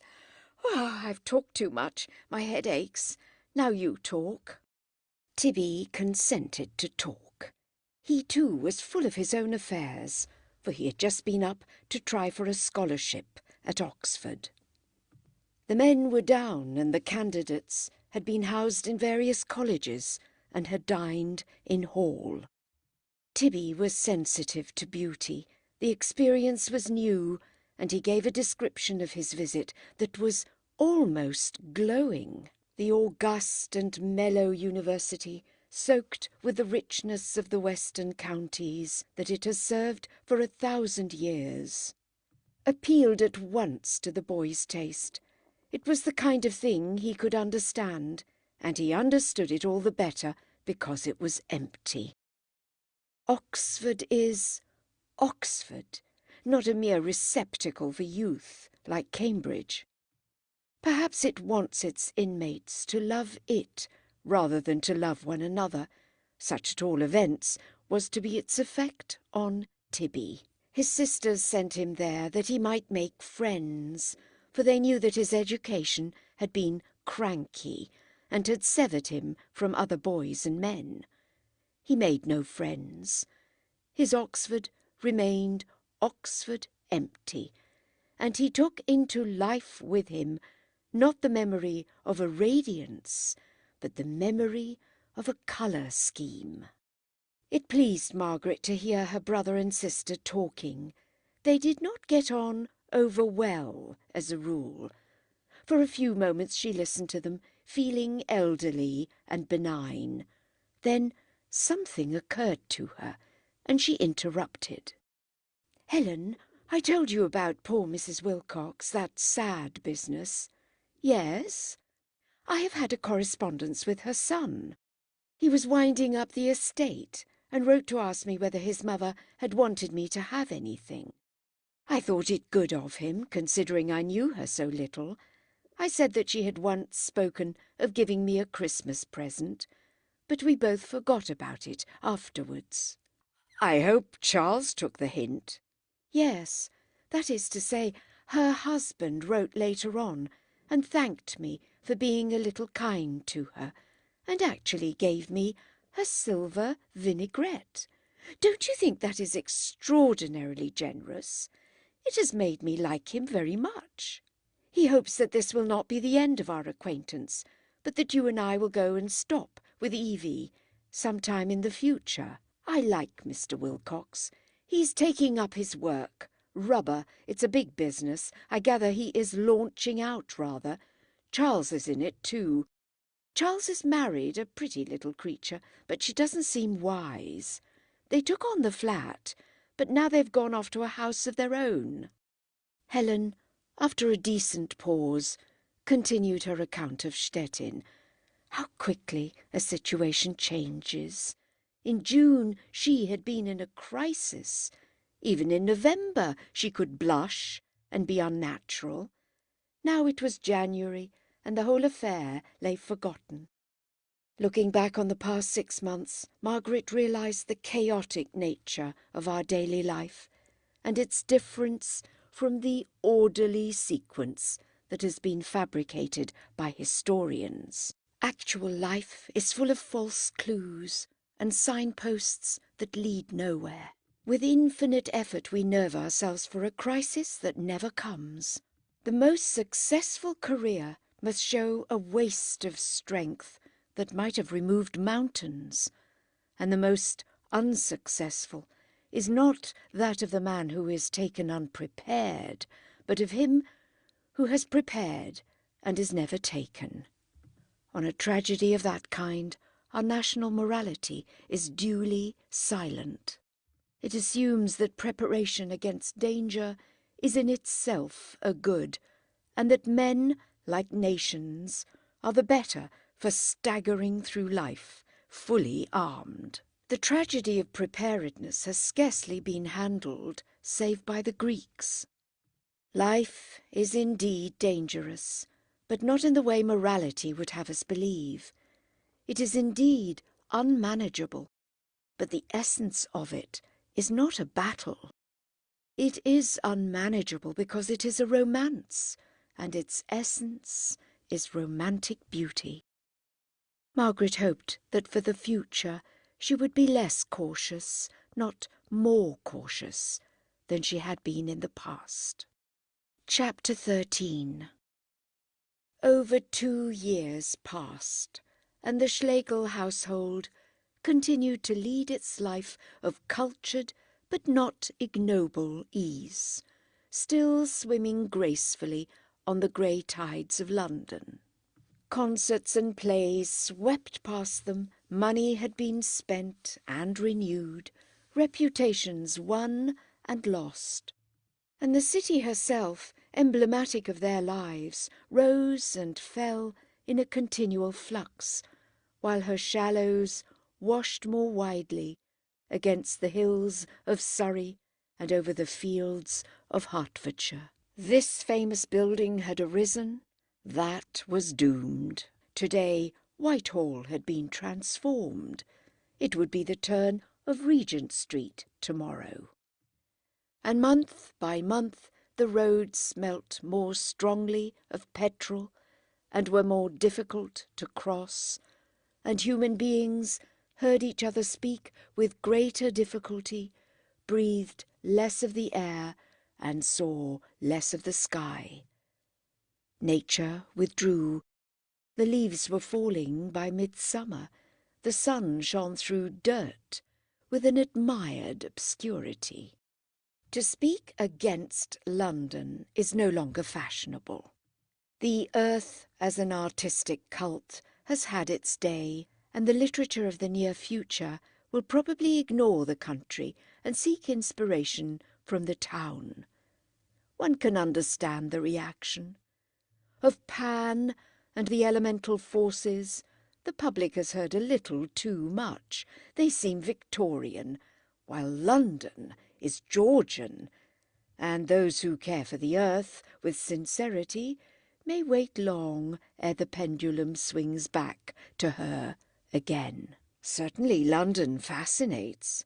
One visualizes it as a tract of quivering grey, intelligent without purpose and excitable without love, as a spirit that has altered before it can be chronicled, as a heart that certainly beats, but with no pulsation of humanity. It lies beyond everything. Nature, with all her cruelty, comes nearer to us than do these crowds of men. A friend explains himself. The earth is explicable. From her we came, and we must return to her. But who can explain Westminster Bridge Road or Liverpool Street in the morning, the city inhaling, or the same thoroughfares in the evening, the city exhaling her exhausted air? We reach in desperation beyond the fog, beyond the very stars. The voids of the universe are ransacked to justify the monster, and stamped with a human face. London is religion's opportunity, not the decorous religion of theologians, but anthropomorphic, crude. Yes, the continuous flow would be tolerable if a man of our own sort, not anyone pompous or tearful, were caring for us up in the sky. The Londoner seldom understands his city until it sweeps him, too, away from his moorings, and Margaret's eyes were not opened until the lease of Wickham Place expired. She had always known that it must expire, but the knowledge only became vivid about 9 months before the event. Then the house was suddenly ringed with pathos. It had seen so much happiness. Why had it to be swept away? In the streets of the city she noted for the first time the architecture of hurry, and heard the language of hurry on the mouths of its inhabitants. Clipped words, formless sentences, potted expressions of approval or disgust. Month by month things were stepping livelier, but to what goal? The population still rose, but what was the quality of the men born? The particular millionaire who owned the freehold of Wickham Place and desired to erect Babylonian flats upon it, what right had he to stir so large a portion of the quivering jelly. He was not a fool. She had heard him expose socialism. But true insight began just where his intelligence ended, and one gathered that this was the case with most millionaires. What right had such men? But Margaret checked herself. That way lies madness. Thank goodness she, too, had some money and could purchase a new home. Tibby, now in his second year at Oxford, was down for the Easter vacation, and Margaret took the opportunity of having a serious talk with him. Did he at all know where he wanted to live? Tibby didn't know that he did know. Did he at all know what he wanted to do? He was equally uncertain, but when pressed, remarked that he should prefer to be quite free of any profession. Margaret was not shocked, but went on sewing for a few minutes before she replied. "I was thinking of Mr. Vyse. He never strikes me as particularly happy." "Yes," said Tibby, and then held his mouth open in a curious quiver, as if he too had thought of Mr. Vyse, had seen round, through, over, and beyond Mr. Vyse, had weighed Mr. Vyse, grouped him, and finally dismissed him as having no possible bearing on the subject under discussion. That bleat of Tibby's infuriated Helen, but Helen was now down in the dining room, preparing a speech about political economy. At times her voice could be heard declaiming through the floor. "But Mr. Vyse is rather a wretched, weedy man, don't you think? Then there's Guy. That was a pitiful business. Besides," shifting to the General, "everyone is the better for some regular work." Groans. "I shall stick to it," she continued, smiling. "I'm not saying it to educate you. It is what I really think. I believe that in the last century men have developed the desire for work, and they must not starve it. It's a new desire. It goes with a great deal that's bad, but in itself it's good. And I hope that for women, too, not to work will soon become as shocking as not to be married was 100 years ago." "I have no experience of this profound desire to which you allude," enunciated Tibby. "Then we'll leave the subject till you do. I'm not going to rattle you round. Take your time. Only do think over the lives of the men you like most, and see how they've arranged them." "I like Guy and Mr. Vyse most," said Tibby faintly, and leant so far back in his chair that he extended in a horizontal line from knees to throat. "And don't think I'm not serious because I don't use the traditional arguments, making money, a sphere awaiting you, and so on, all of which are, for various reasons, cant." She sewed on. "I'm only your sister. I haven't any authority over you, and I don't want to have any. Just to put before you what I think the truth. You see," she shook off the pince-nez to which she had recently taken, "in a few years we shall be the same age practically, and I shall want you to help me. Men are so much nicer than women." "Labouring under such a delusion, why do you not marry?"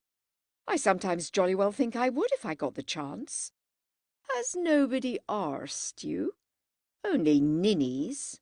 "Do people ask Helen?" "Plentifully." "Tell me about them." "No." "Tell me about your ninnies, then." "There were men who had nothing better to do," said his sister, feeling that she was entitled to score this point. "So take warning. You must work, or else you must pretend to work, which is what I do. Work, work, work, if you'd save your soul and your body. It is honestly a necessity, dear boy. Look at the Wilcoxes, look at Mr. Pembroke. With all their defects of temper and understanding, such men give me more pleasure than many who are better equipped, and I think it is because they have worked regularly and honestly. "Spare me the Wilcoxes," he moaned. "I shall not. They are the right sort." "Oh, goodness me, Meg!" he protested, suddenly sitting up alert and angry. Tibby, for all his defects, had a genuine personality. "Well, they're as near the right sort as you can imagine. No, no, oh no!" I was thinking of the younger son, whom I once classed as a ninny, but who came back so ill from Nigeria. He's gone out there again, Evie Wilcox tells me. Out to his duty. Duty always elicited a groan. He doesn't want the money. It is work he wants, though it is beastly work. Dull country, dishonest natives, an eternal fidget over fresh water and food. A nation that can produce men of that sort may well be proud. No wonder England has become an empire. Empire? "I can't bother over results," said Margaret, a little sadly. "They are too difficult for me. I can only look at the men. An empire bores me, so far, but I can appreciate the heroism that builds it up. London bores me, but what thousands of splendid people are labouring to make London—" "What it is," he sneered. "What it is, worse luck. I want activity without civilization. How paradoxical! Yet I expect that is what we shall find in heaven." "And I," said Tibby, "want civilization without activity, which I expect is what we shall find in the other place." "You needn't go as far as the other place, Tibbykins, if you want that. You can find it at Oxford." "Stupid!" "If I'm stupid, get me back to the house hunting. I'll even live in Oxford if you like, North Oxford. I live anywhere except Bournemouth, Torquay and Cheltenham. Oh yes, or Infracombe and Swanage and Tunbridge Wells and Surbiton and Bedford. They're on no account." "London, then." "I agree, but Helen rather wants to get away from London. However, there's no reason we shouldn't have a house in the country and also a flat in town, provided we all stick together and contribute. Though, of course, how one does maunder on, and to think of the people who are really poor. How do they live? Not to move about the world would kill me." As she spoke, the door was flung open, and Helen burst in a state of extreme excitement. "Oh, my dears, what do you think? You'll never guess. A woman's been here asking me for her husband." "Oh, what?" Helen was fond of supplying her own surprise. "Yes, for her husband, and it really is so." "Not anything to do with Bracknell," cried Margaret, who had lately taken on an unemployed of that name to clean the knives and boots. "I offered Bracknell and he was rejected. So was Tibby. Cheer up, Tibby. It's no one we know. I said, 'Hunt, my good woman, have a good look round, hunt under the tables, poke up the chimney, shake out the antimacassars. Husband, husband!' Oh, and she so magnificently dressed and tinkling like a chandelier." "Now, Helen, what did really happen?" "What I say. I was, as it were, orating my speech. Annie opens the door like a fool and shows a female straight in on me with my mouth open. Then we began, very civilly.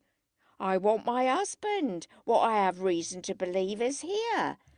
No, how unjust one is. She said whom, not what. She got it perfectly. So I said, 'Name, please?' And she said, 'Lan, miss.' And there we were." "Lan?" "Lan or Len. We were not nice about our vowels. Lanolin." "But what an extraordinary—" "I said, 'My good Mrs. Lanolin, we have some grave misunderstanding here. Beautiful as I am, my modesty is even more remarkable than my beauty, and never, never has Mr. Lanolin rested his eyes on mine." "I hope you were pleased," said Tibby. "Of course," Helen squeaked. "A perfectly delightful experience. Oh, Mrs. Lanolin's a dear. She asked for a husband as if he were an umbrella. She mislaid him Saturday afternoon, and for a long time suffered no inconvenience.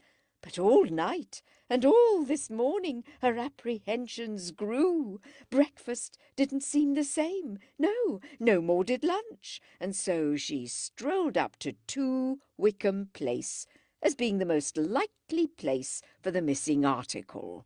"But how on earth—" "Don't begin how on earthing. I know what I know," she kept repeating, not uncivilly, but with extreme gloom.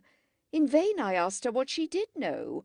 Some knew what others knew, and others didn't, and then others again had better be careful. Oh dear, she was incompetent.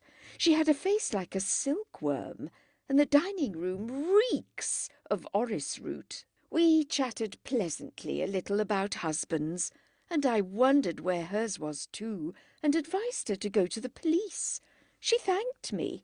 We agreed that Mr. Lanolin's a naughty, naughty man, and hasn't no business to go on the la-di-da. But I think she suspected me up to the last. Bag's I write to Aunt Julie about this? Now, Meg, remember, Bag's I. "Bag it by all means," murmured Margaret, putting down her work. "I'm not sure that this is so funny, Helen. It means some horrible volcano smoking somewhere, doesn't it?" "I don't think so. She doesn't really mind. The admirable creature isn't capable of tragedy." "Her husband may be, though," said Margaret, moving to the window. "Oh, no, not likely. No one capable of tragedy could have married Mrs. Lanolin. Was she pretty? Her figure may have been good once." The flats, their only outlook, hung like an ornate curtain between Margaret and the welter of London. Her thoughts turned sadly to house-hunting. Wickham Place had been so safe. She feared fantastically that her own little flock might be moving into turmoil and squalor, into nearer contact with such episodes as these.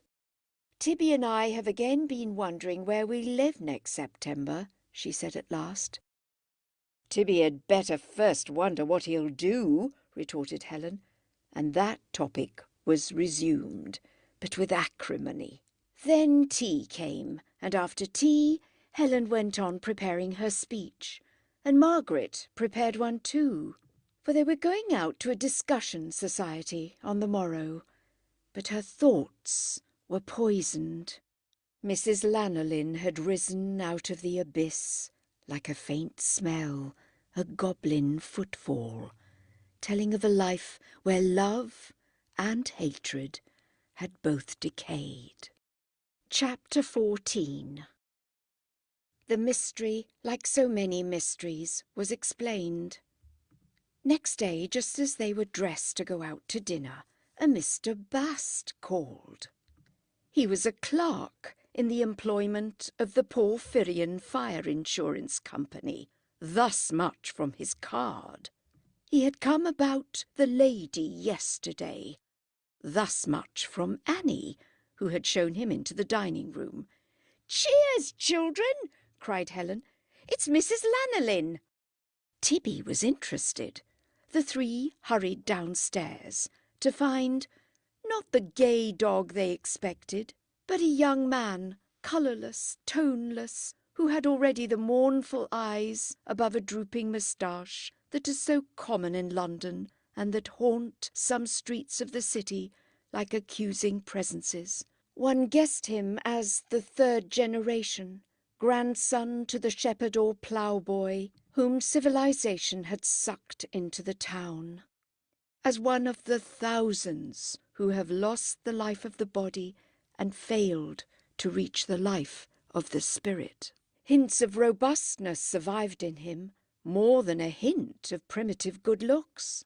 And Margaret, noting the spine that might have been straight and the chest that might have broadened, wondered whether it paid to give up the glory of the animal for a tailcoat and a couple of ideas. Culture had worked in her own case, but during the last few weeks she had doubted whether it humanized the majority. So wide and so widening is the gulf that stretches between the natural and the philosophic man. So many the good chaps who were wrecked in trying to cross it. She knew this type very well. The vague aspirations, the mental dishonesty, the familiarity with the outsides of books. She knew the very tones in which he would address her. She was only unprepared for an example of her own visiting card. "You wouldn't remember giving me this, Miss Schlegel?" said he, uneasily familiar. "No, I can't say I do." "Well, that was how it happened, you see." "Where did we meet, Mr. Bast? For the minute I don't remember." "It was a concert at the Queen's Hall. I think you will recollect," he added pretentiously, "when I tell you that it included a performance of the Fifth Symphony of Beethoven." "We hear the Fifth practically every time it's done, so I'm not sure. Do you remember, Helen? Was it the time the sandy cat walked round the balustrade?" He thought not. "Then I don't remember. That's the only Beethoven I ever remember specially." "And you, if I may say so, took away my umbrella, inadvertently, of course." "Likely enough," Helen laughed, "for I steal umbrellas even oftener than I hear Beethoven. Did you get it back?" "Yes, thank you, Miss Schlegel." "The mistake arose out of my card, did it?" interposed Margaret. "Yes, the mistake arose. It was a mistake." "The lady who called here yesterday thought that you were calling too, and that she could find you," she continued, pushing him forward, for though he had promised an explanation, he seemed unable to give one. "That is so. Calling, too, a mistake." "Then why—" began Helen, but Margaret laid a hand on her arm. "I said to my wife," he continued more rapidly, "I said to Mrs. Bast, I have to pay a call on some friends. And Mrs. Bast said to me, do go. While I was gone, however, she wanted me on important business and thought I had come here owing to the card, and so came after me, and I begged to tender my apologies, and hers as well, for any inconvenience we may have inadvertently caused you." "No inconvenience," said Helen, "but I still don't understand." An air of evasion characterized Mr. Bast. He explained again, but was obviously lying, and Helen didn't see why he should get off. She had the cruelty of youth.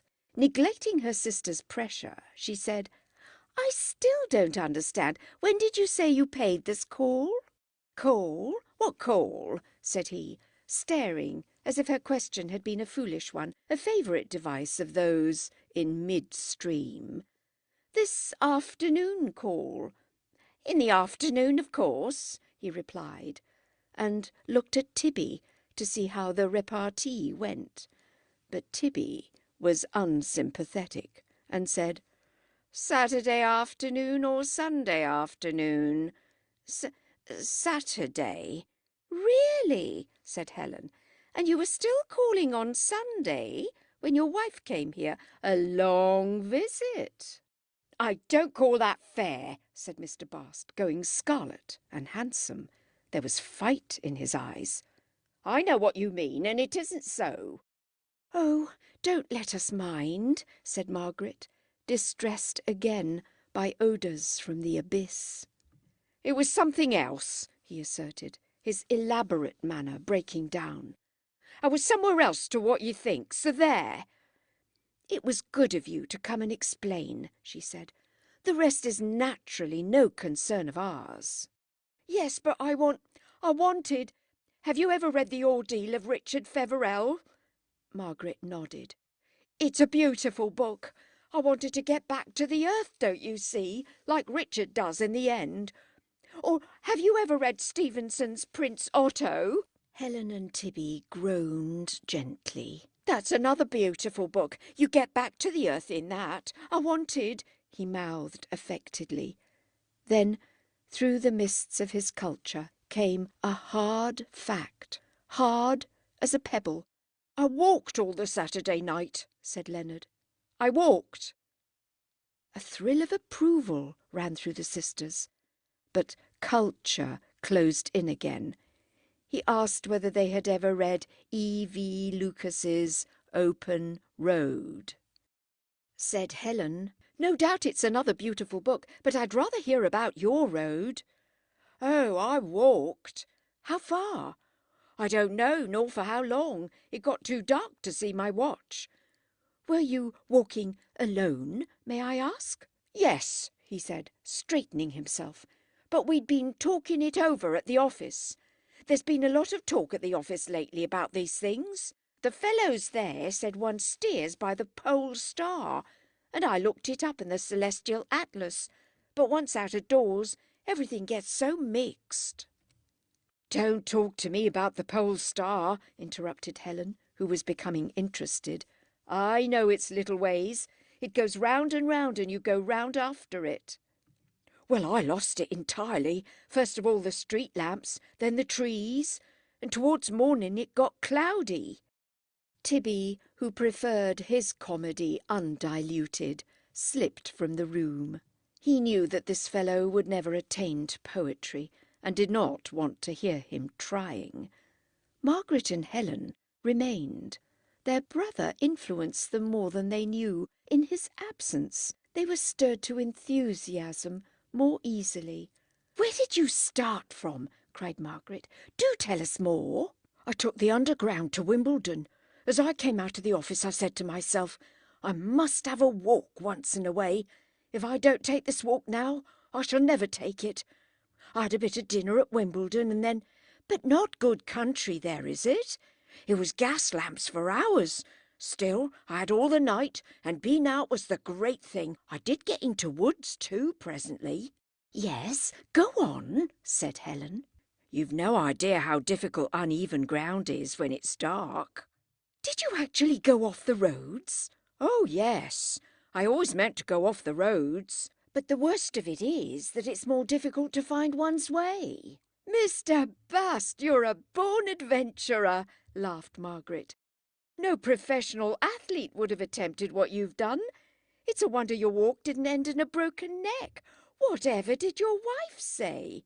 Professional athletes never move without lanterns and compasses, said Helen. Besides, they can't walk. It tires them. Go on. I felt like RLS. You probably remember how in Virginie Bus.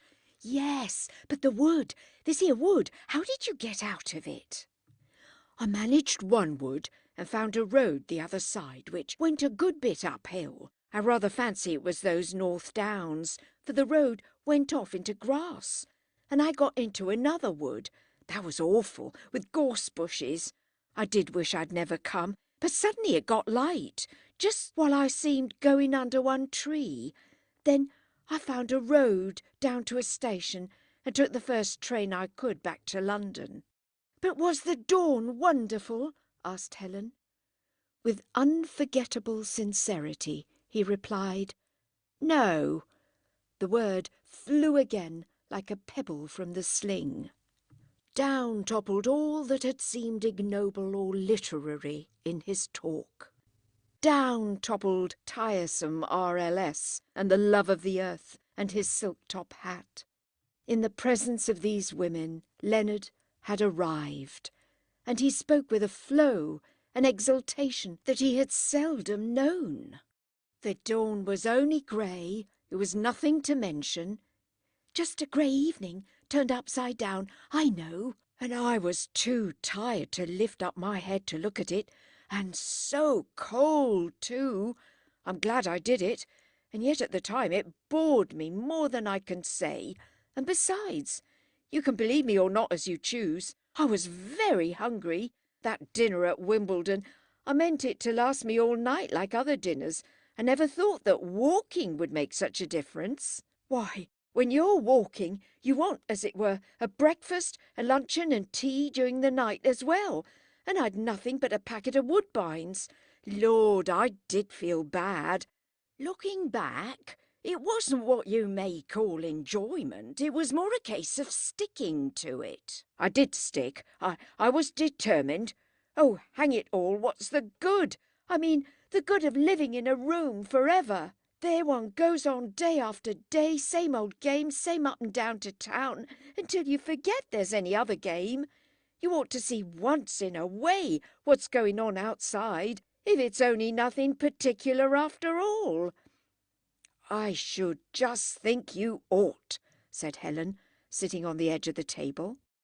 The sound of a lady's voice recalled him from sincerity, and he said, Curious it should all come about from reading something of Richard Jefferies. Excuse me, Mr. Bast, but you're wrong there. It didn't. It came from something far greater. But she could not stop him. Borrow was imminent after Jefferies. Borrow, Thoreau, and Sorrow. RLS brought up the rear, and the outburst ended in a swamp of books. No disrespect to these great names. The fault is ours, not theirs. They mean us to use them for signposts, and are not to blame if, in our weakness, we mistake the signpost for the destination. And Leonard had reached the destination. He had visited the county of Surrey when darkness covered its amenities, and its cosy villas had re-entered ancient night. Every 12 hours this miracle happens, but he had troubled to go and see for himself.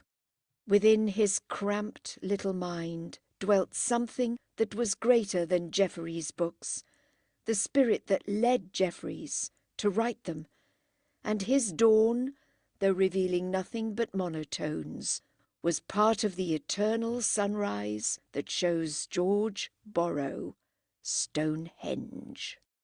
"Then you don't think I was foolish?" he asked, becoming again the naive and sweet-tempered boy for whom nature intended him. "Heavens, no!" replied Margaret.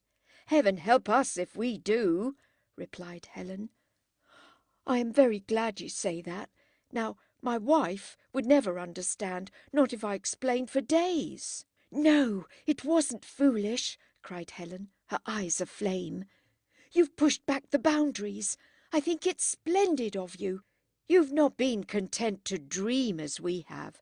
Though we have walked too. I must show you a picture upstairs." Here the doorbell rang. The hansom had come to take them to their evening party. "Oh, bother, not to say dash! I had forgotten we were dining out, but do come round again and have a talk." "Yes, you must, do," echoed Margaret. Leonard, with extreme sentiment, replied, "No, I shall not. It's better like this." "Why better?" asked Margaret. "No, it is better not to risk a second interview. I shall always look back on this talk with you as one of the finest things in my life. Really, I mean this. We can never repeat. It has done me real good, and there we had better leave it." "That's rather a sad view of life, surely. Things so often get spoiled." "I know," flashed Helen, "but people don't." He could not understand this. He continued in a vein which mingled true imagination and false. What he said wasn't wrong, but it wasn't right, and a false note jarred. One little twist, they felt, and the instrument might be in tune. One little strain, and it might be silent for ever. He thanked the ladies very much, but he would not call again. There was a moment's awkwardness, and then Helen said, "Go then, perhaps you know best, but never forget you're better than Jefferies." And he went. Their hansom caught him up at the corner, passed with a waving of hands, and vanished with its accomplished load into the evening. London was beginning to illuminate herself against the night. Electric lights sizzled and jagged in the main thoroughfares. Gas lamps in the side streets glimmered a canary gold or green. The sky was a crimson battlefield of spring, but London was not afraid. Her smoke mitigated the splendour, and the clouds down Oxford Street were a delicately painted ceiling which adorned while it did not distract. She had never known the clear-cut armies of the purer air. Leonard hurried through her tinted wonders, very much part of the picture. His was a grey life, and to brighten it he had ruled off a few corners for romance. The Miss Schlegels, or to speak more accurately, his interview with them, were to fill such a corner, nor was it by any means the first time that he had talked intimately to strangers. The habit was analogous to a debauch, an outlet, though the worst of outlets for instincts that would not be denied. Terrifying him, it would beat down his suspicions and prudence until he was confiding secrets to people whom he had scarcely seen. It brought him many fears and some pleasant memories. Perhaps the keenest happiness he had ever known was during a railway journey to Cambridge, where a decent-mannered undergraduate had spoken to him. They had got into conversation, and gradually Leonard flung reticence aside, told some of his domestic troubles, and hinted at the rest. The undergraduate, supposing they could start a friendship, asked him to coffee after hall, which he accepted, but afterwards grew shy and took care not to stir from the commercial hotel where he lodged. He did not want romance to collide with the Porphyrion, still less with Jackie, and people with fuller, happier lives are slow to understand this. To the Schlegels, as to the undergraduate, he was an interesting creature of whom they wanted to see more. But they, to him, were denizens of romance, who must keep to the corner he had assigned them, pictures that must not walk out of their frames. His behaviour over Margaret's visiting card had been typical. His had scarcely been a tragic marriage. Where there is no money and no inclination to violence, tragedy cannot be generated. He could not leave his wife, and he did not want to hit her. Petulance and squalor were enough. Here that card had come in. Leonard, though furtive, was untidy, and left it lying about. Jackie found it, and then began, "What's that card, eh?" "Yes, don't you wish you knew what that card was?" "Len, who's Miss Schlegel?" etc. Months passed, and the card, now as a joke, now as a grievance, was handed about, getting dirtier and dirtier. It followed them when they moved from Camellia Road to Tulse Hill. It was submitted to third parties. A few inches of pasteboard, it became the battlefield on which the souls of Leonard and his wife contended. Why did he not say, "A lady took my umbrella, another gave me this that I might call for my umbrella"? Because Jackie would have disbelieved him? Partly, but chiefly, because he was sentimental. No affection gathered round the card, but it symbolized the life of culture that Jackie should never spoil. At night he would say to himself, "Well, at all events she doesn't know about that card. Yah, done her there." Poor Jackie, she was not a bad sort, and had a great deal to bear. She drew her own conclusion. She was only capable of drawing one conclusion, and in the fullness of time she acted upon it. All the Friday Leonard had refused to speak to her, and had spent the evening observing the stars. On the Saturday he went up as usual to town, but he came not back Saturday night, nor Sunday morning, nor Sunday afternoon. The inconvenience grew intolerable, and though she was now of a retiring habit and shy of women, she went up to Wickham Place. Leonard returned in her absence. The card, the fatal card, was gone from the pages of Ruskin, and he guessed what had happened. "Well," he had exclaimed, greeting her with peals of laughter, "I know where you've been, but you don't know where I've been." Jackie sighed, said, "Len, I do think you might explain," and resumed domesticity. Explanations were difficult at this stage, and Leonard was too silly, or it is tempting to write, too sound a chap to attempt them. His reticence was not entirely the shoddy article that a business life promotes, the reticence that pretends that nothing is something and hides behind the Daily Telegraph. The adventurer also is reticent, and it is an adventure for a clerk to walk for a few hours in darkness. You may laugh at him, you who have slept nights out on the veldt with your rifle beside you and all the atmosphere of adventure pat. And you also may laugh who think adventures silly. But do not be surprised if Leonard is shy whenever he meets you, and if the Schlegels, rather than Jackie, hear about the dawn. That the Schlegels had not thought him foolish became a permanent joy. He was at his best when he thought of them. It buoyed him as he journeyed home beneath fading heavens. Somehow the barriers of wealth had fallen, and there had been, he could not phrase it, a general assertion of the wonder of the world.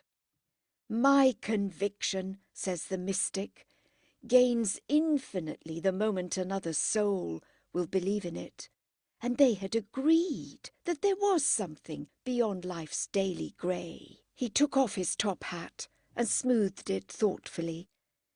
He had hitherto supposed the unknown to be books, literature, clever conversation, culture. One raised oneself by study and got upsides with the world. But in that quick interchange, a new light dawned. Was that something walking in the dark among the suburban hills? He discovered that he was going bareheaded down Regent Street. London came back with a rush. Few were about at this hour, but all whom he passed looked at him with a hostility that was the more impressive because it was unconscious. He put his hat on. It was too big. His head disappeared like a pudding into a basin, the ears bending outwards at the touch of the curly brim. He wore it a little backwards, and its effect was greatly to elongate the face, and to bring out the distance between the eyes and the moustache. Thus equipped, he escaped criticism. No one felt uneasy as he tit-tapped along the pavements, the heart of a man ticking fast in his chest. Chapter 15.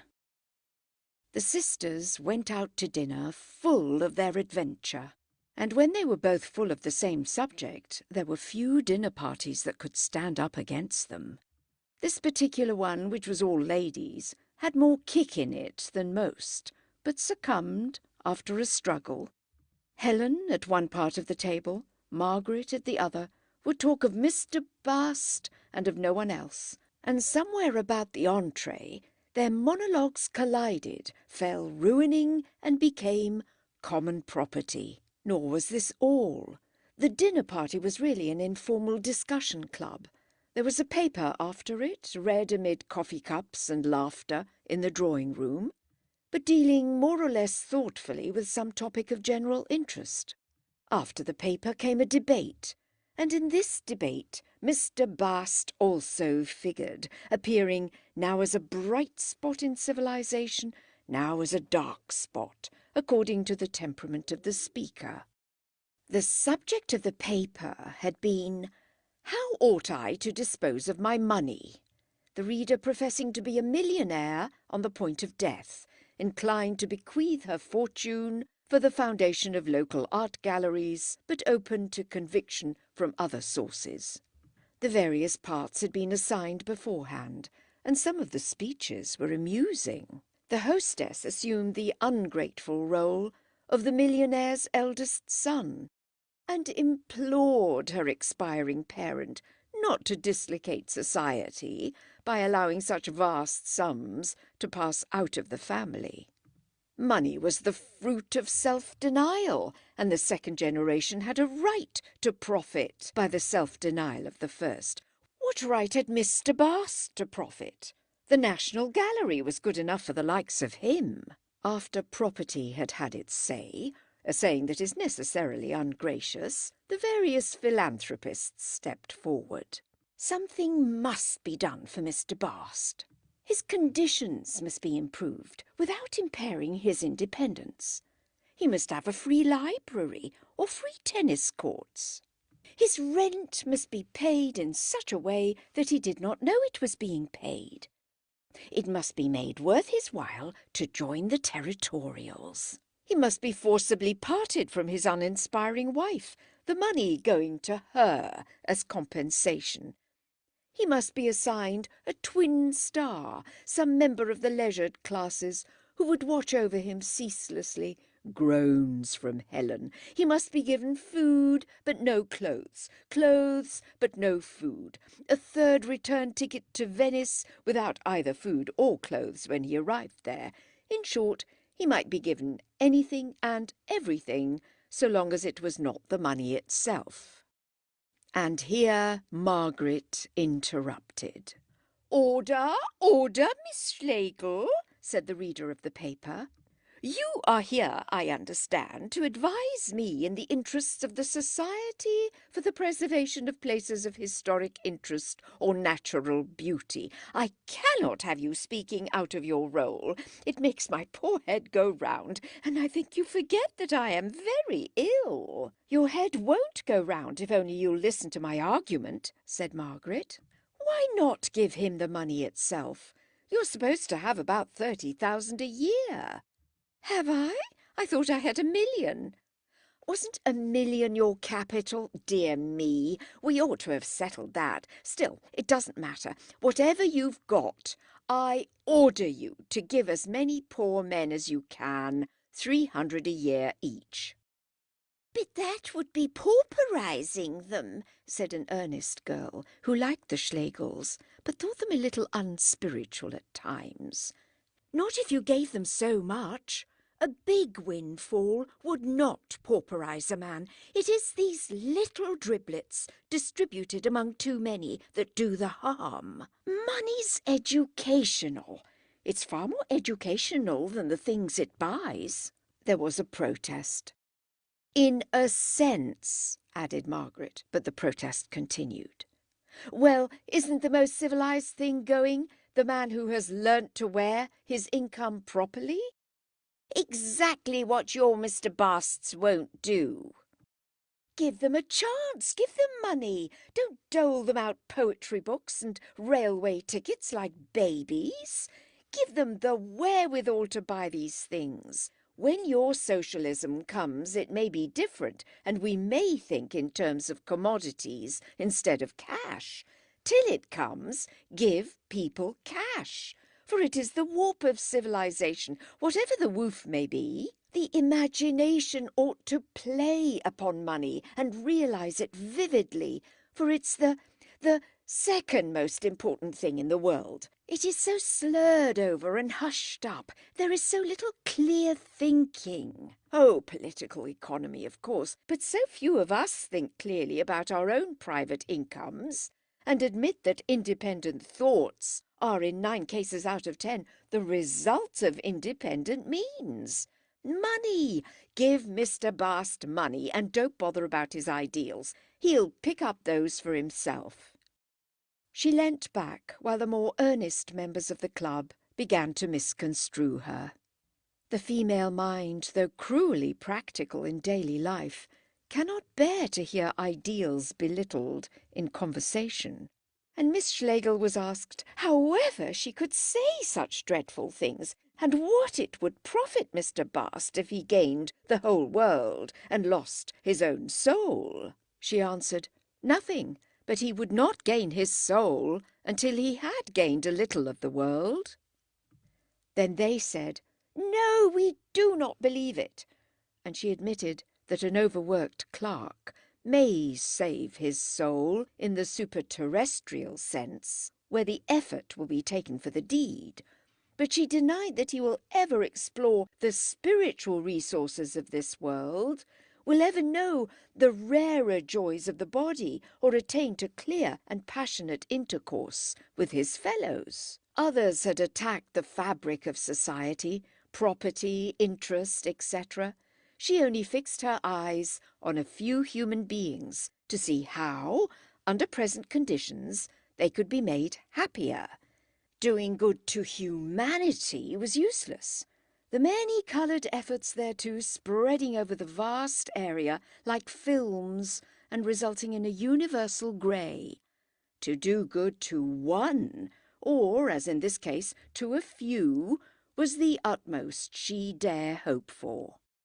Between the idealists and the political economists, Margaret had a bad time. Disagreeing elsewhere, they agreed in disowning her and in keeping the administration of the millionaire's money in their own hands. The earnest girl brought forward a scheme of personal supervision and mutual help, the effect of which was to alter poor people until they became exactly like people who were not so poor. The hostess pertinently remarked that she, as eldest son, might surely rank among the millionaire's legatees. Margaret weakly admitted the claim, and another claim was at once set up by Helen, who declared that she had been the millionaire's housemaid for over 40 years, overfed and underpaid. Was nothing to be done for her, so corpulent and poor?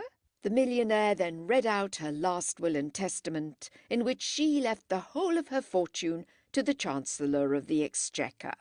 Then she died. The serious parts of the discussion had been of higher merit than the playful. In a man's debate is the reverse more general?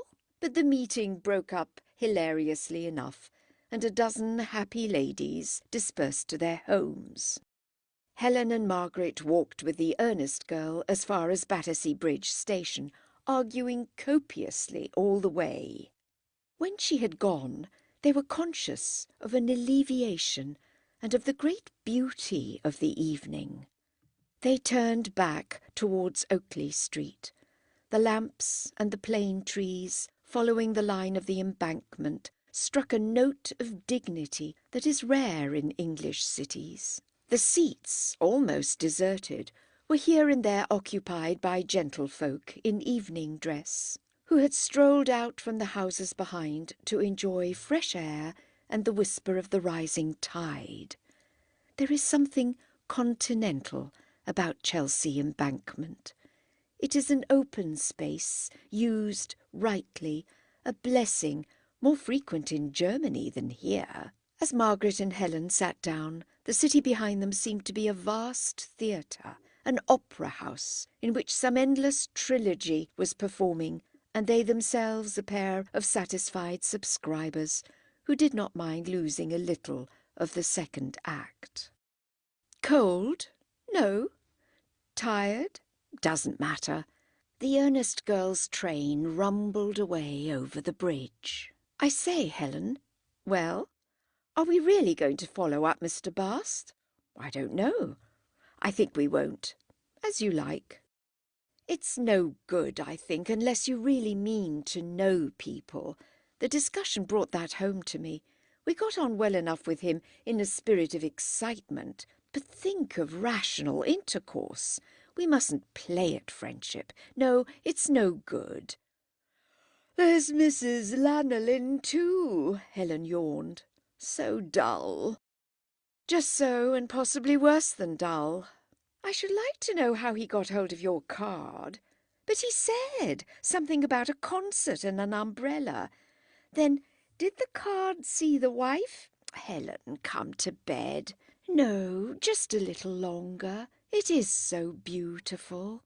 Tell me, Oh, yes. Did you say money is the warp of the world? Yes. Then what's the woof? Very much what one chooses, said Margaret. It's something that isn't money. One can't say more. Walking at night? Probably. For Tibby, Oxford? It seems so. For you? Now that we have to leave Wickham Place, I begin to think it's that. For Mrs. Wilcox, it was certainly Howard's End. One's own name will carry immense distances. Mr. Wilcox, who was sitting with friends many seats away, heard this, rose to his feet, and strolled along towards the speakers. It is sad to suppose that places may ever be more important than people, continued Margaret. Why, Meg, they're so much nicer generally. I'd rather think of that Forster's house in Pomerania than of the fat Herr Forstmeister who lived in it. I believe we shall come to care about people less and less, Helen. The more people one knows, the easier it becomes to replace them. It's one of the curses of London. I quite expect to end my life caring most for a place. Here Mr. Wilcox reached them. It was several weeks since they had met. "How do you do?" he cried. "I thought I recognized your voices. Whatever are you both doing down here?" His tones were protective. He implied that one ought not to sit out on Chelsea Embankment without a male escort. Helen resented this, but Margaret accepted it as part of the good man's equipment. "What an age it is since I've seen you, Mr. Wilcox. I met Evie in the tube, though, lately. I hope you have good news of your son." "Paul," said Mr. Wilcox, extinguishing his cigarette and sitting down between them. "Oh, Paul's all right. We had a line from Madeira. He'll be at work again by now." "Ugh," said Helen, shuddering from complex causes. "I beg your pardon? Isn't the climate of Nigeria too horrible?" "Someone's got to go," he said simply.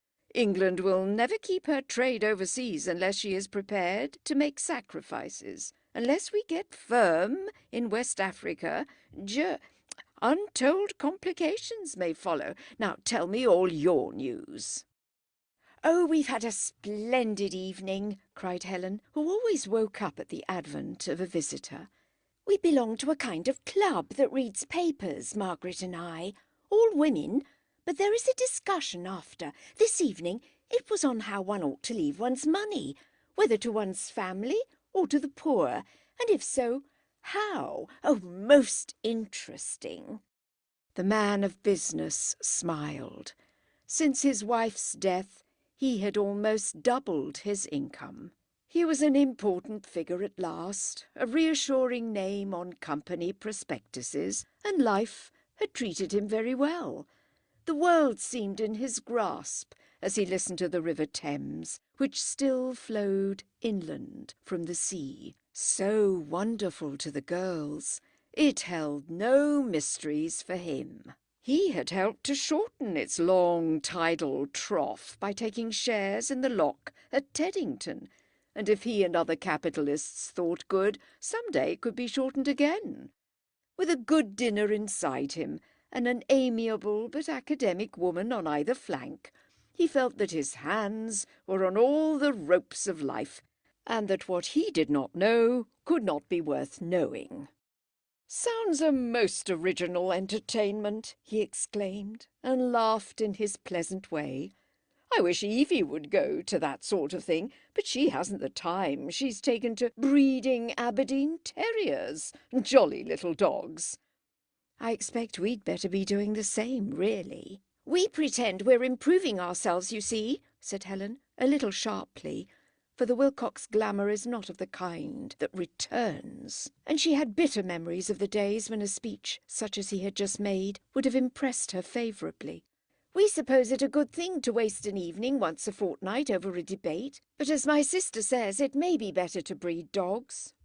"Not at all. I don't agree with your sister. There's nothing like a debate to teach one quickness. I often wish I had gone in for them when I was a youngster. It would have helped me no end." "Quickness?" Yes, quickness in argument. Time after time I've missed scoring a point because the other man has had the gift of the gab and I haven't. Oh, I believe in these discussions. The patronising tone, thought Margaret, came well enough from a man who was old enough to be their father. She had always maintained that Mr. Wilcox had a charm. In times of sorrow or emotion his inadequacy had pained her, but it was pleasant to listen to him now, and to watch his thick brown moustache and high forehead confronting the stars. But Helen was nettled. The aim of their debates, she implied, was truth. Oh, yes, it doesn't much matter what subject you take, said he. Margaret laughed and said, But this is going to be far better than the debate itself. Helen recovered herself and laughed too. No, I won't go on, she declared. I'll just put our special case to Mr. Wilcox. About Mr. Bast? Yes, do. He'll be more lenient to a special case. But, Mr. Wilcox, do first light another cigarette. It's this. We've just come across a young fellow who's evidently very poor and who seems interested. What's his profession? Clerk. What in? Do you remember, Margaret? Porphyrion Fire Insurance Company. Oh, yes, the nice people who gave Aunt Julie a new hearthrug. He seems interesting, in some ways very, and one wishes one could help him. He's married to a wife whom he doesn't seem to care for much. He likes books and what one may roughly call adventure. And if he had a chance... But he is so poor. He lives a life where all the money is apt to go on nonsense and clothes. One is so afraid that circumstances will be too strong for him and that he will sink. Well, he got mixed up in our debate. He wasn't the subject of it, but it seemed to bear on his point. Suppose a millionaire died and desired to leave money to help such a man. How should he be helped? Should he be given £300 a year direct, which was Margaret's plan? Most of them thought this would pauperise him. Should he and those like him be given free libraries? I said no. He doesn't want more books to read, but to read books rightly. My suggestion was he should be given something every year towards a summer holiday. But then there is his wife, and they said she would have to go too. Nothing seemed quite right. Now, what do you think? Imagine that you were a millionaire and wanted to help the poor. What would you do? Mr. Wilcox, whose fortune was not so very far below the standard indicated, laughed exuberantly. My dear Miss Schlegel, I will not rush in where your sex has been unable to tread. I will not add another plan to the numerous excellent ones that have been already suggested. My only contribution is this.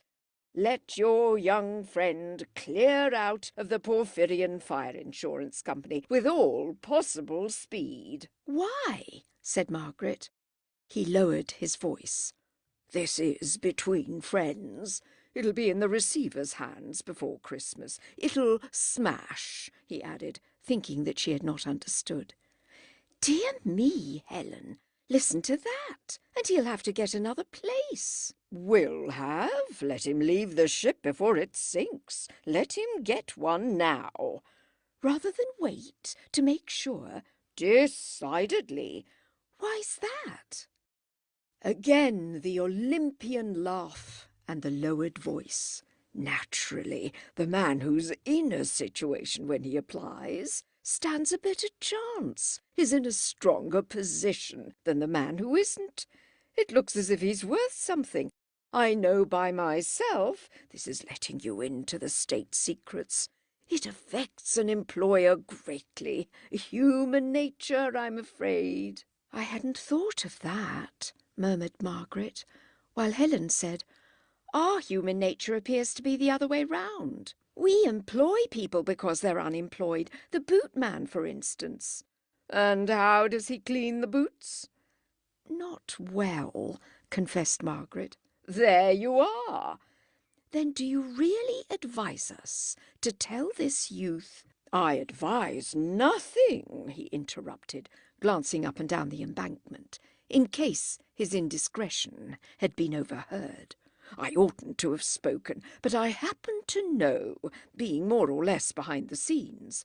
The Porphyrion's a bad, bad concern. Now don't say I said so. It's outside the tariff ring."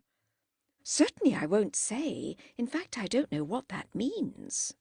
"I thought an insurance company never smashed," was Helen's contribution.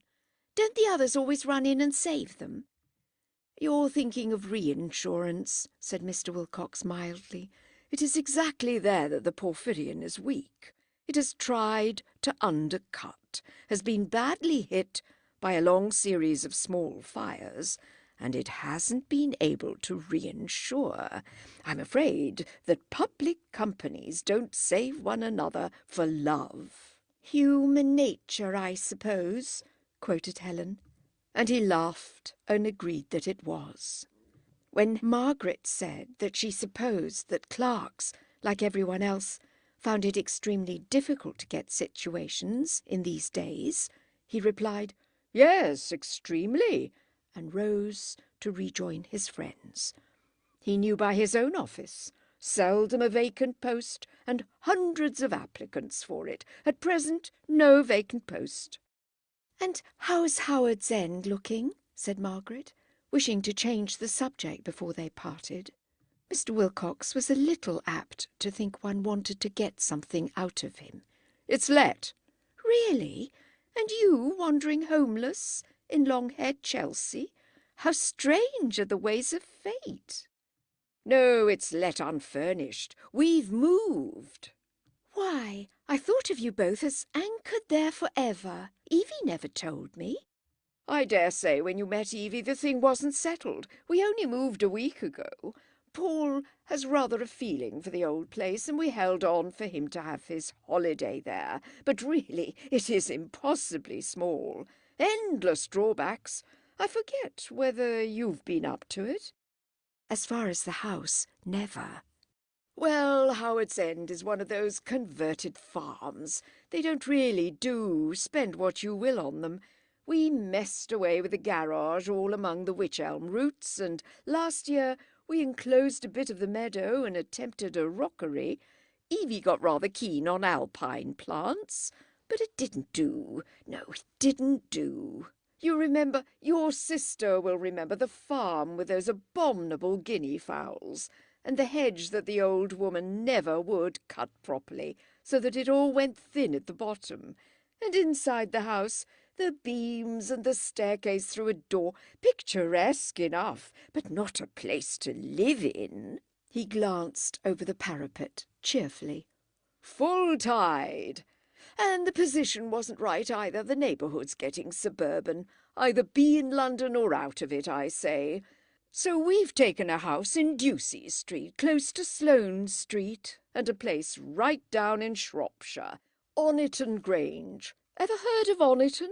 Do come and see us, right away from everywhere, up towards Wales." "What a change!" said Margaret, but the change was in her own voice, which had become most sad. "I can't imagine Howard's End or Hilton without you." "Hilton isn't without us," he replied. "Charles is there still." "Still?" said Margaret, who had not kept up with the Charleses. "But I thought he was still at Epsom. They were furnishing that Christmas, one Christmas. How everything alters. I used to admire Mrs. Charles from our windows very often. Wasn't it Epsom?" "Yes, but they moved 18 months ago.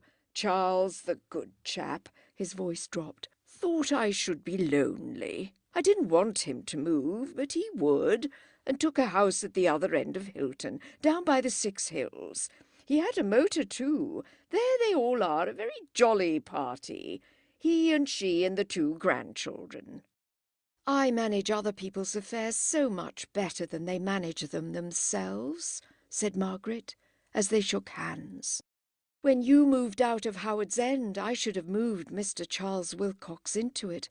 I should have kept so remarkable a place in the family."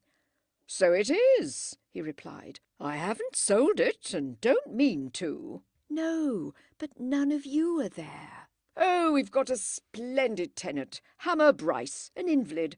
If Charles ever wanted it, but he won't. Dolly is so dependent on modern conveniences. No, we have all decided against Howard's End. We like it in a way, but now we feel that it is neither one thing nor the other. One must have one thing or the other." And some people are lucky enough to have both.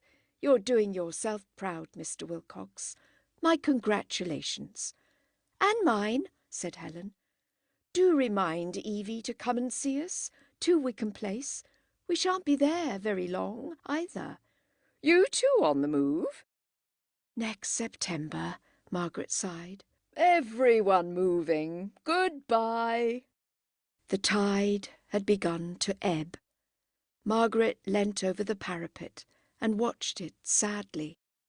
Mr. Wilcox had forgotten his wife, Helen, her lover.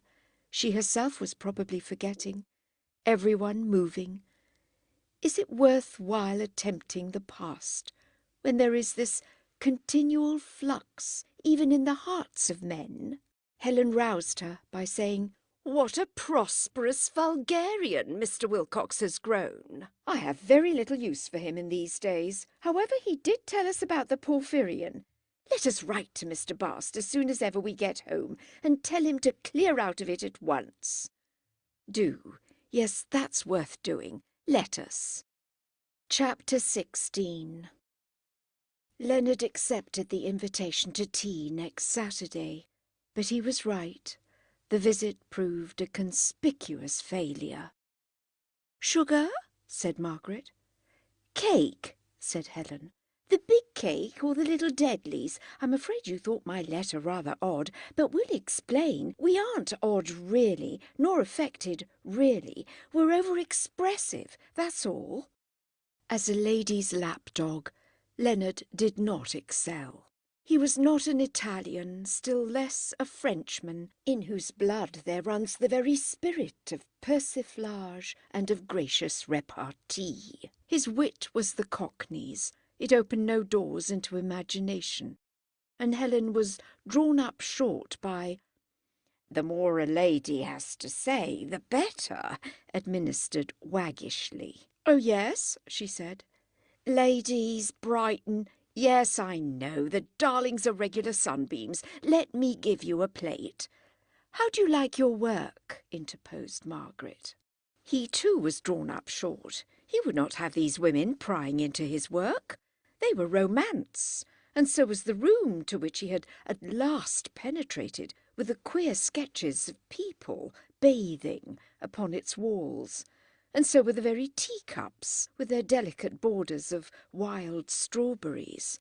But he would not let romance interfere with his life.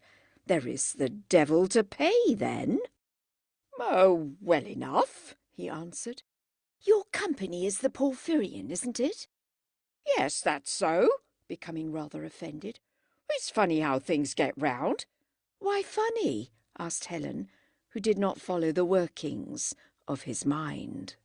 "It was written as large as life on your card." "And considering we wrote to you there, and that you replied on the stamped paper—" "Would you call the Porphyrion one of the big insurance companies?" pursued Margaret. "It depends on what you call big." "I mean by big a solid, well-established concern that offers a reasonably good career to its employees." "I couldn't say. Some would tell you one thing and others another," said the employee uneasily. "For my own part," he shook his head, "I only believe half I hear. Not that even, it's safer." "Those clever ones come to the worst grief, I've often noticed. Ah, you can't be too careful." He drank and wiped his moustache, which was going to be one of those moustaches that always droop into teacups. More bother than they're worth, surely, and not fashionable either. I quite agree, and that's why I was curious to know, is it a solid, well-established concern? Leonard had no idea. He understood his own corner of the machine, but nothing beyond it. He desired to confess neither knowledge nor ignorance, and under these circumstances another motion of the head seemed safest. To him, as to the British public, the Porphyrion was the Porphyrion of the advertisement, a giant in the classical style, but draped sufficiently, who held in one hand a burning torch and pointed with the other to St. Paul's and Windsor Castle. A large sum of money was inscribed below, and you drew your own conclusions. This giant caused Leonard to do arithmetic and write letters, to explain the regulations to new clients and re-explain them to old ones. A giant was of an impulsive morality, one knew that much. He would pay for Mrs. Month's hearthrug with ostentatious haste. A large claim he would repudiate quietly and fight court by court. But his true fighting weight, his antecedents, his amours with other members of the commercial pantheon, all these were as uncertain to ordinary mortals as were the escapades of Zeus. While the gods are powerful, we learn little about them. It is only in the days of their decadence that a strong light beats into heaven. "We were told the Porphyrions no go," blurted Helen. "We wanted to tell you, that's why we wrote." A friend of ours did think that it is insufficiently reinsured, said Margaret. Now Leonard had his clue. He must praise the Porphyrion. "You can tell your friend," he said, "that he's quite wrong." "Oh, good." The young man coloured a little. In his circle, to be wrong was fatal. The Miss Schlegels did not mind being wrong. They were genuinely glad that they had been misinformed. To them nothing was fatal, but evil. "Wrong, so to speak," he added. "How, so to speak?" "I mean, I wouldn't say he's right altogether." But this was a blunder. "Then he's right partly," said the elder woman, quick as lightning. Leonard replied that everyone was right partly, if it came to that.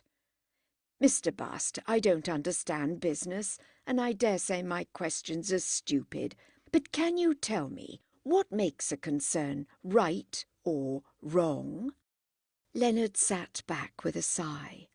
Our friend, who is also a businessman, was so positive. He said before Christmas and advised you to clear out of it, concluded Helen. "But I don't see why he should know better than you do." Leonard rubbed his hands. He was tempted to say that he knew nothing about the thing at all, but a commercial training was too strong for him. Nor could he say it was a bad thing, for this would be giving it away. Nor yet that it was good, for this would be giving it away equally. He attempted to suggest that it was something between the two, with vast possibilities in either direction, but broke down under the gaze of 4 sincere eyes. And yet he scarcely distinguished between the two sisters. One was more beautiful and more lively, but the Miss Schlegels still remained a composite Indian god, whose waving arms and contradictory speeches were the product of a single mind. "One can but see," he remarked, adding, "as Ibsen says, things happen." He was itching to talk about books and make the most of his romantic hour. Minute after minute slipped away, while the ladies, with imperfect skill, discussed the subject of reinsurance or praised their anonymous friend. Leonard grew annoyed, perhaps rightly. He made vague remarks about not being one of those who minded their affairs being talked over by others, but they did not take the hint. Men might have shown more tact.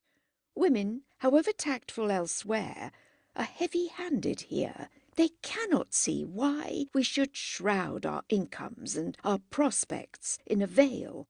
How much exactly have you, and how much do you expect to have next June? And these were women with a theory, who held that reticence about money matters is absurd, and that life would be truer if each would state the exact size of the golden island upon which he stands, the exact stretch of warp over which he throws the woof that is not money. How can we do justice to the pattern otherwise? And the precious minutes slipped away, and Jackie and squalor came nearer. At last he could bear it no longer, and broke in, reciting the names of books feverishly. There was a moment of piercing joy when Margaret said, "So you like Carlyle?" And then the door opened, and Mr. Wilcox, Miss Wilcox, entered, preceded by 2 prancing puppies. "Oh, the dears! Oh, Evie, how too impossibly sweet!" screamed Helen, falling on her hands and knees. "We brought the little fellows round," said Mr. Wilcox. "I bred 'em myself." "Oh, really, Mr. Bast, come and play with puppies." "I've got to be going now," said Leonard sourly. "But play with puppies a little first." "This is Ahab, that's Jezebel," said Evie, who was one of those who name animals after the less successful characters of Old Testament history. "I've got to be going." Helen was too much occupied with puppies to notice him. "Mr. Wilcox, must you be really? Goodbye." "Come again," said Helen from the floor. Then Leonard's gorge arose. Why should he come again? What was the good of it? He said roundly, "No, I shan't. I knew it would be a failure." Most people would have let him go. A little mistake. We tried knowing another class. Impossible. But the Schlegels had never played with life.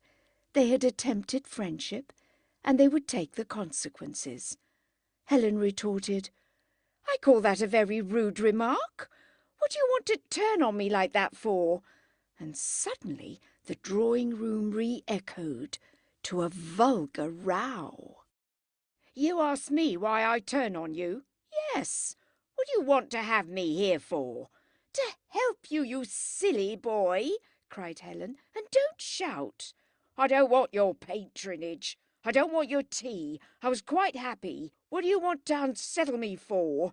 He turned to Mr. Wilcox. "I put it to this gentleman. I ask you, sir, am I to have my brain picked?" Mr. Wilcox turned to Margaret with the air of humorous strength that he could so well command. "Are we intruding, Miss Schlegel? Can we be of any use, or shall we go?"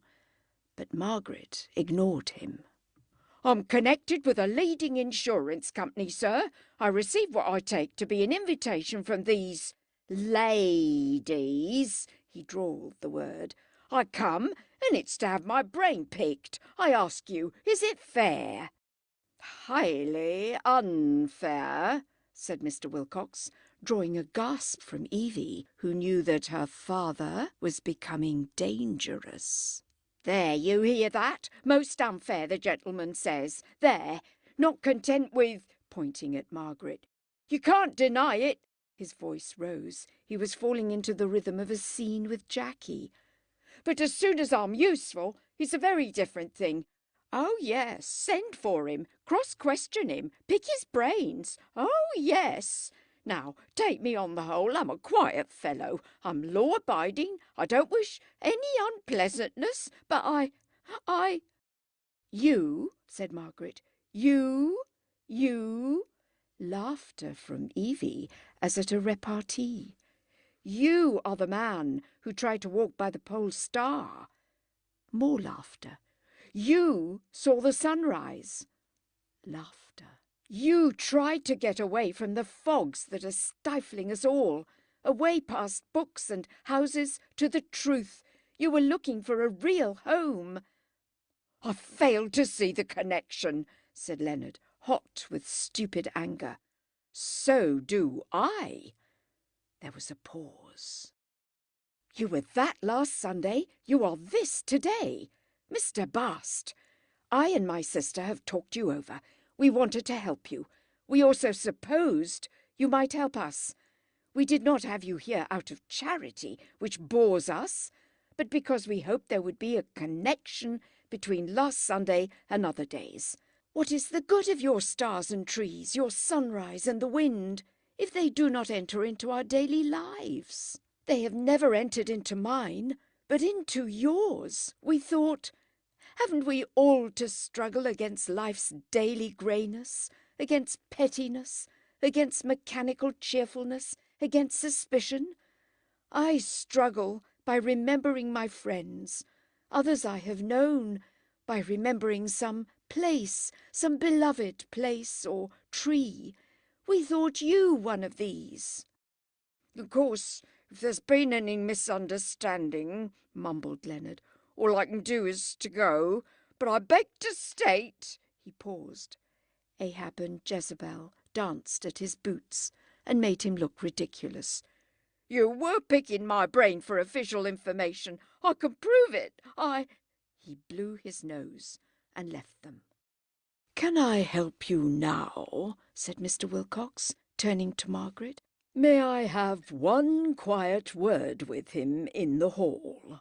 Helen, go after him. Do anything to make the noodle understand. Helen hesitated. But really, said their visitor, ought she to? At once she went.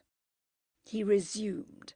I would have chimed in, but I felt that you could polish him off for yourselves. I didn't interfere. You were splendid, Miss Schlegel, absolutely splendid. You can take my word for it, but there are very few women who could have managed him. Oh, yes, said Margaret distractedly. Bowling him over with those long sentences was what fetched me, cried Evie. Yes, indeed, chuckled her father. All that part about mechanical cheerfulness, oh, fine. I'm very sorry, said Margaret, collecting herself. He's a nice creature, really. I cannot think what set him off. It has been most unpleasant for you. Oh, I didn't mind. Then he changed his mood. He asked if he might speak as an old friend, and permission given, said, Oughtn't you really to be more careful? Margaret laughed, though her thoughts still strayed after Helen. Do you realize that it's all your fault? She said. You're responsible. I? This is the young man whom we were to warn against the Porphyrion. We warn him, and look. Mr. Wilcox was annoyed. I hardly consider that a fair deduction, he said. Obviously unfair, said Margaret. I was only thinking how tangled things are. It's our fault mostly, neither yours nor his. Not his? No. Miss Schlegel, you are too kind. Yes, indeed, nodded Evie, a little contemptuously. You behave much too well to people, and then they impose on you.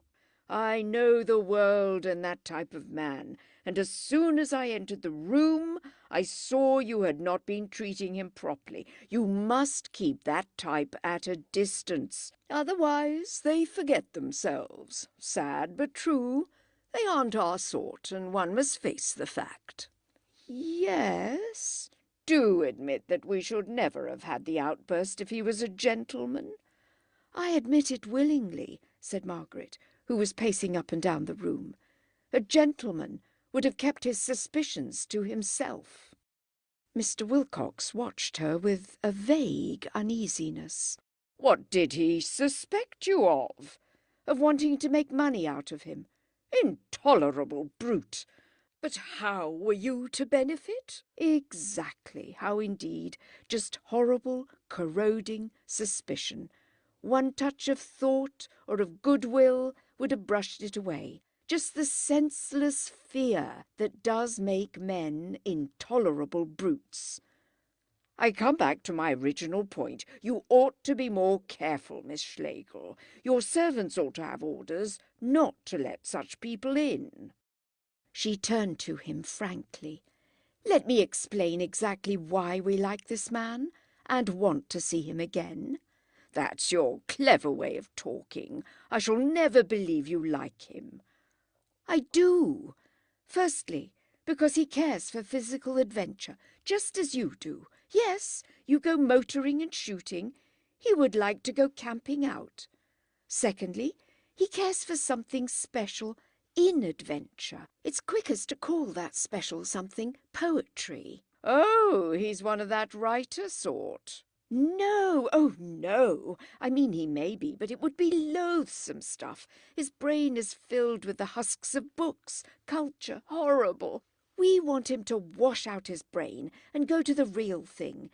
We want to show him how he may get upsides with life. As I said, either friends or the country, she hesitated, either some very dear person or some very dear place seems necessary to relieve life's daily grey, and to show that it is grey.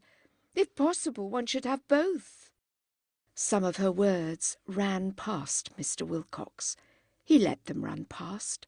Others he caught and criticised with admirable lucidity. "Your mistake is this, and it's a very common mistake. This young bounder has a life of his own. What right have you to conclude it is an unsuccessful life, or as you call it, grey? Because 1 minute you know nothing about him.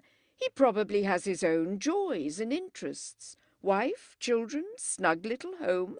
That's where we practical fellows," he smiled, "are more tolerant than you intellectuals. We live and let live, and assume that things are jogging on fairly well elsewhere, and that the ordinary plain man may be trusted to look after his own affairs. I quite grant. I look at the faces of the clerks in my own office and observe them to be dull, but I don't know what's going on beneath. So, by the way, with London.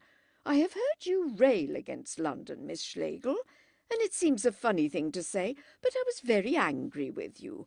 What do you know about London? You only see civilization from the outside. I don't say in your case, but in too many cases that attitude leads to morbidity, discontent, and socialism." She admitted the strength of his position, though it undermined imagination. As he spoke, some outposts of poetry, and perhaps of sympathy, fell ruining, and she retreated to what she called her second line, to the special facts of the case. "His wife is an old bore," she said simply. "He never came home last Saturday night because he wanted to be alone, and she thought he was with us." "With you?" "Yes," Evie tittered. "He hasn't got the cosy home that you assumed. He needs outside interests." "Naughty young man!" cried the girl. "Naughty," said Margaret, who hated naughtiness more than sin. "When you're married, Miss Wilcox, won't you want outside interests?"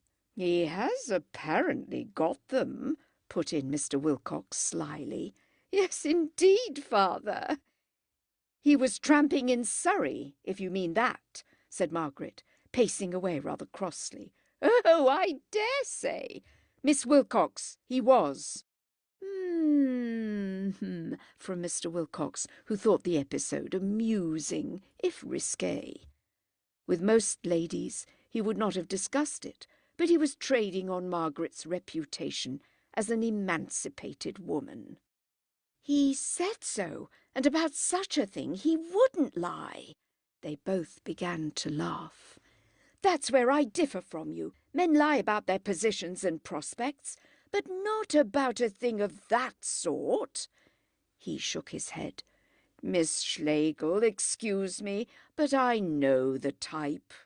"I said before, he isn't a type.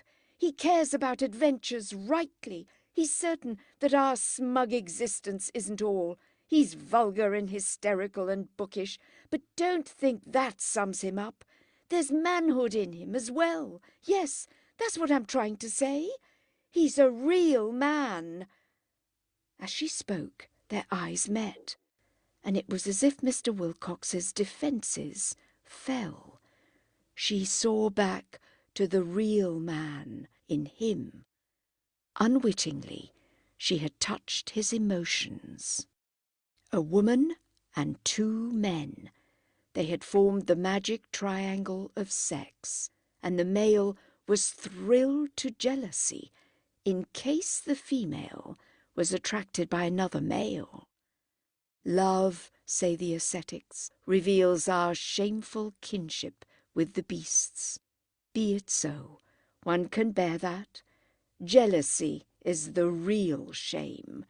It is jealousy, not love, that connects us with the farmyard intolerably, and calls up visions of two angry cocks and a complacent hen. Margaret crushed complacency down because she was civilized.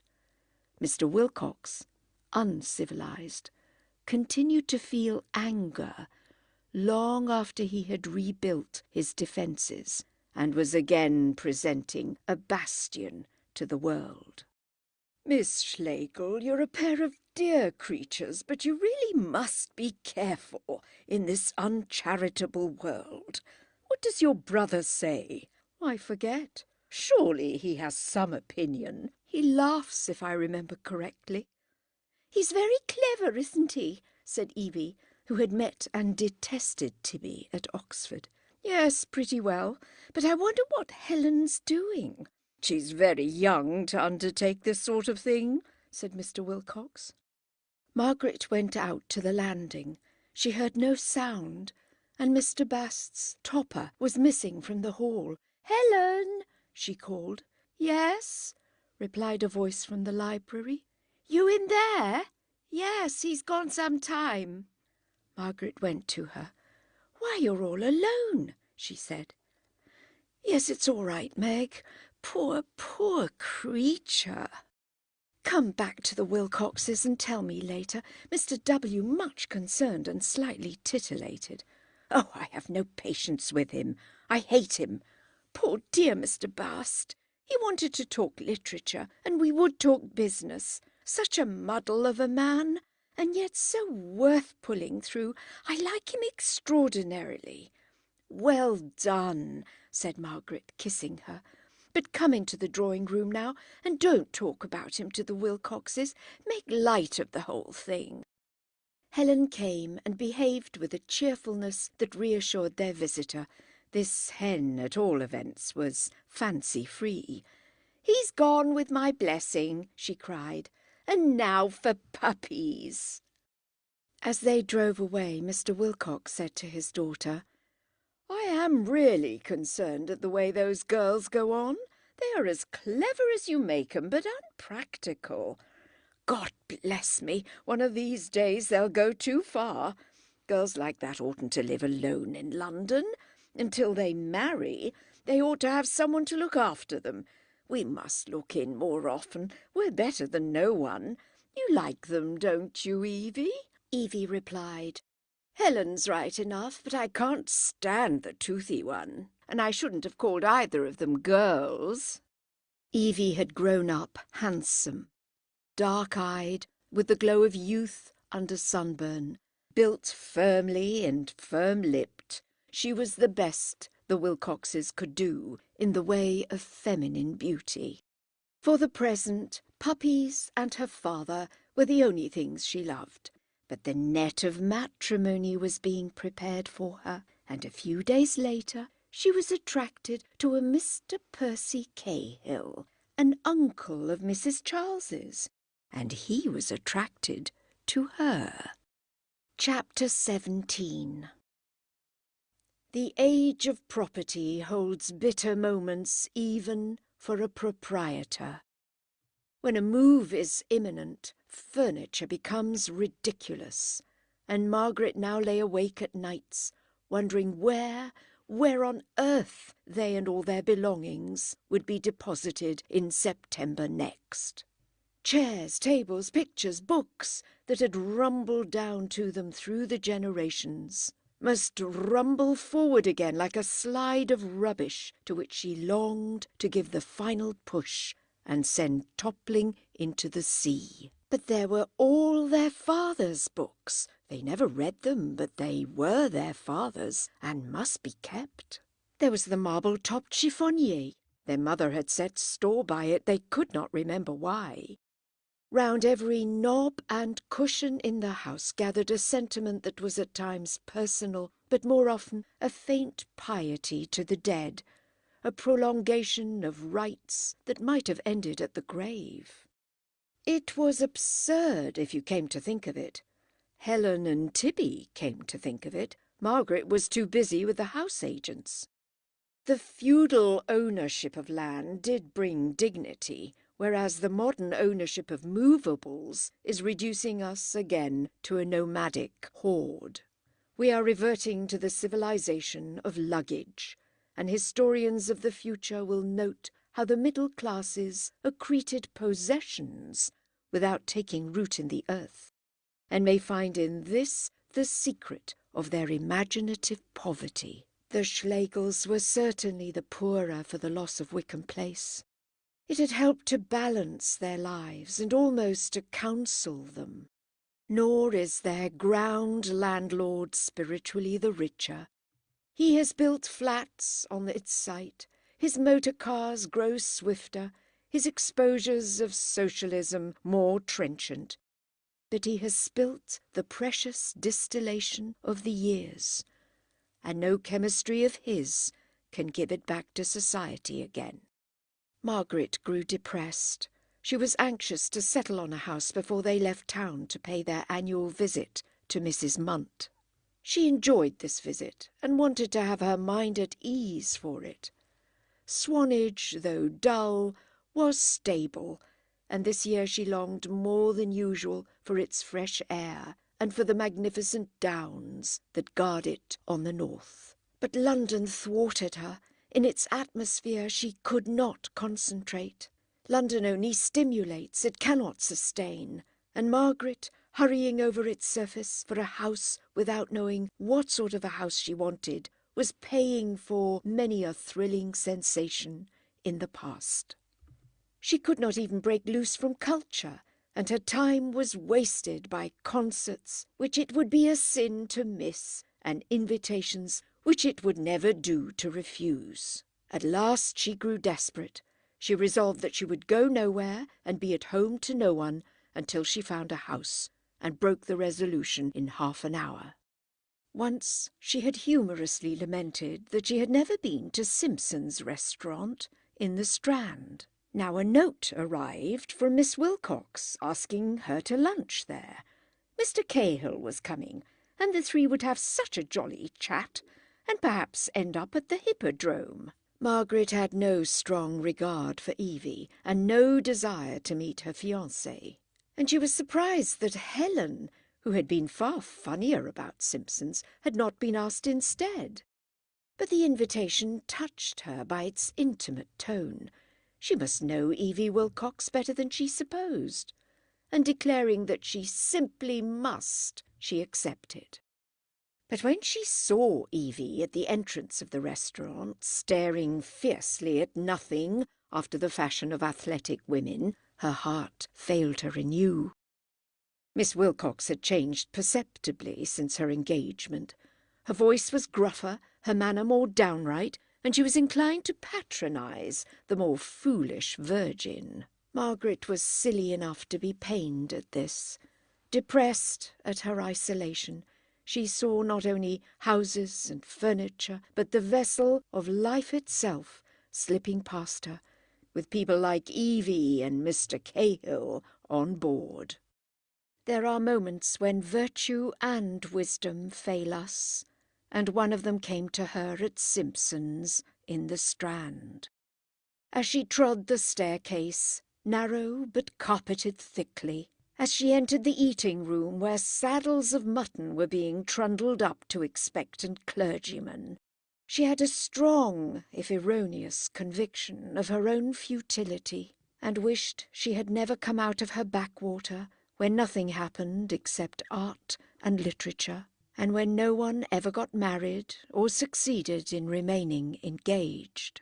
Then came a little surprise. Father might be of the party. Yes, father was. With a smile of pleasure, she moved forward to greet him, and her feeling of loneliness vanished. "I thought I'd get round if I could," said he. "Evie told me of her little plan, so I just slipped in and secured a table. Always secure a table first. Evie, don't pretend you want to sit by your old father, because you don't. Miss Schlegel, come in my side out of pity. My goodness, but you look tired. Been worrying round after your young clerks?" "No, after houses," said Margaret, edging past him into the box. "I'm hungry, not tired. I want to eat heaps." "That's good. What'll you have?" "Fish pie," said she, with a glance at the menu. "Fish pie? Fancy coming for fish pie to Simpson's. It's not a bit the thing to go for here." "Go for something for me, then," said Margaret, pulling off her gloves. Her spirits were rising, and his reference to Leonard Bast had warmed her curiously. "Saddle of mutton," said he, after profound reflection, "and cider to drink. That's the type of thing. I like this place for a joke once in a way. It is so thoroughly old English. Don't you agree?" "Yes," said Margaret, who didn't. The order was given, the joint rolled up, and the carver, under Mr. Wilcox's direction, cut the meat where it was succulent and piled their plates high. Mr. Cahill insisted on sirloin, but admitted that he had made a mistake later on. He and Evie soon fell into a conversation of the "No, I didn't," "Yes, you did," type conversation, which, though fascinating to those who are engaged in it, neither desires nor deserves the attention of others. "It's a golden rule to tip the carver. Tip everywhere's my motto." "Perhaps it does make life more human." "Then the fellows know one again, especially in the East. If you tip, they remember you from year's end to year's end." "Have you been in the East?" "Oh, Greece and the Levant. I used to go out for sport and business to Cyprus. Some military society of a sort there. A few piastres, properly distributed, help to keep one's memory green. But you, of course, think this shockingly cynical. How's your discussion society getting on? Any new utopias lately?" "No, I'm house-hunting, Mr. Wilcox, as I've already told you once. Do you know of any houses?" "Afraid I don't." "Well, what's the point of being practical if you can't find two distressed females a house? We merely want a small house with large rooms and plenty of them." "Evie, I like that. Miss Schlegel expects me to turn house agent for her." "What's that, father?" "I want a new home in September, and someone must find it. I can't." "Percy, do you know of anything?" "I can't say I do," said Mr. Cahill. "How like you! You're never any good." "Never any good? Just listen to her. Never any good? Oh, come." "Well, you aren't. Miss Schlegel, is he?" The torrent of their love, having splashed these drops at Margaret, swept away on its habitual course. She sympathised with it now, for a little comfort had restored her geniality. Speech and silence pleased her equally, and while Mr. Wilcox made some preliminary inquiries about cheese, her eyes surveyed the restaurant and aired its well-calculated tributes to the solidity of our past. Though no more old English than the works of Kipling, it had selected its reminiscences so adroitly that her criticism was lulled, and the guests whom it was nourishing for imperial purposes bore the outer semblance of Parson Adams or Tom Jones. Scraps of their talk jarred oddly on the ear. "Right you are. I'll cable out to Uganda this evening," came from the table behind. "Their emperor wants war. Well, let him have it," was the opinion of a clergyman. She smiled at such incongruities. "Next time," she said to Mr. Wilcox, "you shall come to lunch with me at Mr. Eustace Miles's." "With pleasure." "No, you'd hate it," she said, pushing her glass towards him for some more cider. "It's all proteins and bodybuildings, and people come up to you and beg your pardon, but you have such a beautiful aura." "Oh, what?" "Never heard of an aura? Oh, happy, happy man. I scrub at mine for hours. Nor of an astral plane?" He had heard of astral planes and censured them. "Just so. Luckily it was Helen's aura, not mine, and she had to chaperone it and do the politenesses. I just sat with my handkerchief in my mouth till the man went." "Funny experiences seem to come to you two girls. No one's ever asked me about my what-d'ye-call-it. Perhaps I've not got one." "You're bound to have one, but it may be such a terrible colour that no one dares mention it. Tell me, though, Miss Schlegel, do you really believe in the supernatural and all that?" "Too difficult a question." "Why's that? Gruyere or Stilton?" "Gruyere, please." Better have Stilton." "Stilton. Because though I don't believe in auras and think Theosophy's only a halfway house—" "Yet there may be something in it all the same," he concluded with a frown. "Not even that. It may be halfway in the wrong direction. I can't explain. I don't believe in all these fads, and yet I don't like saying that I don't believe in them." He seemed unsatisfied and said, "So you wouldn't give me your word that you don't hold with astral bodies and all the rest of it?" "I could," said Margaret, surprised that the point was of any importance to him. "Indeed I will. When I talked about scrubbing my aura, I was only trying to be funny. But why do you want this settled?" "I don't know." "Now, Mr. Wilcox, you do know." Yes, I am. "No, you're not," burst from the lovers opposite. Margaret was silent for a moment, and then changed the subject. "How's your house?"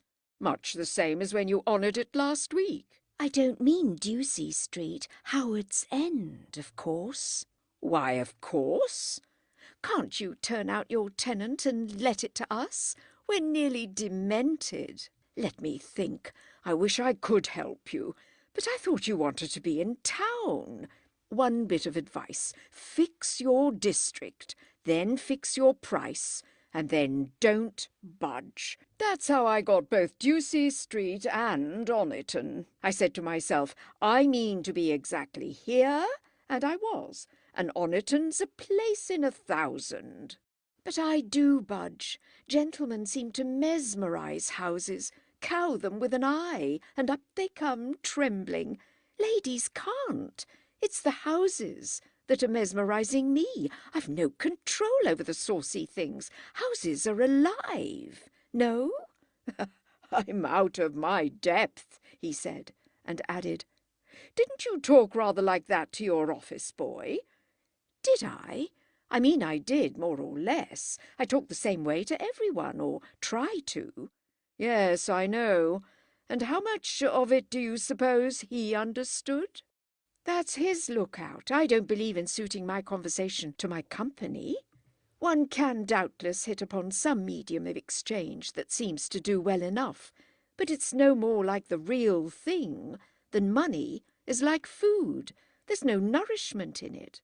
You pass it to the lower classes, and they pass it back to you, and this you call social intercourse or mutual endeavour, when it's mutual priggishness, if it's anything. Our friends at Chelsea don't see this. They say one ought to be at all costs intelligible, and sacrifice—" "Lower classes," interrupted Mr. Wilcox, as it were thrusting his hand into her speech.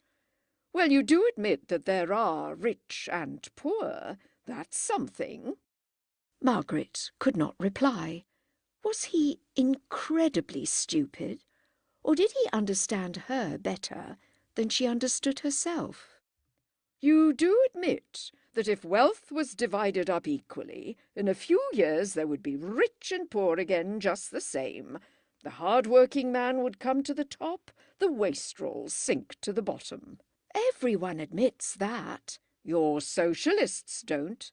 My socialists do. Yours mayn't. But I strongly suspect yours of being not socialists, but ninepins, which you have constructed for your own amusement. I can't imagine any living creature who would bowl over quite so easily. He would have resented this had she not been a woman. But women may say anything. It was one of his holiest beliefs. And he only retorted with a gay smile, "I don't care. You've made two damaging admissions, and I'm heartily with you in both." In time they finished lunch, and Margaret, who had excused herself from the hippodrome, took her leave. Evie had scarcely addressed her, and she suspected that the entertainment had been planned by the father. He and she were advancing out of their respective families towards a more intimate acquaintance. It had begun long ago. She had been his wife's friend, and as such he had given her that silver vinaigrette as a memento. It was pretty of him to have given that vinaigrette, and he had always preferred her to Helen, unlike most men. But the advance had been astonishing lately. They had done more in a week than in 2 years, and were really beginning to know each other. She did not forget his promise to sample Eustace Miles, and asked him as soon as she could secure Tibby as his chaperone. He came and partook of body-building dishes with humility. Next morning the Schlegels left for Swanage. They had not succeeded in finding a new home. Chapter 18. As they were seated at Aunt Julie's breakfast table at the Bays, parrying her excessive hospitality and enjoying the view of the bay, a letter came for Margaret and threw her into perturbation. It was from Mr. Wilcox. It announced an important change in his plans. Owing to Evie's marriage, he had decided to give up his house in Ducie Street and was willing to let it on a yearly tenancy. It was a business-like letter and stated frankly what he would do for them and what he would not do. Also, the rent. If they approved, Margaret was to come up at once. The words were underlined, as is necessary when dealing with women, and to go over the house with him. If they disapproved, a wire would oblige, as he should put it into the hands of an agent. The letter perturbed because she was not sure what it meant. If he liked her, if he had manoeuvred to get her to Simpson's, might this be a manoeuvre to get her to London, and result in an offer of marriage? She put it to herself as indelicately as possible, in the hope that her brain would cry, "Rubbish! You're a self-conscious fool." But her brain only tingled a little and was silent, and for a time she sat gazing at the mincing waves and wondering whether the news would seem strange to the others. As soon as she began speaking, the sound of her own voice reassured her. There could be nothing in it. The replies also were typical, and in the burr of conversation her fears vanished. "You needn't go, though," began her hostess. "I needn't, but hadn't I better? It's really getting rather serious. We let chance after chance slip, and the end of it is we shall be bundled out bag and baggage into the street. We don't know what we want. That's the mischief with us." "No, we have no real ties," said Helen, helping herself to toast. "Shan't I go up to town today, take the house if it's the least possible, and then come down by the afternoon train tomorrow and start enjoying myself? I shall be no fun to myself or to others until this business is off my mind." "But you won't do anything rash, Margaret?" "There's nothing rash to do." "Who are the Wilcoxes?" said Tibby, a question that sounds silly, but was really extremely subtle, as his aunt found to her cost when she tried to answer it. "I don't manage the Wilcoxes. I don't see where they come in." "No more do I," agreed Helen. "It's funny that we just don't lose sight of them. Out of all our hotel acquaintances, Mr. Wilcox is the only one who has stuck. It is now over 3 years, and we have drifted away from far more interesting people in that time." "Interesting people don't get one houses." "Meg, if you start in your honest English vein, I shall throw the treacle at you." "It's a better vein than the cosmopolitan," said Margaret, getting up. "Now, children, which is it to be? You know the Ducie Street house. Shall I say yes, or shall I say no? Tibby, love, which? I'm especially anxious to pin you both." "It all depends on what meaning you attach to the word possible." "It depends on nothing of the sort. Say yes." "Say no." Then Margaret spoke rather seriously. "I think," she said, "that our race is degenerating. We cannot settle even this little thing. What will it be like when we have to settle a big one?" "It will be as easy as eating," returned Helen. "I was thinking of father. How could he settle to leave Germany as he did, when he had fought for it as a young man, and all his feelings and friends were Prussian? How could he break loose with patriotism and begin aiming at something else? It would have killed me.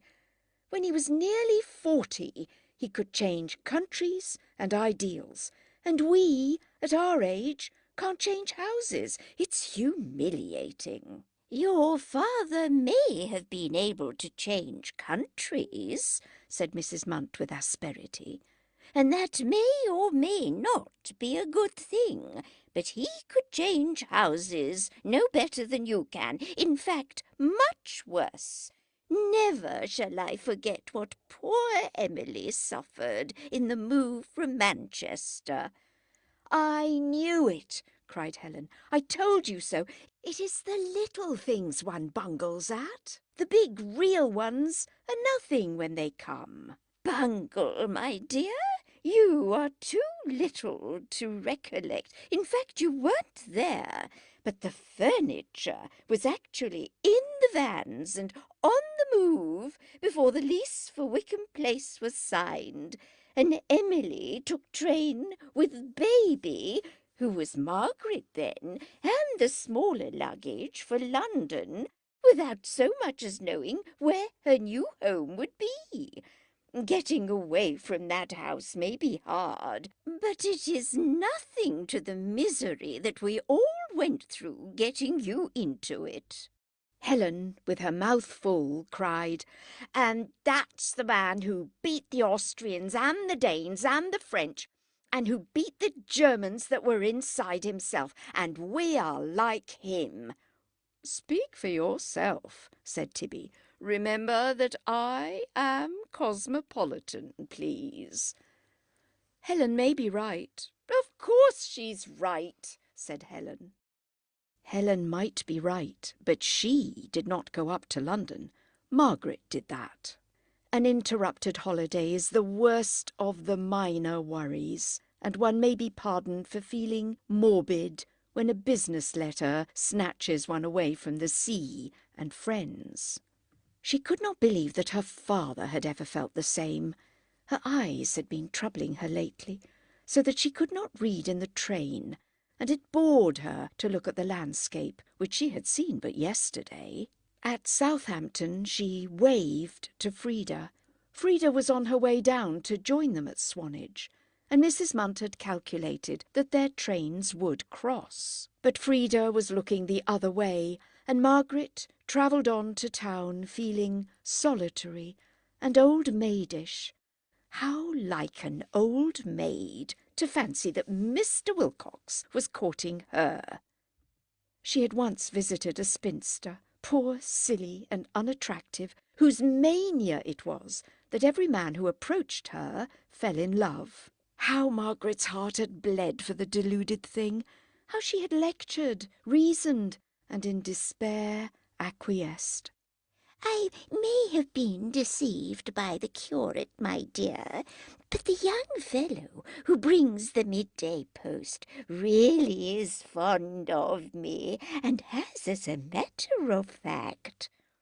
It had always seemed to her the most hideous corner of old age, yet she might be driven into it herself by the mere pressure of virginity.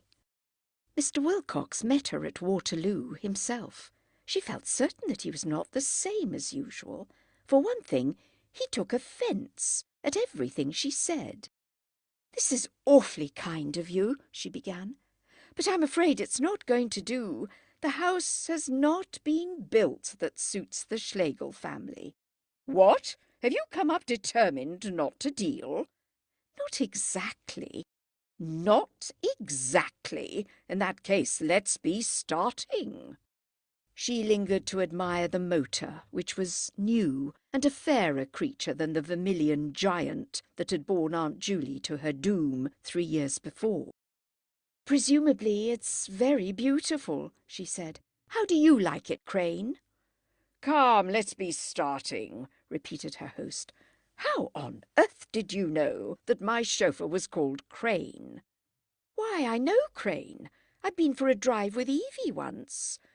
I know that you've got a parlour-maid called Milton. I know all sorts of things." Evie, he echoed in injured tones. You won't see her. She's gone out with Cahill. It's no fun, I can tell you, being left so much alone. I've got my work all day, indeed a great deal too much of it, but when I come home in the evening, I tell you, I can't stand the house. "In my absurd way, I'm lonely too," Margaret replied. "It's heartbreaking to leave one's old home. I scarcely remember anything before Wickham Place, and Helen and Tibby were born there. Helen says—" You too feel lonely? Horribly. Hello, Parliament's back. Mr. Wilcox glanced at Parliament contemptuously. The more important ropes of life lay elsewhere. Yes, they are talking again, said he. But you were going to say— "Only some rubbish about furniture. Helen says it alone endures while men and houses perish, and that in the end the world will be a desert of chairs and sofas. Just imagine it, rolling through infinity with no one to sit upon them." Your sister always likes her little joke. "She says yes, my brother says no to Ducie Street. It's no fun helping us, Mr. Wilcox, I assure you." You are not as unpractical as you pretend. I shall never believe it. Margaret laughed, but she was quite as unpractical. She could not concentrate on details. Parliament, the Thames, the irresponsive chauffeur would flash into the field of house hunting, and all demand some comment or response. It is impossible to see modern life steadily and see it whole, and she had chosen to see it whole. Mr. Wilcox saw steadily. He never bothered over the mysterious or the private. The Thames might run inland from the sea, the chauffeur might conceal all passion and philosophy beneath his unhealthy skin. They knew their own business, and he knew his. Yet she liked being with him. He was not a rebuke, but a stimulus, and banished morbidity. Some 20 years her senior, he preserved a gift that she supposed herself to have already lost. Not youth's creative power, but its self-confidence and optimism. He was so sure that it was a very pleasant world. His complexion was robust, his hair had receded but not thinned, the thick moustache and the eyes that Helen had compared to brandy balls had an agreeable menace in them, whether they were turned towards the slums or towards the stars. Some day, in the millennium, there may be no need for his type, At present, homage is due to it from those who think themselves superior, and who possibly are. At all events, you responded to my telegram promptly, he remarked. Oh, even I know a good thing when I see it. I'm glad you don't despise the goods of this world.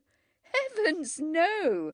Only idiots and prigs do that. I'm glad, very glad, he repeated, suddenly softening and turning to her, as if the remark had pleased him.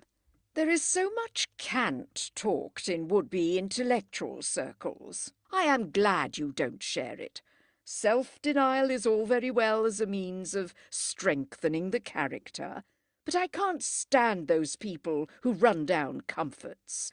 They have usually some axe to grind. Can you? Comforts are of two kinds, said Margaret, who was keeping herself in hand. Those we can share with others, like fire, weather, or music, and those we can't. Food, for instance. It depends. I mean reasonable comforts, of course. I shouldn't like to think that you... He bent nearer. The sentence died unfinished. Margaret's head turned very stupid, and the inside of it seemed to revolve, like the beacon in a lighthouse. He did not kiss her, for the hour was 12:30, and the car was passing by the stables of Buckingham Palace. But the atmosphere was so charged with emotion that people only seemed to exist on her account, and she was surprised that Crane did not realise this and turn round. Idiot though she might be, surely Mr. Wilcox was more, how should one put it, more psychological than usual. Always a good judge of character for business purposes, he seemed this afternoon to enlarge his field and to note qualities outside neatness, obedience, and decision. "I want to go over the whole house," she announced when they arrived.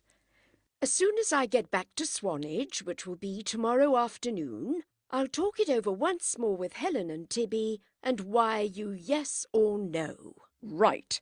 The dining room. And they began their survey. The dining room was big but over-furnished. Chelsea would have moaned aloud. Mr. Wilcox had eschewed those decorative schemes that wince and relent and refrain and achieve beauty by sacrificing comfort and pluck.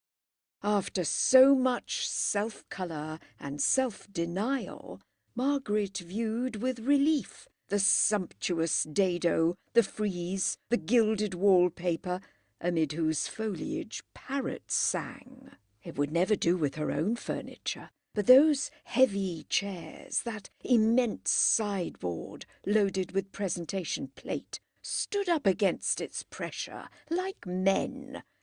The room suggested men, and Margaret, keen to derive the modern capitalist from the warriors and hunters of the past, saw it as an ancient guest hall where the lord sat at meat among his thanes. Even the Bible, the Dutch Bible that Charles had brought back from the Boer War, fell into position. Such a room admitted loot. Now the entrance hall. The entrance hall was paved. Here we fellows smoke. We fellows smoked in chairs of maroon leather. It was as if a motor car had spawned. "Oh, jolly," said Margaret, sinking into one of them. "You do like it," he said, fixing his eyes on her upturned face, and surely betraying an almost intimate note. "It's all rubbish not making oneself comfortable, isn't it?" "Yes, semi-rubbish. Are those Cruikshanks?" "Gilrays. Shall we go on upstairs?" "Does all this furniture come from Howard's End?" "The Howard's End furniture has all gone to Oniton." "Does However, I'm concerned with the house, not the furniture. How big is this smoking room? 30 by 15. No, wait a minute. 15.5. Ah, well, Mr. Wilcox, aren't you ever amused at the solemnity with which we middle classes approach the subject of houses? They proceeded to the drawing-room. Chelsea managed better here. It was sallow and ineffective. One could visualize the ladies withdrawing to it, while their lords discussed life's realities below, to the accompaniment of cigars. Had Mrs. Wilcox's drawing-room at Howard's End looked thus? Just as this thought entered Margaret's brain, Mr. Wilcox did ask her to be his wife, and the knowledge that she had been right so overcame her that she nearly fainted. But the proposal was not to rank among the world's great love scenes. Miss Schlegel, his voice was firm, I have had you up on false pretences. I want to speak about a much more serious matter than a house. Margaret almost answered, I know. Could you be induced to share my... Is it probable... Oh, Mr. Wilcox, she interrupted, taking hold of the piano and averting her eyes. I see. I will write to you afterwards, if I may. He began to stammer. Miss Schlegel, Margaret, you don't understand. Oh, yes, indeed, yes, said Margaret. I am asking you to be my wife. So deep already was her sympathy that when he said, I am asking you to be my wife, she made herself give a little start. She must show surprise if he expected it. An immense joy came over her. It was indescribable. It had nothing to do with humanity, and most resembled the all-pervading happiness of fine weather. Fine weather is due to the sun, but Margaret could think of no central radiance here. She stood in his drawing-room, happy and longing to give happiness. On leaving him, she realized that the central radiance had been love. You aren't offended, Miss Schlegel? How could I be offended? There was a moment's pause. He was anxious to get rid of her, and she knew it. She had too much intuition to look at him as he struggled for possessions that money cannot buy.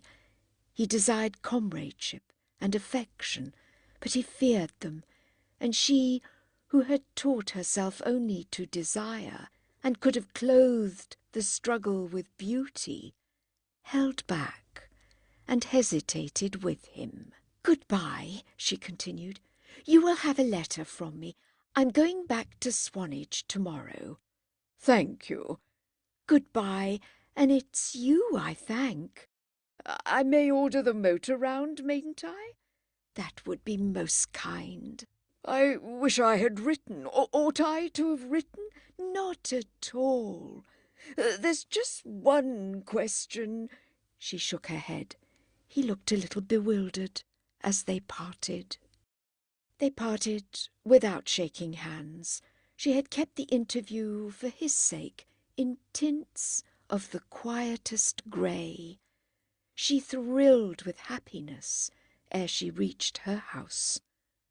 Others had loved her in the past, if one apply to their brief desires so grave a word, but the others had been ninnies, young men who had nothing to do, old men who could find nobody better. And she had often loved too, but only so far as the facts of sex demanded, mere yearnings for the masculine sex to be dismissed for what they were worth with a sigh. Never before had her personality been touched.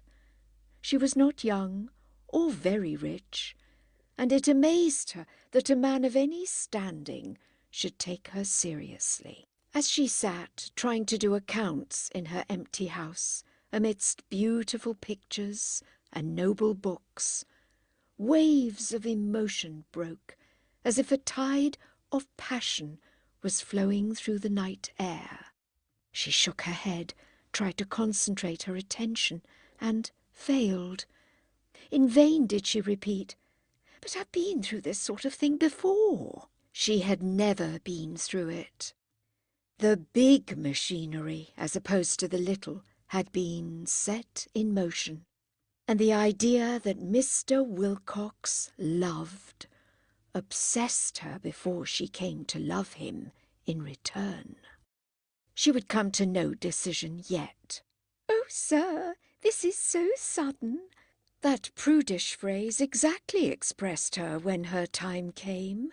Premonitions are not preparation. She must examine more closely her own nature and his. She must talk it over judicially with Helen. It had been a strange love scene, the central radiance unacknowledged from first to last. She in his place would have said, "Ich liebe dich," but perhaps it was not his habit to open the heart. He might have done it if she had pressed him, as a matter of duty, perhaps. England expects every man to open his heart once. But the effort would have jarred him, and never, if she could avoid it, should he lose those defences that he had chosen to raise against the world. He must never be bothered with emotional talk or with a display of sympathy. He was an elderly man now, and it would be futile and impudent to correct him. Mrs. Wilcox strayed in and out, ever a welcome ghost, surveying the scene, thought Margaret, without one hint of bitterness. Chapter 19. If one wanted to show a foreigner England, perhaps the wisest course would be to take him to the final section of the Purbeck Hills, and stand him on their summit a few miles to the east of Corfe. Then system after system of our island would roll together under his feet. Beneath him is the valley of the Froom, and all the wild lands that come tossing down from Dorchester, black and gold, to mirror their gorse in the expanses of Poole.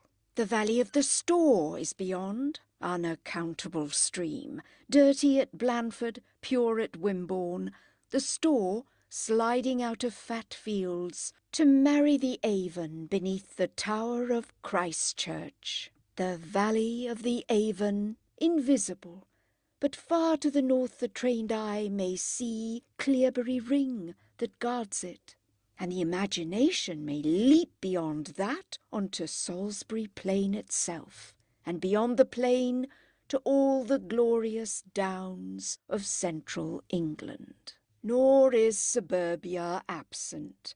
Bournemouth's ignoble coast cowers to the right, heralding the pine trees that mean, for all their beauty, red houses and the Stock Exchange, and extend to the gates of London itself. So tremendous is the city's trail.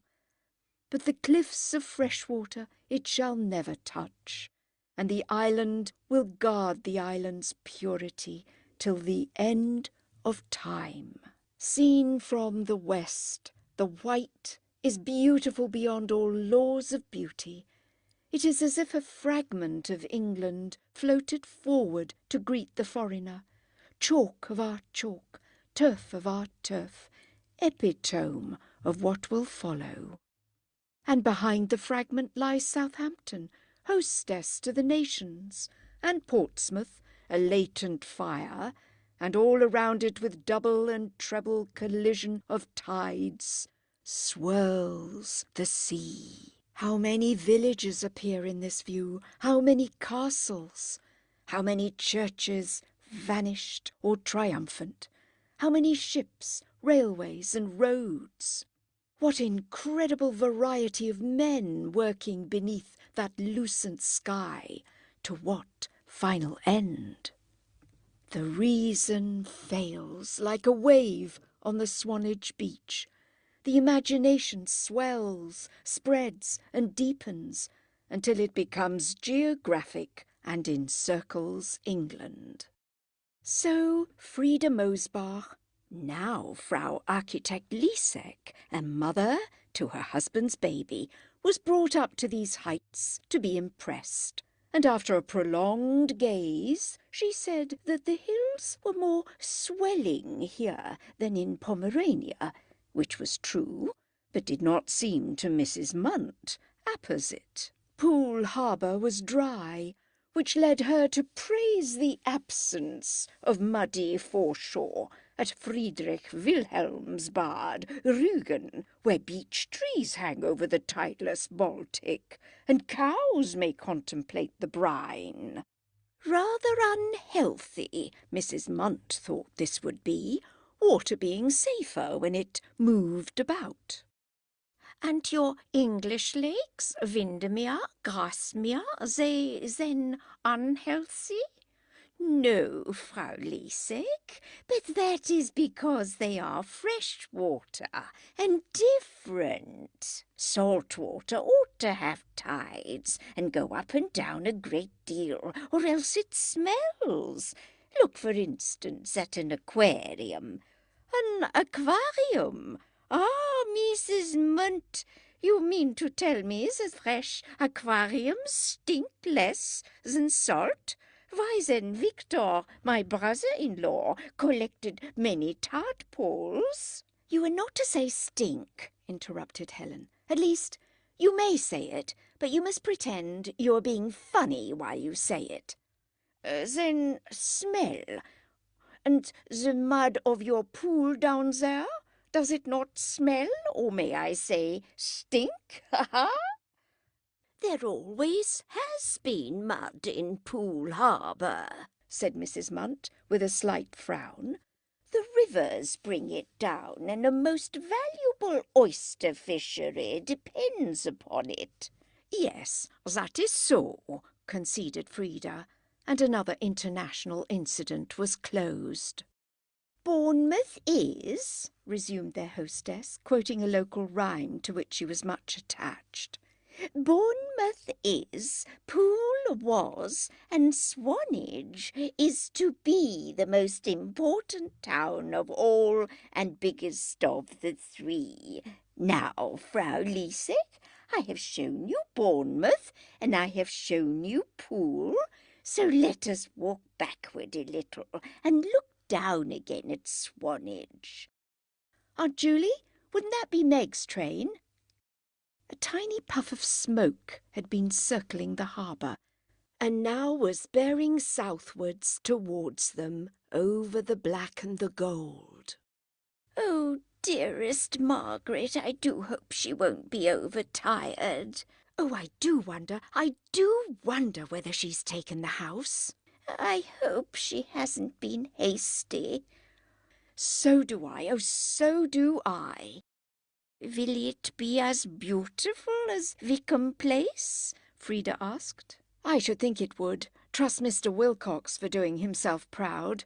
All those Ducie Street houses are beautiful in their modern way, and I can't think why he doesn't keep on with it. But it's really for Evie that he went there, and now that Evie's going to be married... Ah! You've never seen Miss Wilcox, Frieda. How absurdly matrimonial you are. But sister to that Paul? Yes. And to that Charles, said Mrs. Munt with feeling. Oh, Helen, Helen, what a time that was. Helen laughed. Meg and I haven't got such tender hearts.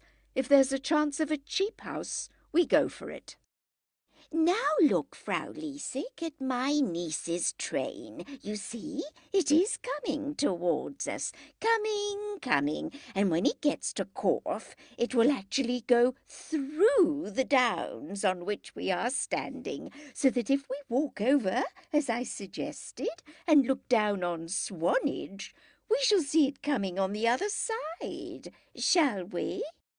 Frieda assented, and in a few minutes they had crossed the ridge and exchanged the greater view for the lesser.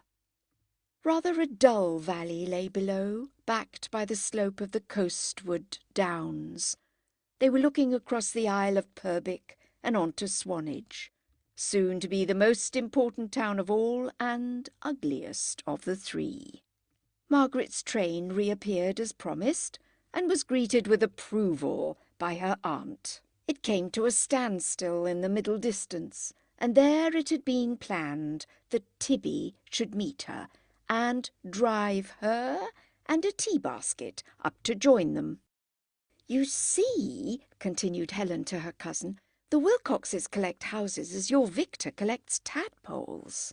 They have 1, Ducie Street, 2, Howard's End, where my great rumpus was, 3, a country seat in Shropshire, 4, Charles has a house in Hilton, and 5, another near Epsom, and 6, Evie will have a house when she marries, and probably a pied-à-terre in the country, which makes 7. Oh, yes, and Paul a hut in Africa makes 8. I wish we could get Howard's End. That was something like a dear little house. Didn't you think so, Aunt Julie?" "I had too much to do, dear, to look at it," said Mrs. Munt, with a gracious dignity. "I had everything to settle and explain, and Charles Wilcox to keep in his place besides.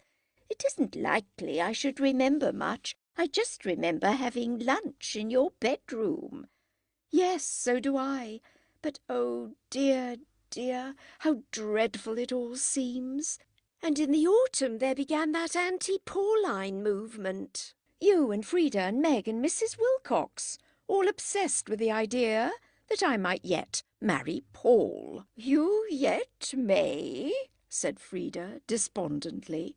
Helen shook her head. "The great Wilcox peril will never return. If I'm certain of anything, it's of that. One is certain of nothing but the truth of one's own emotions." The remark fell damply on the conversation, but Helen slipped her arm round her cousin, somehow liking her the better for making it. It was not an original remark, nor had Frida appropriated it passionately, for she had a patriotic rather than a philosophic mind. Yet it betrayed that interest in the universal which the average Teuton possesses and the average Englishman does not. It was, however illogically, the good, the beautiful, the true, as opposed to the respectable, the pretty, the adequate. It was a landscape of Bocklins beside a landscape of leaders, strident and ill-considered, but quivering into supernatural life. It sharpened idealism, stirred the soul.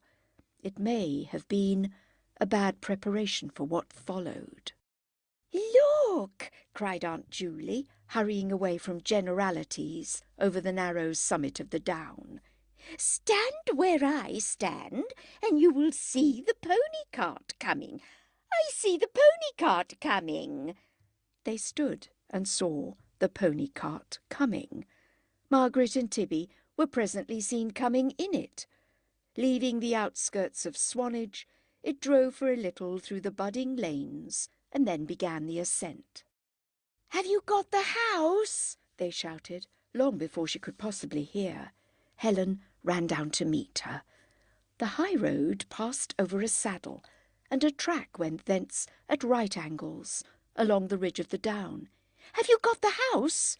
Margaret shook her head. "Oh, what a nuisance! So we're as we were." "Not exactly." She got out looking tired. "Some mystery," said Tibby. "We are to be enlightened presently." Margaret came close up to her and whispered that she had had a proposal of marriage from Mr. Wilcox. Helen was amused. She opened the gate onto the downs so that her brother might lead the pony through. "It's just like a widower," she remarked. "They've cheek enough for anything and invariably select one of their first wife's friends." Margaret's face flashed despair. That type! She broke off with a cry. Meg! Not anything wrong with you? Wait 1 minute, said Margaret, whispering always. But you've never conceivably... You've never... She pulled herself together. Tibby, hurry up through. I can't hold this gate indefinitely. Aunt Julie? I say, Aunt Julie, make the tea, will you? And Frida, we've got to talk houses and we'll come on afterwards. And then, turning her face to her sisters, she burst into tears. Margaret was stupefied. She heard herself saying, "Oh, really?" She felt herself touched with a hand that trembled. "Don't!" sobbed Helen. "Don't! Don't, Meg, don't!" She seemed incapable of saying any other word. Margaret, trembling herself, led her forward up the road till they strayed through another gate onto the down. Don't do such a thing! I tell you not to! Don't! I know! Don't! What do you know? Panic and emptiness, sobbed Helen. Don't! Then Margaret thought, Helen is a little selfish. I have never behaved like this when there has seemed a chance of her marrying. She said, but we would still see each other very often, and you... It's not a thing like that, sobbed Helen, and she broke right away and wandered distractedly upwards, stretching her hands towards the view and crying. What's happened to you? Called Margaret, following through the wind that gathers at sundown on the northern slopes of hills. But it's stupid! And suddenly stupidity seized her, and the immense landscape was blurred. But Helen turned back. I don't know what's happened to either of us, said Margaret, wiping her eyes. We must both have gone mad. Then Helen wiped hers, and they even laughed a little. Look here, sit down. All right, I'll sit down if you'll sit down. There, one kiss. Now, whatever is the matter? I do mean what I said. Don't, it wouldn't do. Oh, Helen, stop saying don't. It's ignorant. It's as if your head wasn't out of the slime. Don't is probably what Mrs. Bast says all day to Mr. Bast. Helen was silent. Well? Tell me about it first, and meanwhile perhaps I'll have got my head out of the slime. That's better. Well, where shall I begin? When I arrived at Waterloo... No, I'll go back before that because I'm anxious you should know everything from the first. The first was about 10 days ago. It was the day Mr. Bast came to tea and lost his temper. I was defending him, and Mr. Wilcox became jealous about me, however slightly.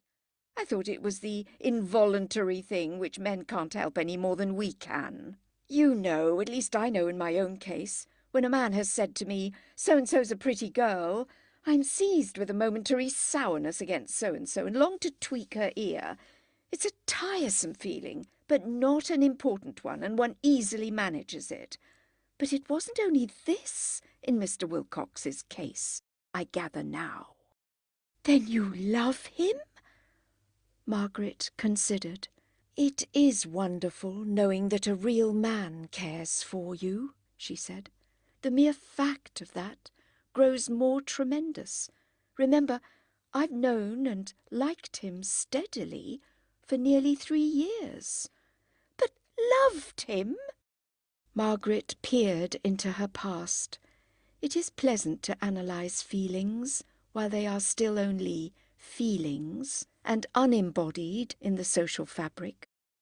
With her arm round Helen and her eyes shifting over the view as if this country or that could reveal the secret of her own heart, she meditated honestly and said, No. But you will? Yes, said Margaret. Of that I'm pretty sure. Indeed, I began the moment he spoke to me. And have settled to marry him?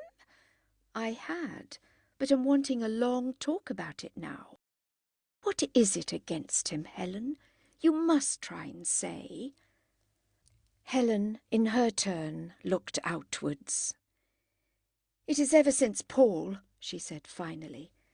"But what has Mr. Wilcox to do with Paul?" "But he was there. They were all there that morning when I came down to breakfast and saw that Paul was frightened. The man who loved me frightened, and all his paraphernalia fallen, so that I knew it was impossible. Because personal relations are the important thing for ever and ever, and not this outer life of telegrams and anger." She poured the sentence forth in one breath, but her sister understood it, because it touched on thoughts that were familiar between them. "That's foolish. In the first place, I disagree about the outer life." "Well, we've often argued that. The real point is that there is the widest gulf between my love-making and yours. Yours was romance. Mine will be prose. I'm not running it down, a very good kind of prose, but well considered, well thought out. For instance, I know all Mr. Wilcox's faults.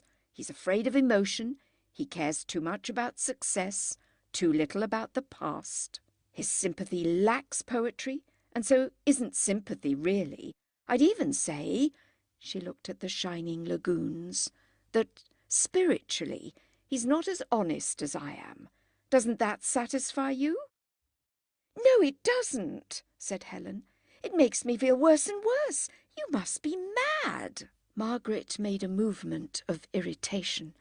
"I don't intend him or any man or any woman to be all my life. Good heavens, no! There are heaps of things in me that he doesn't and shall never understand." Thus she spoke before the wedding ceremony and the physical union, before the astonishing glass shade had fallen that interposes between married couples and the world. She was to keep her independence more than do most women as yet.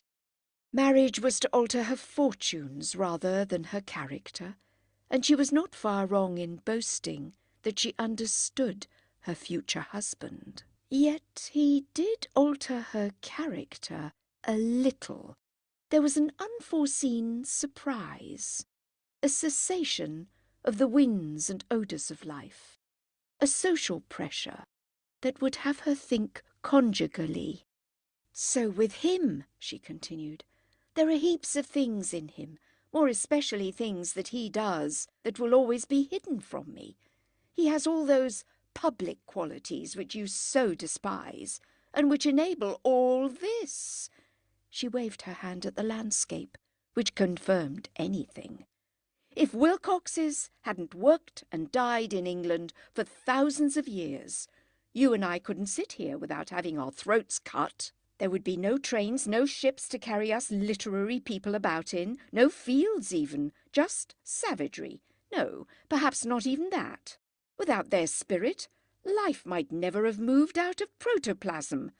More and more do I refuse to draw my income and sneer at those who guarantee it. There are times when it seems to me, and to all women, so one kissed Paul."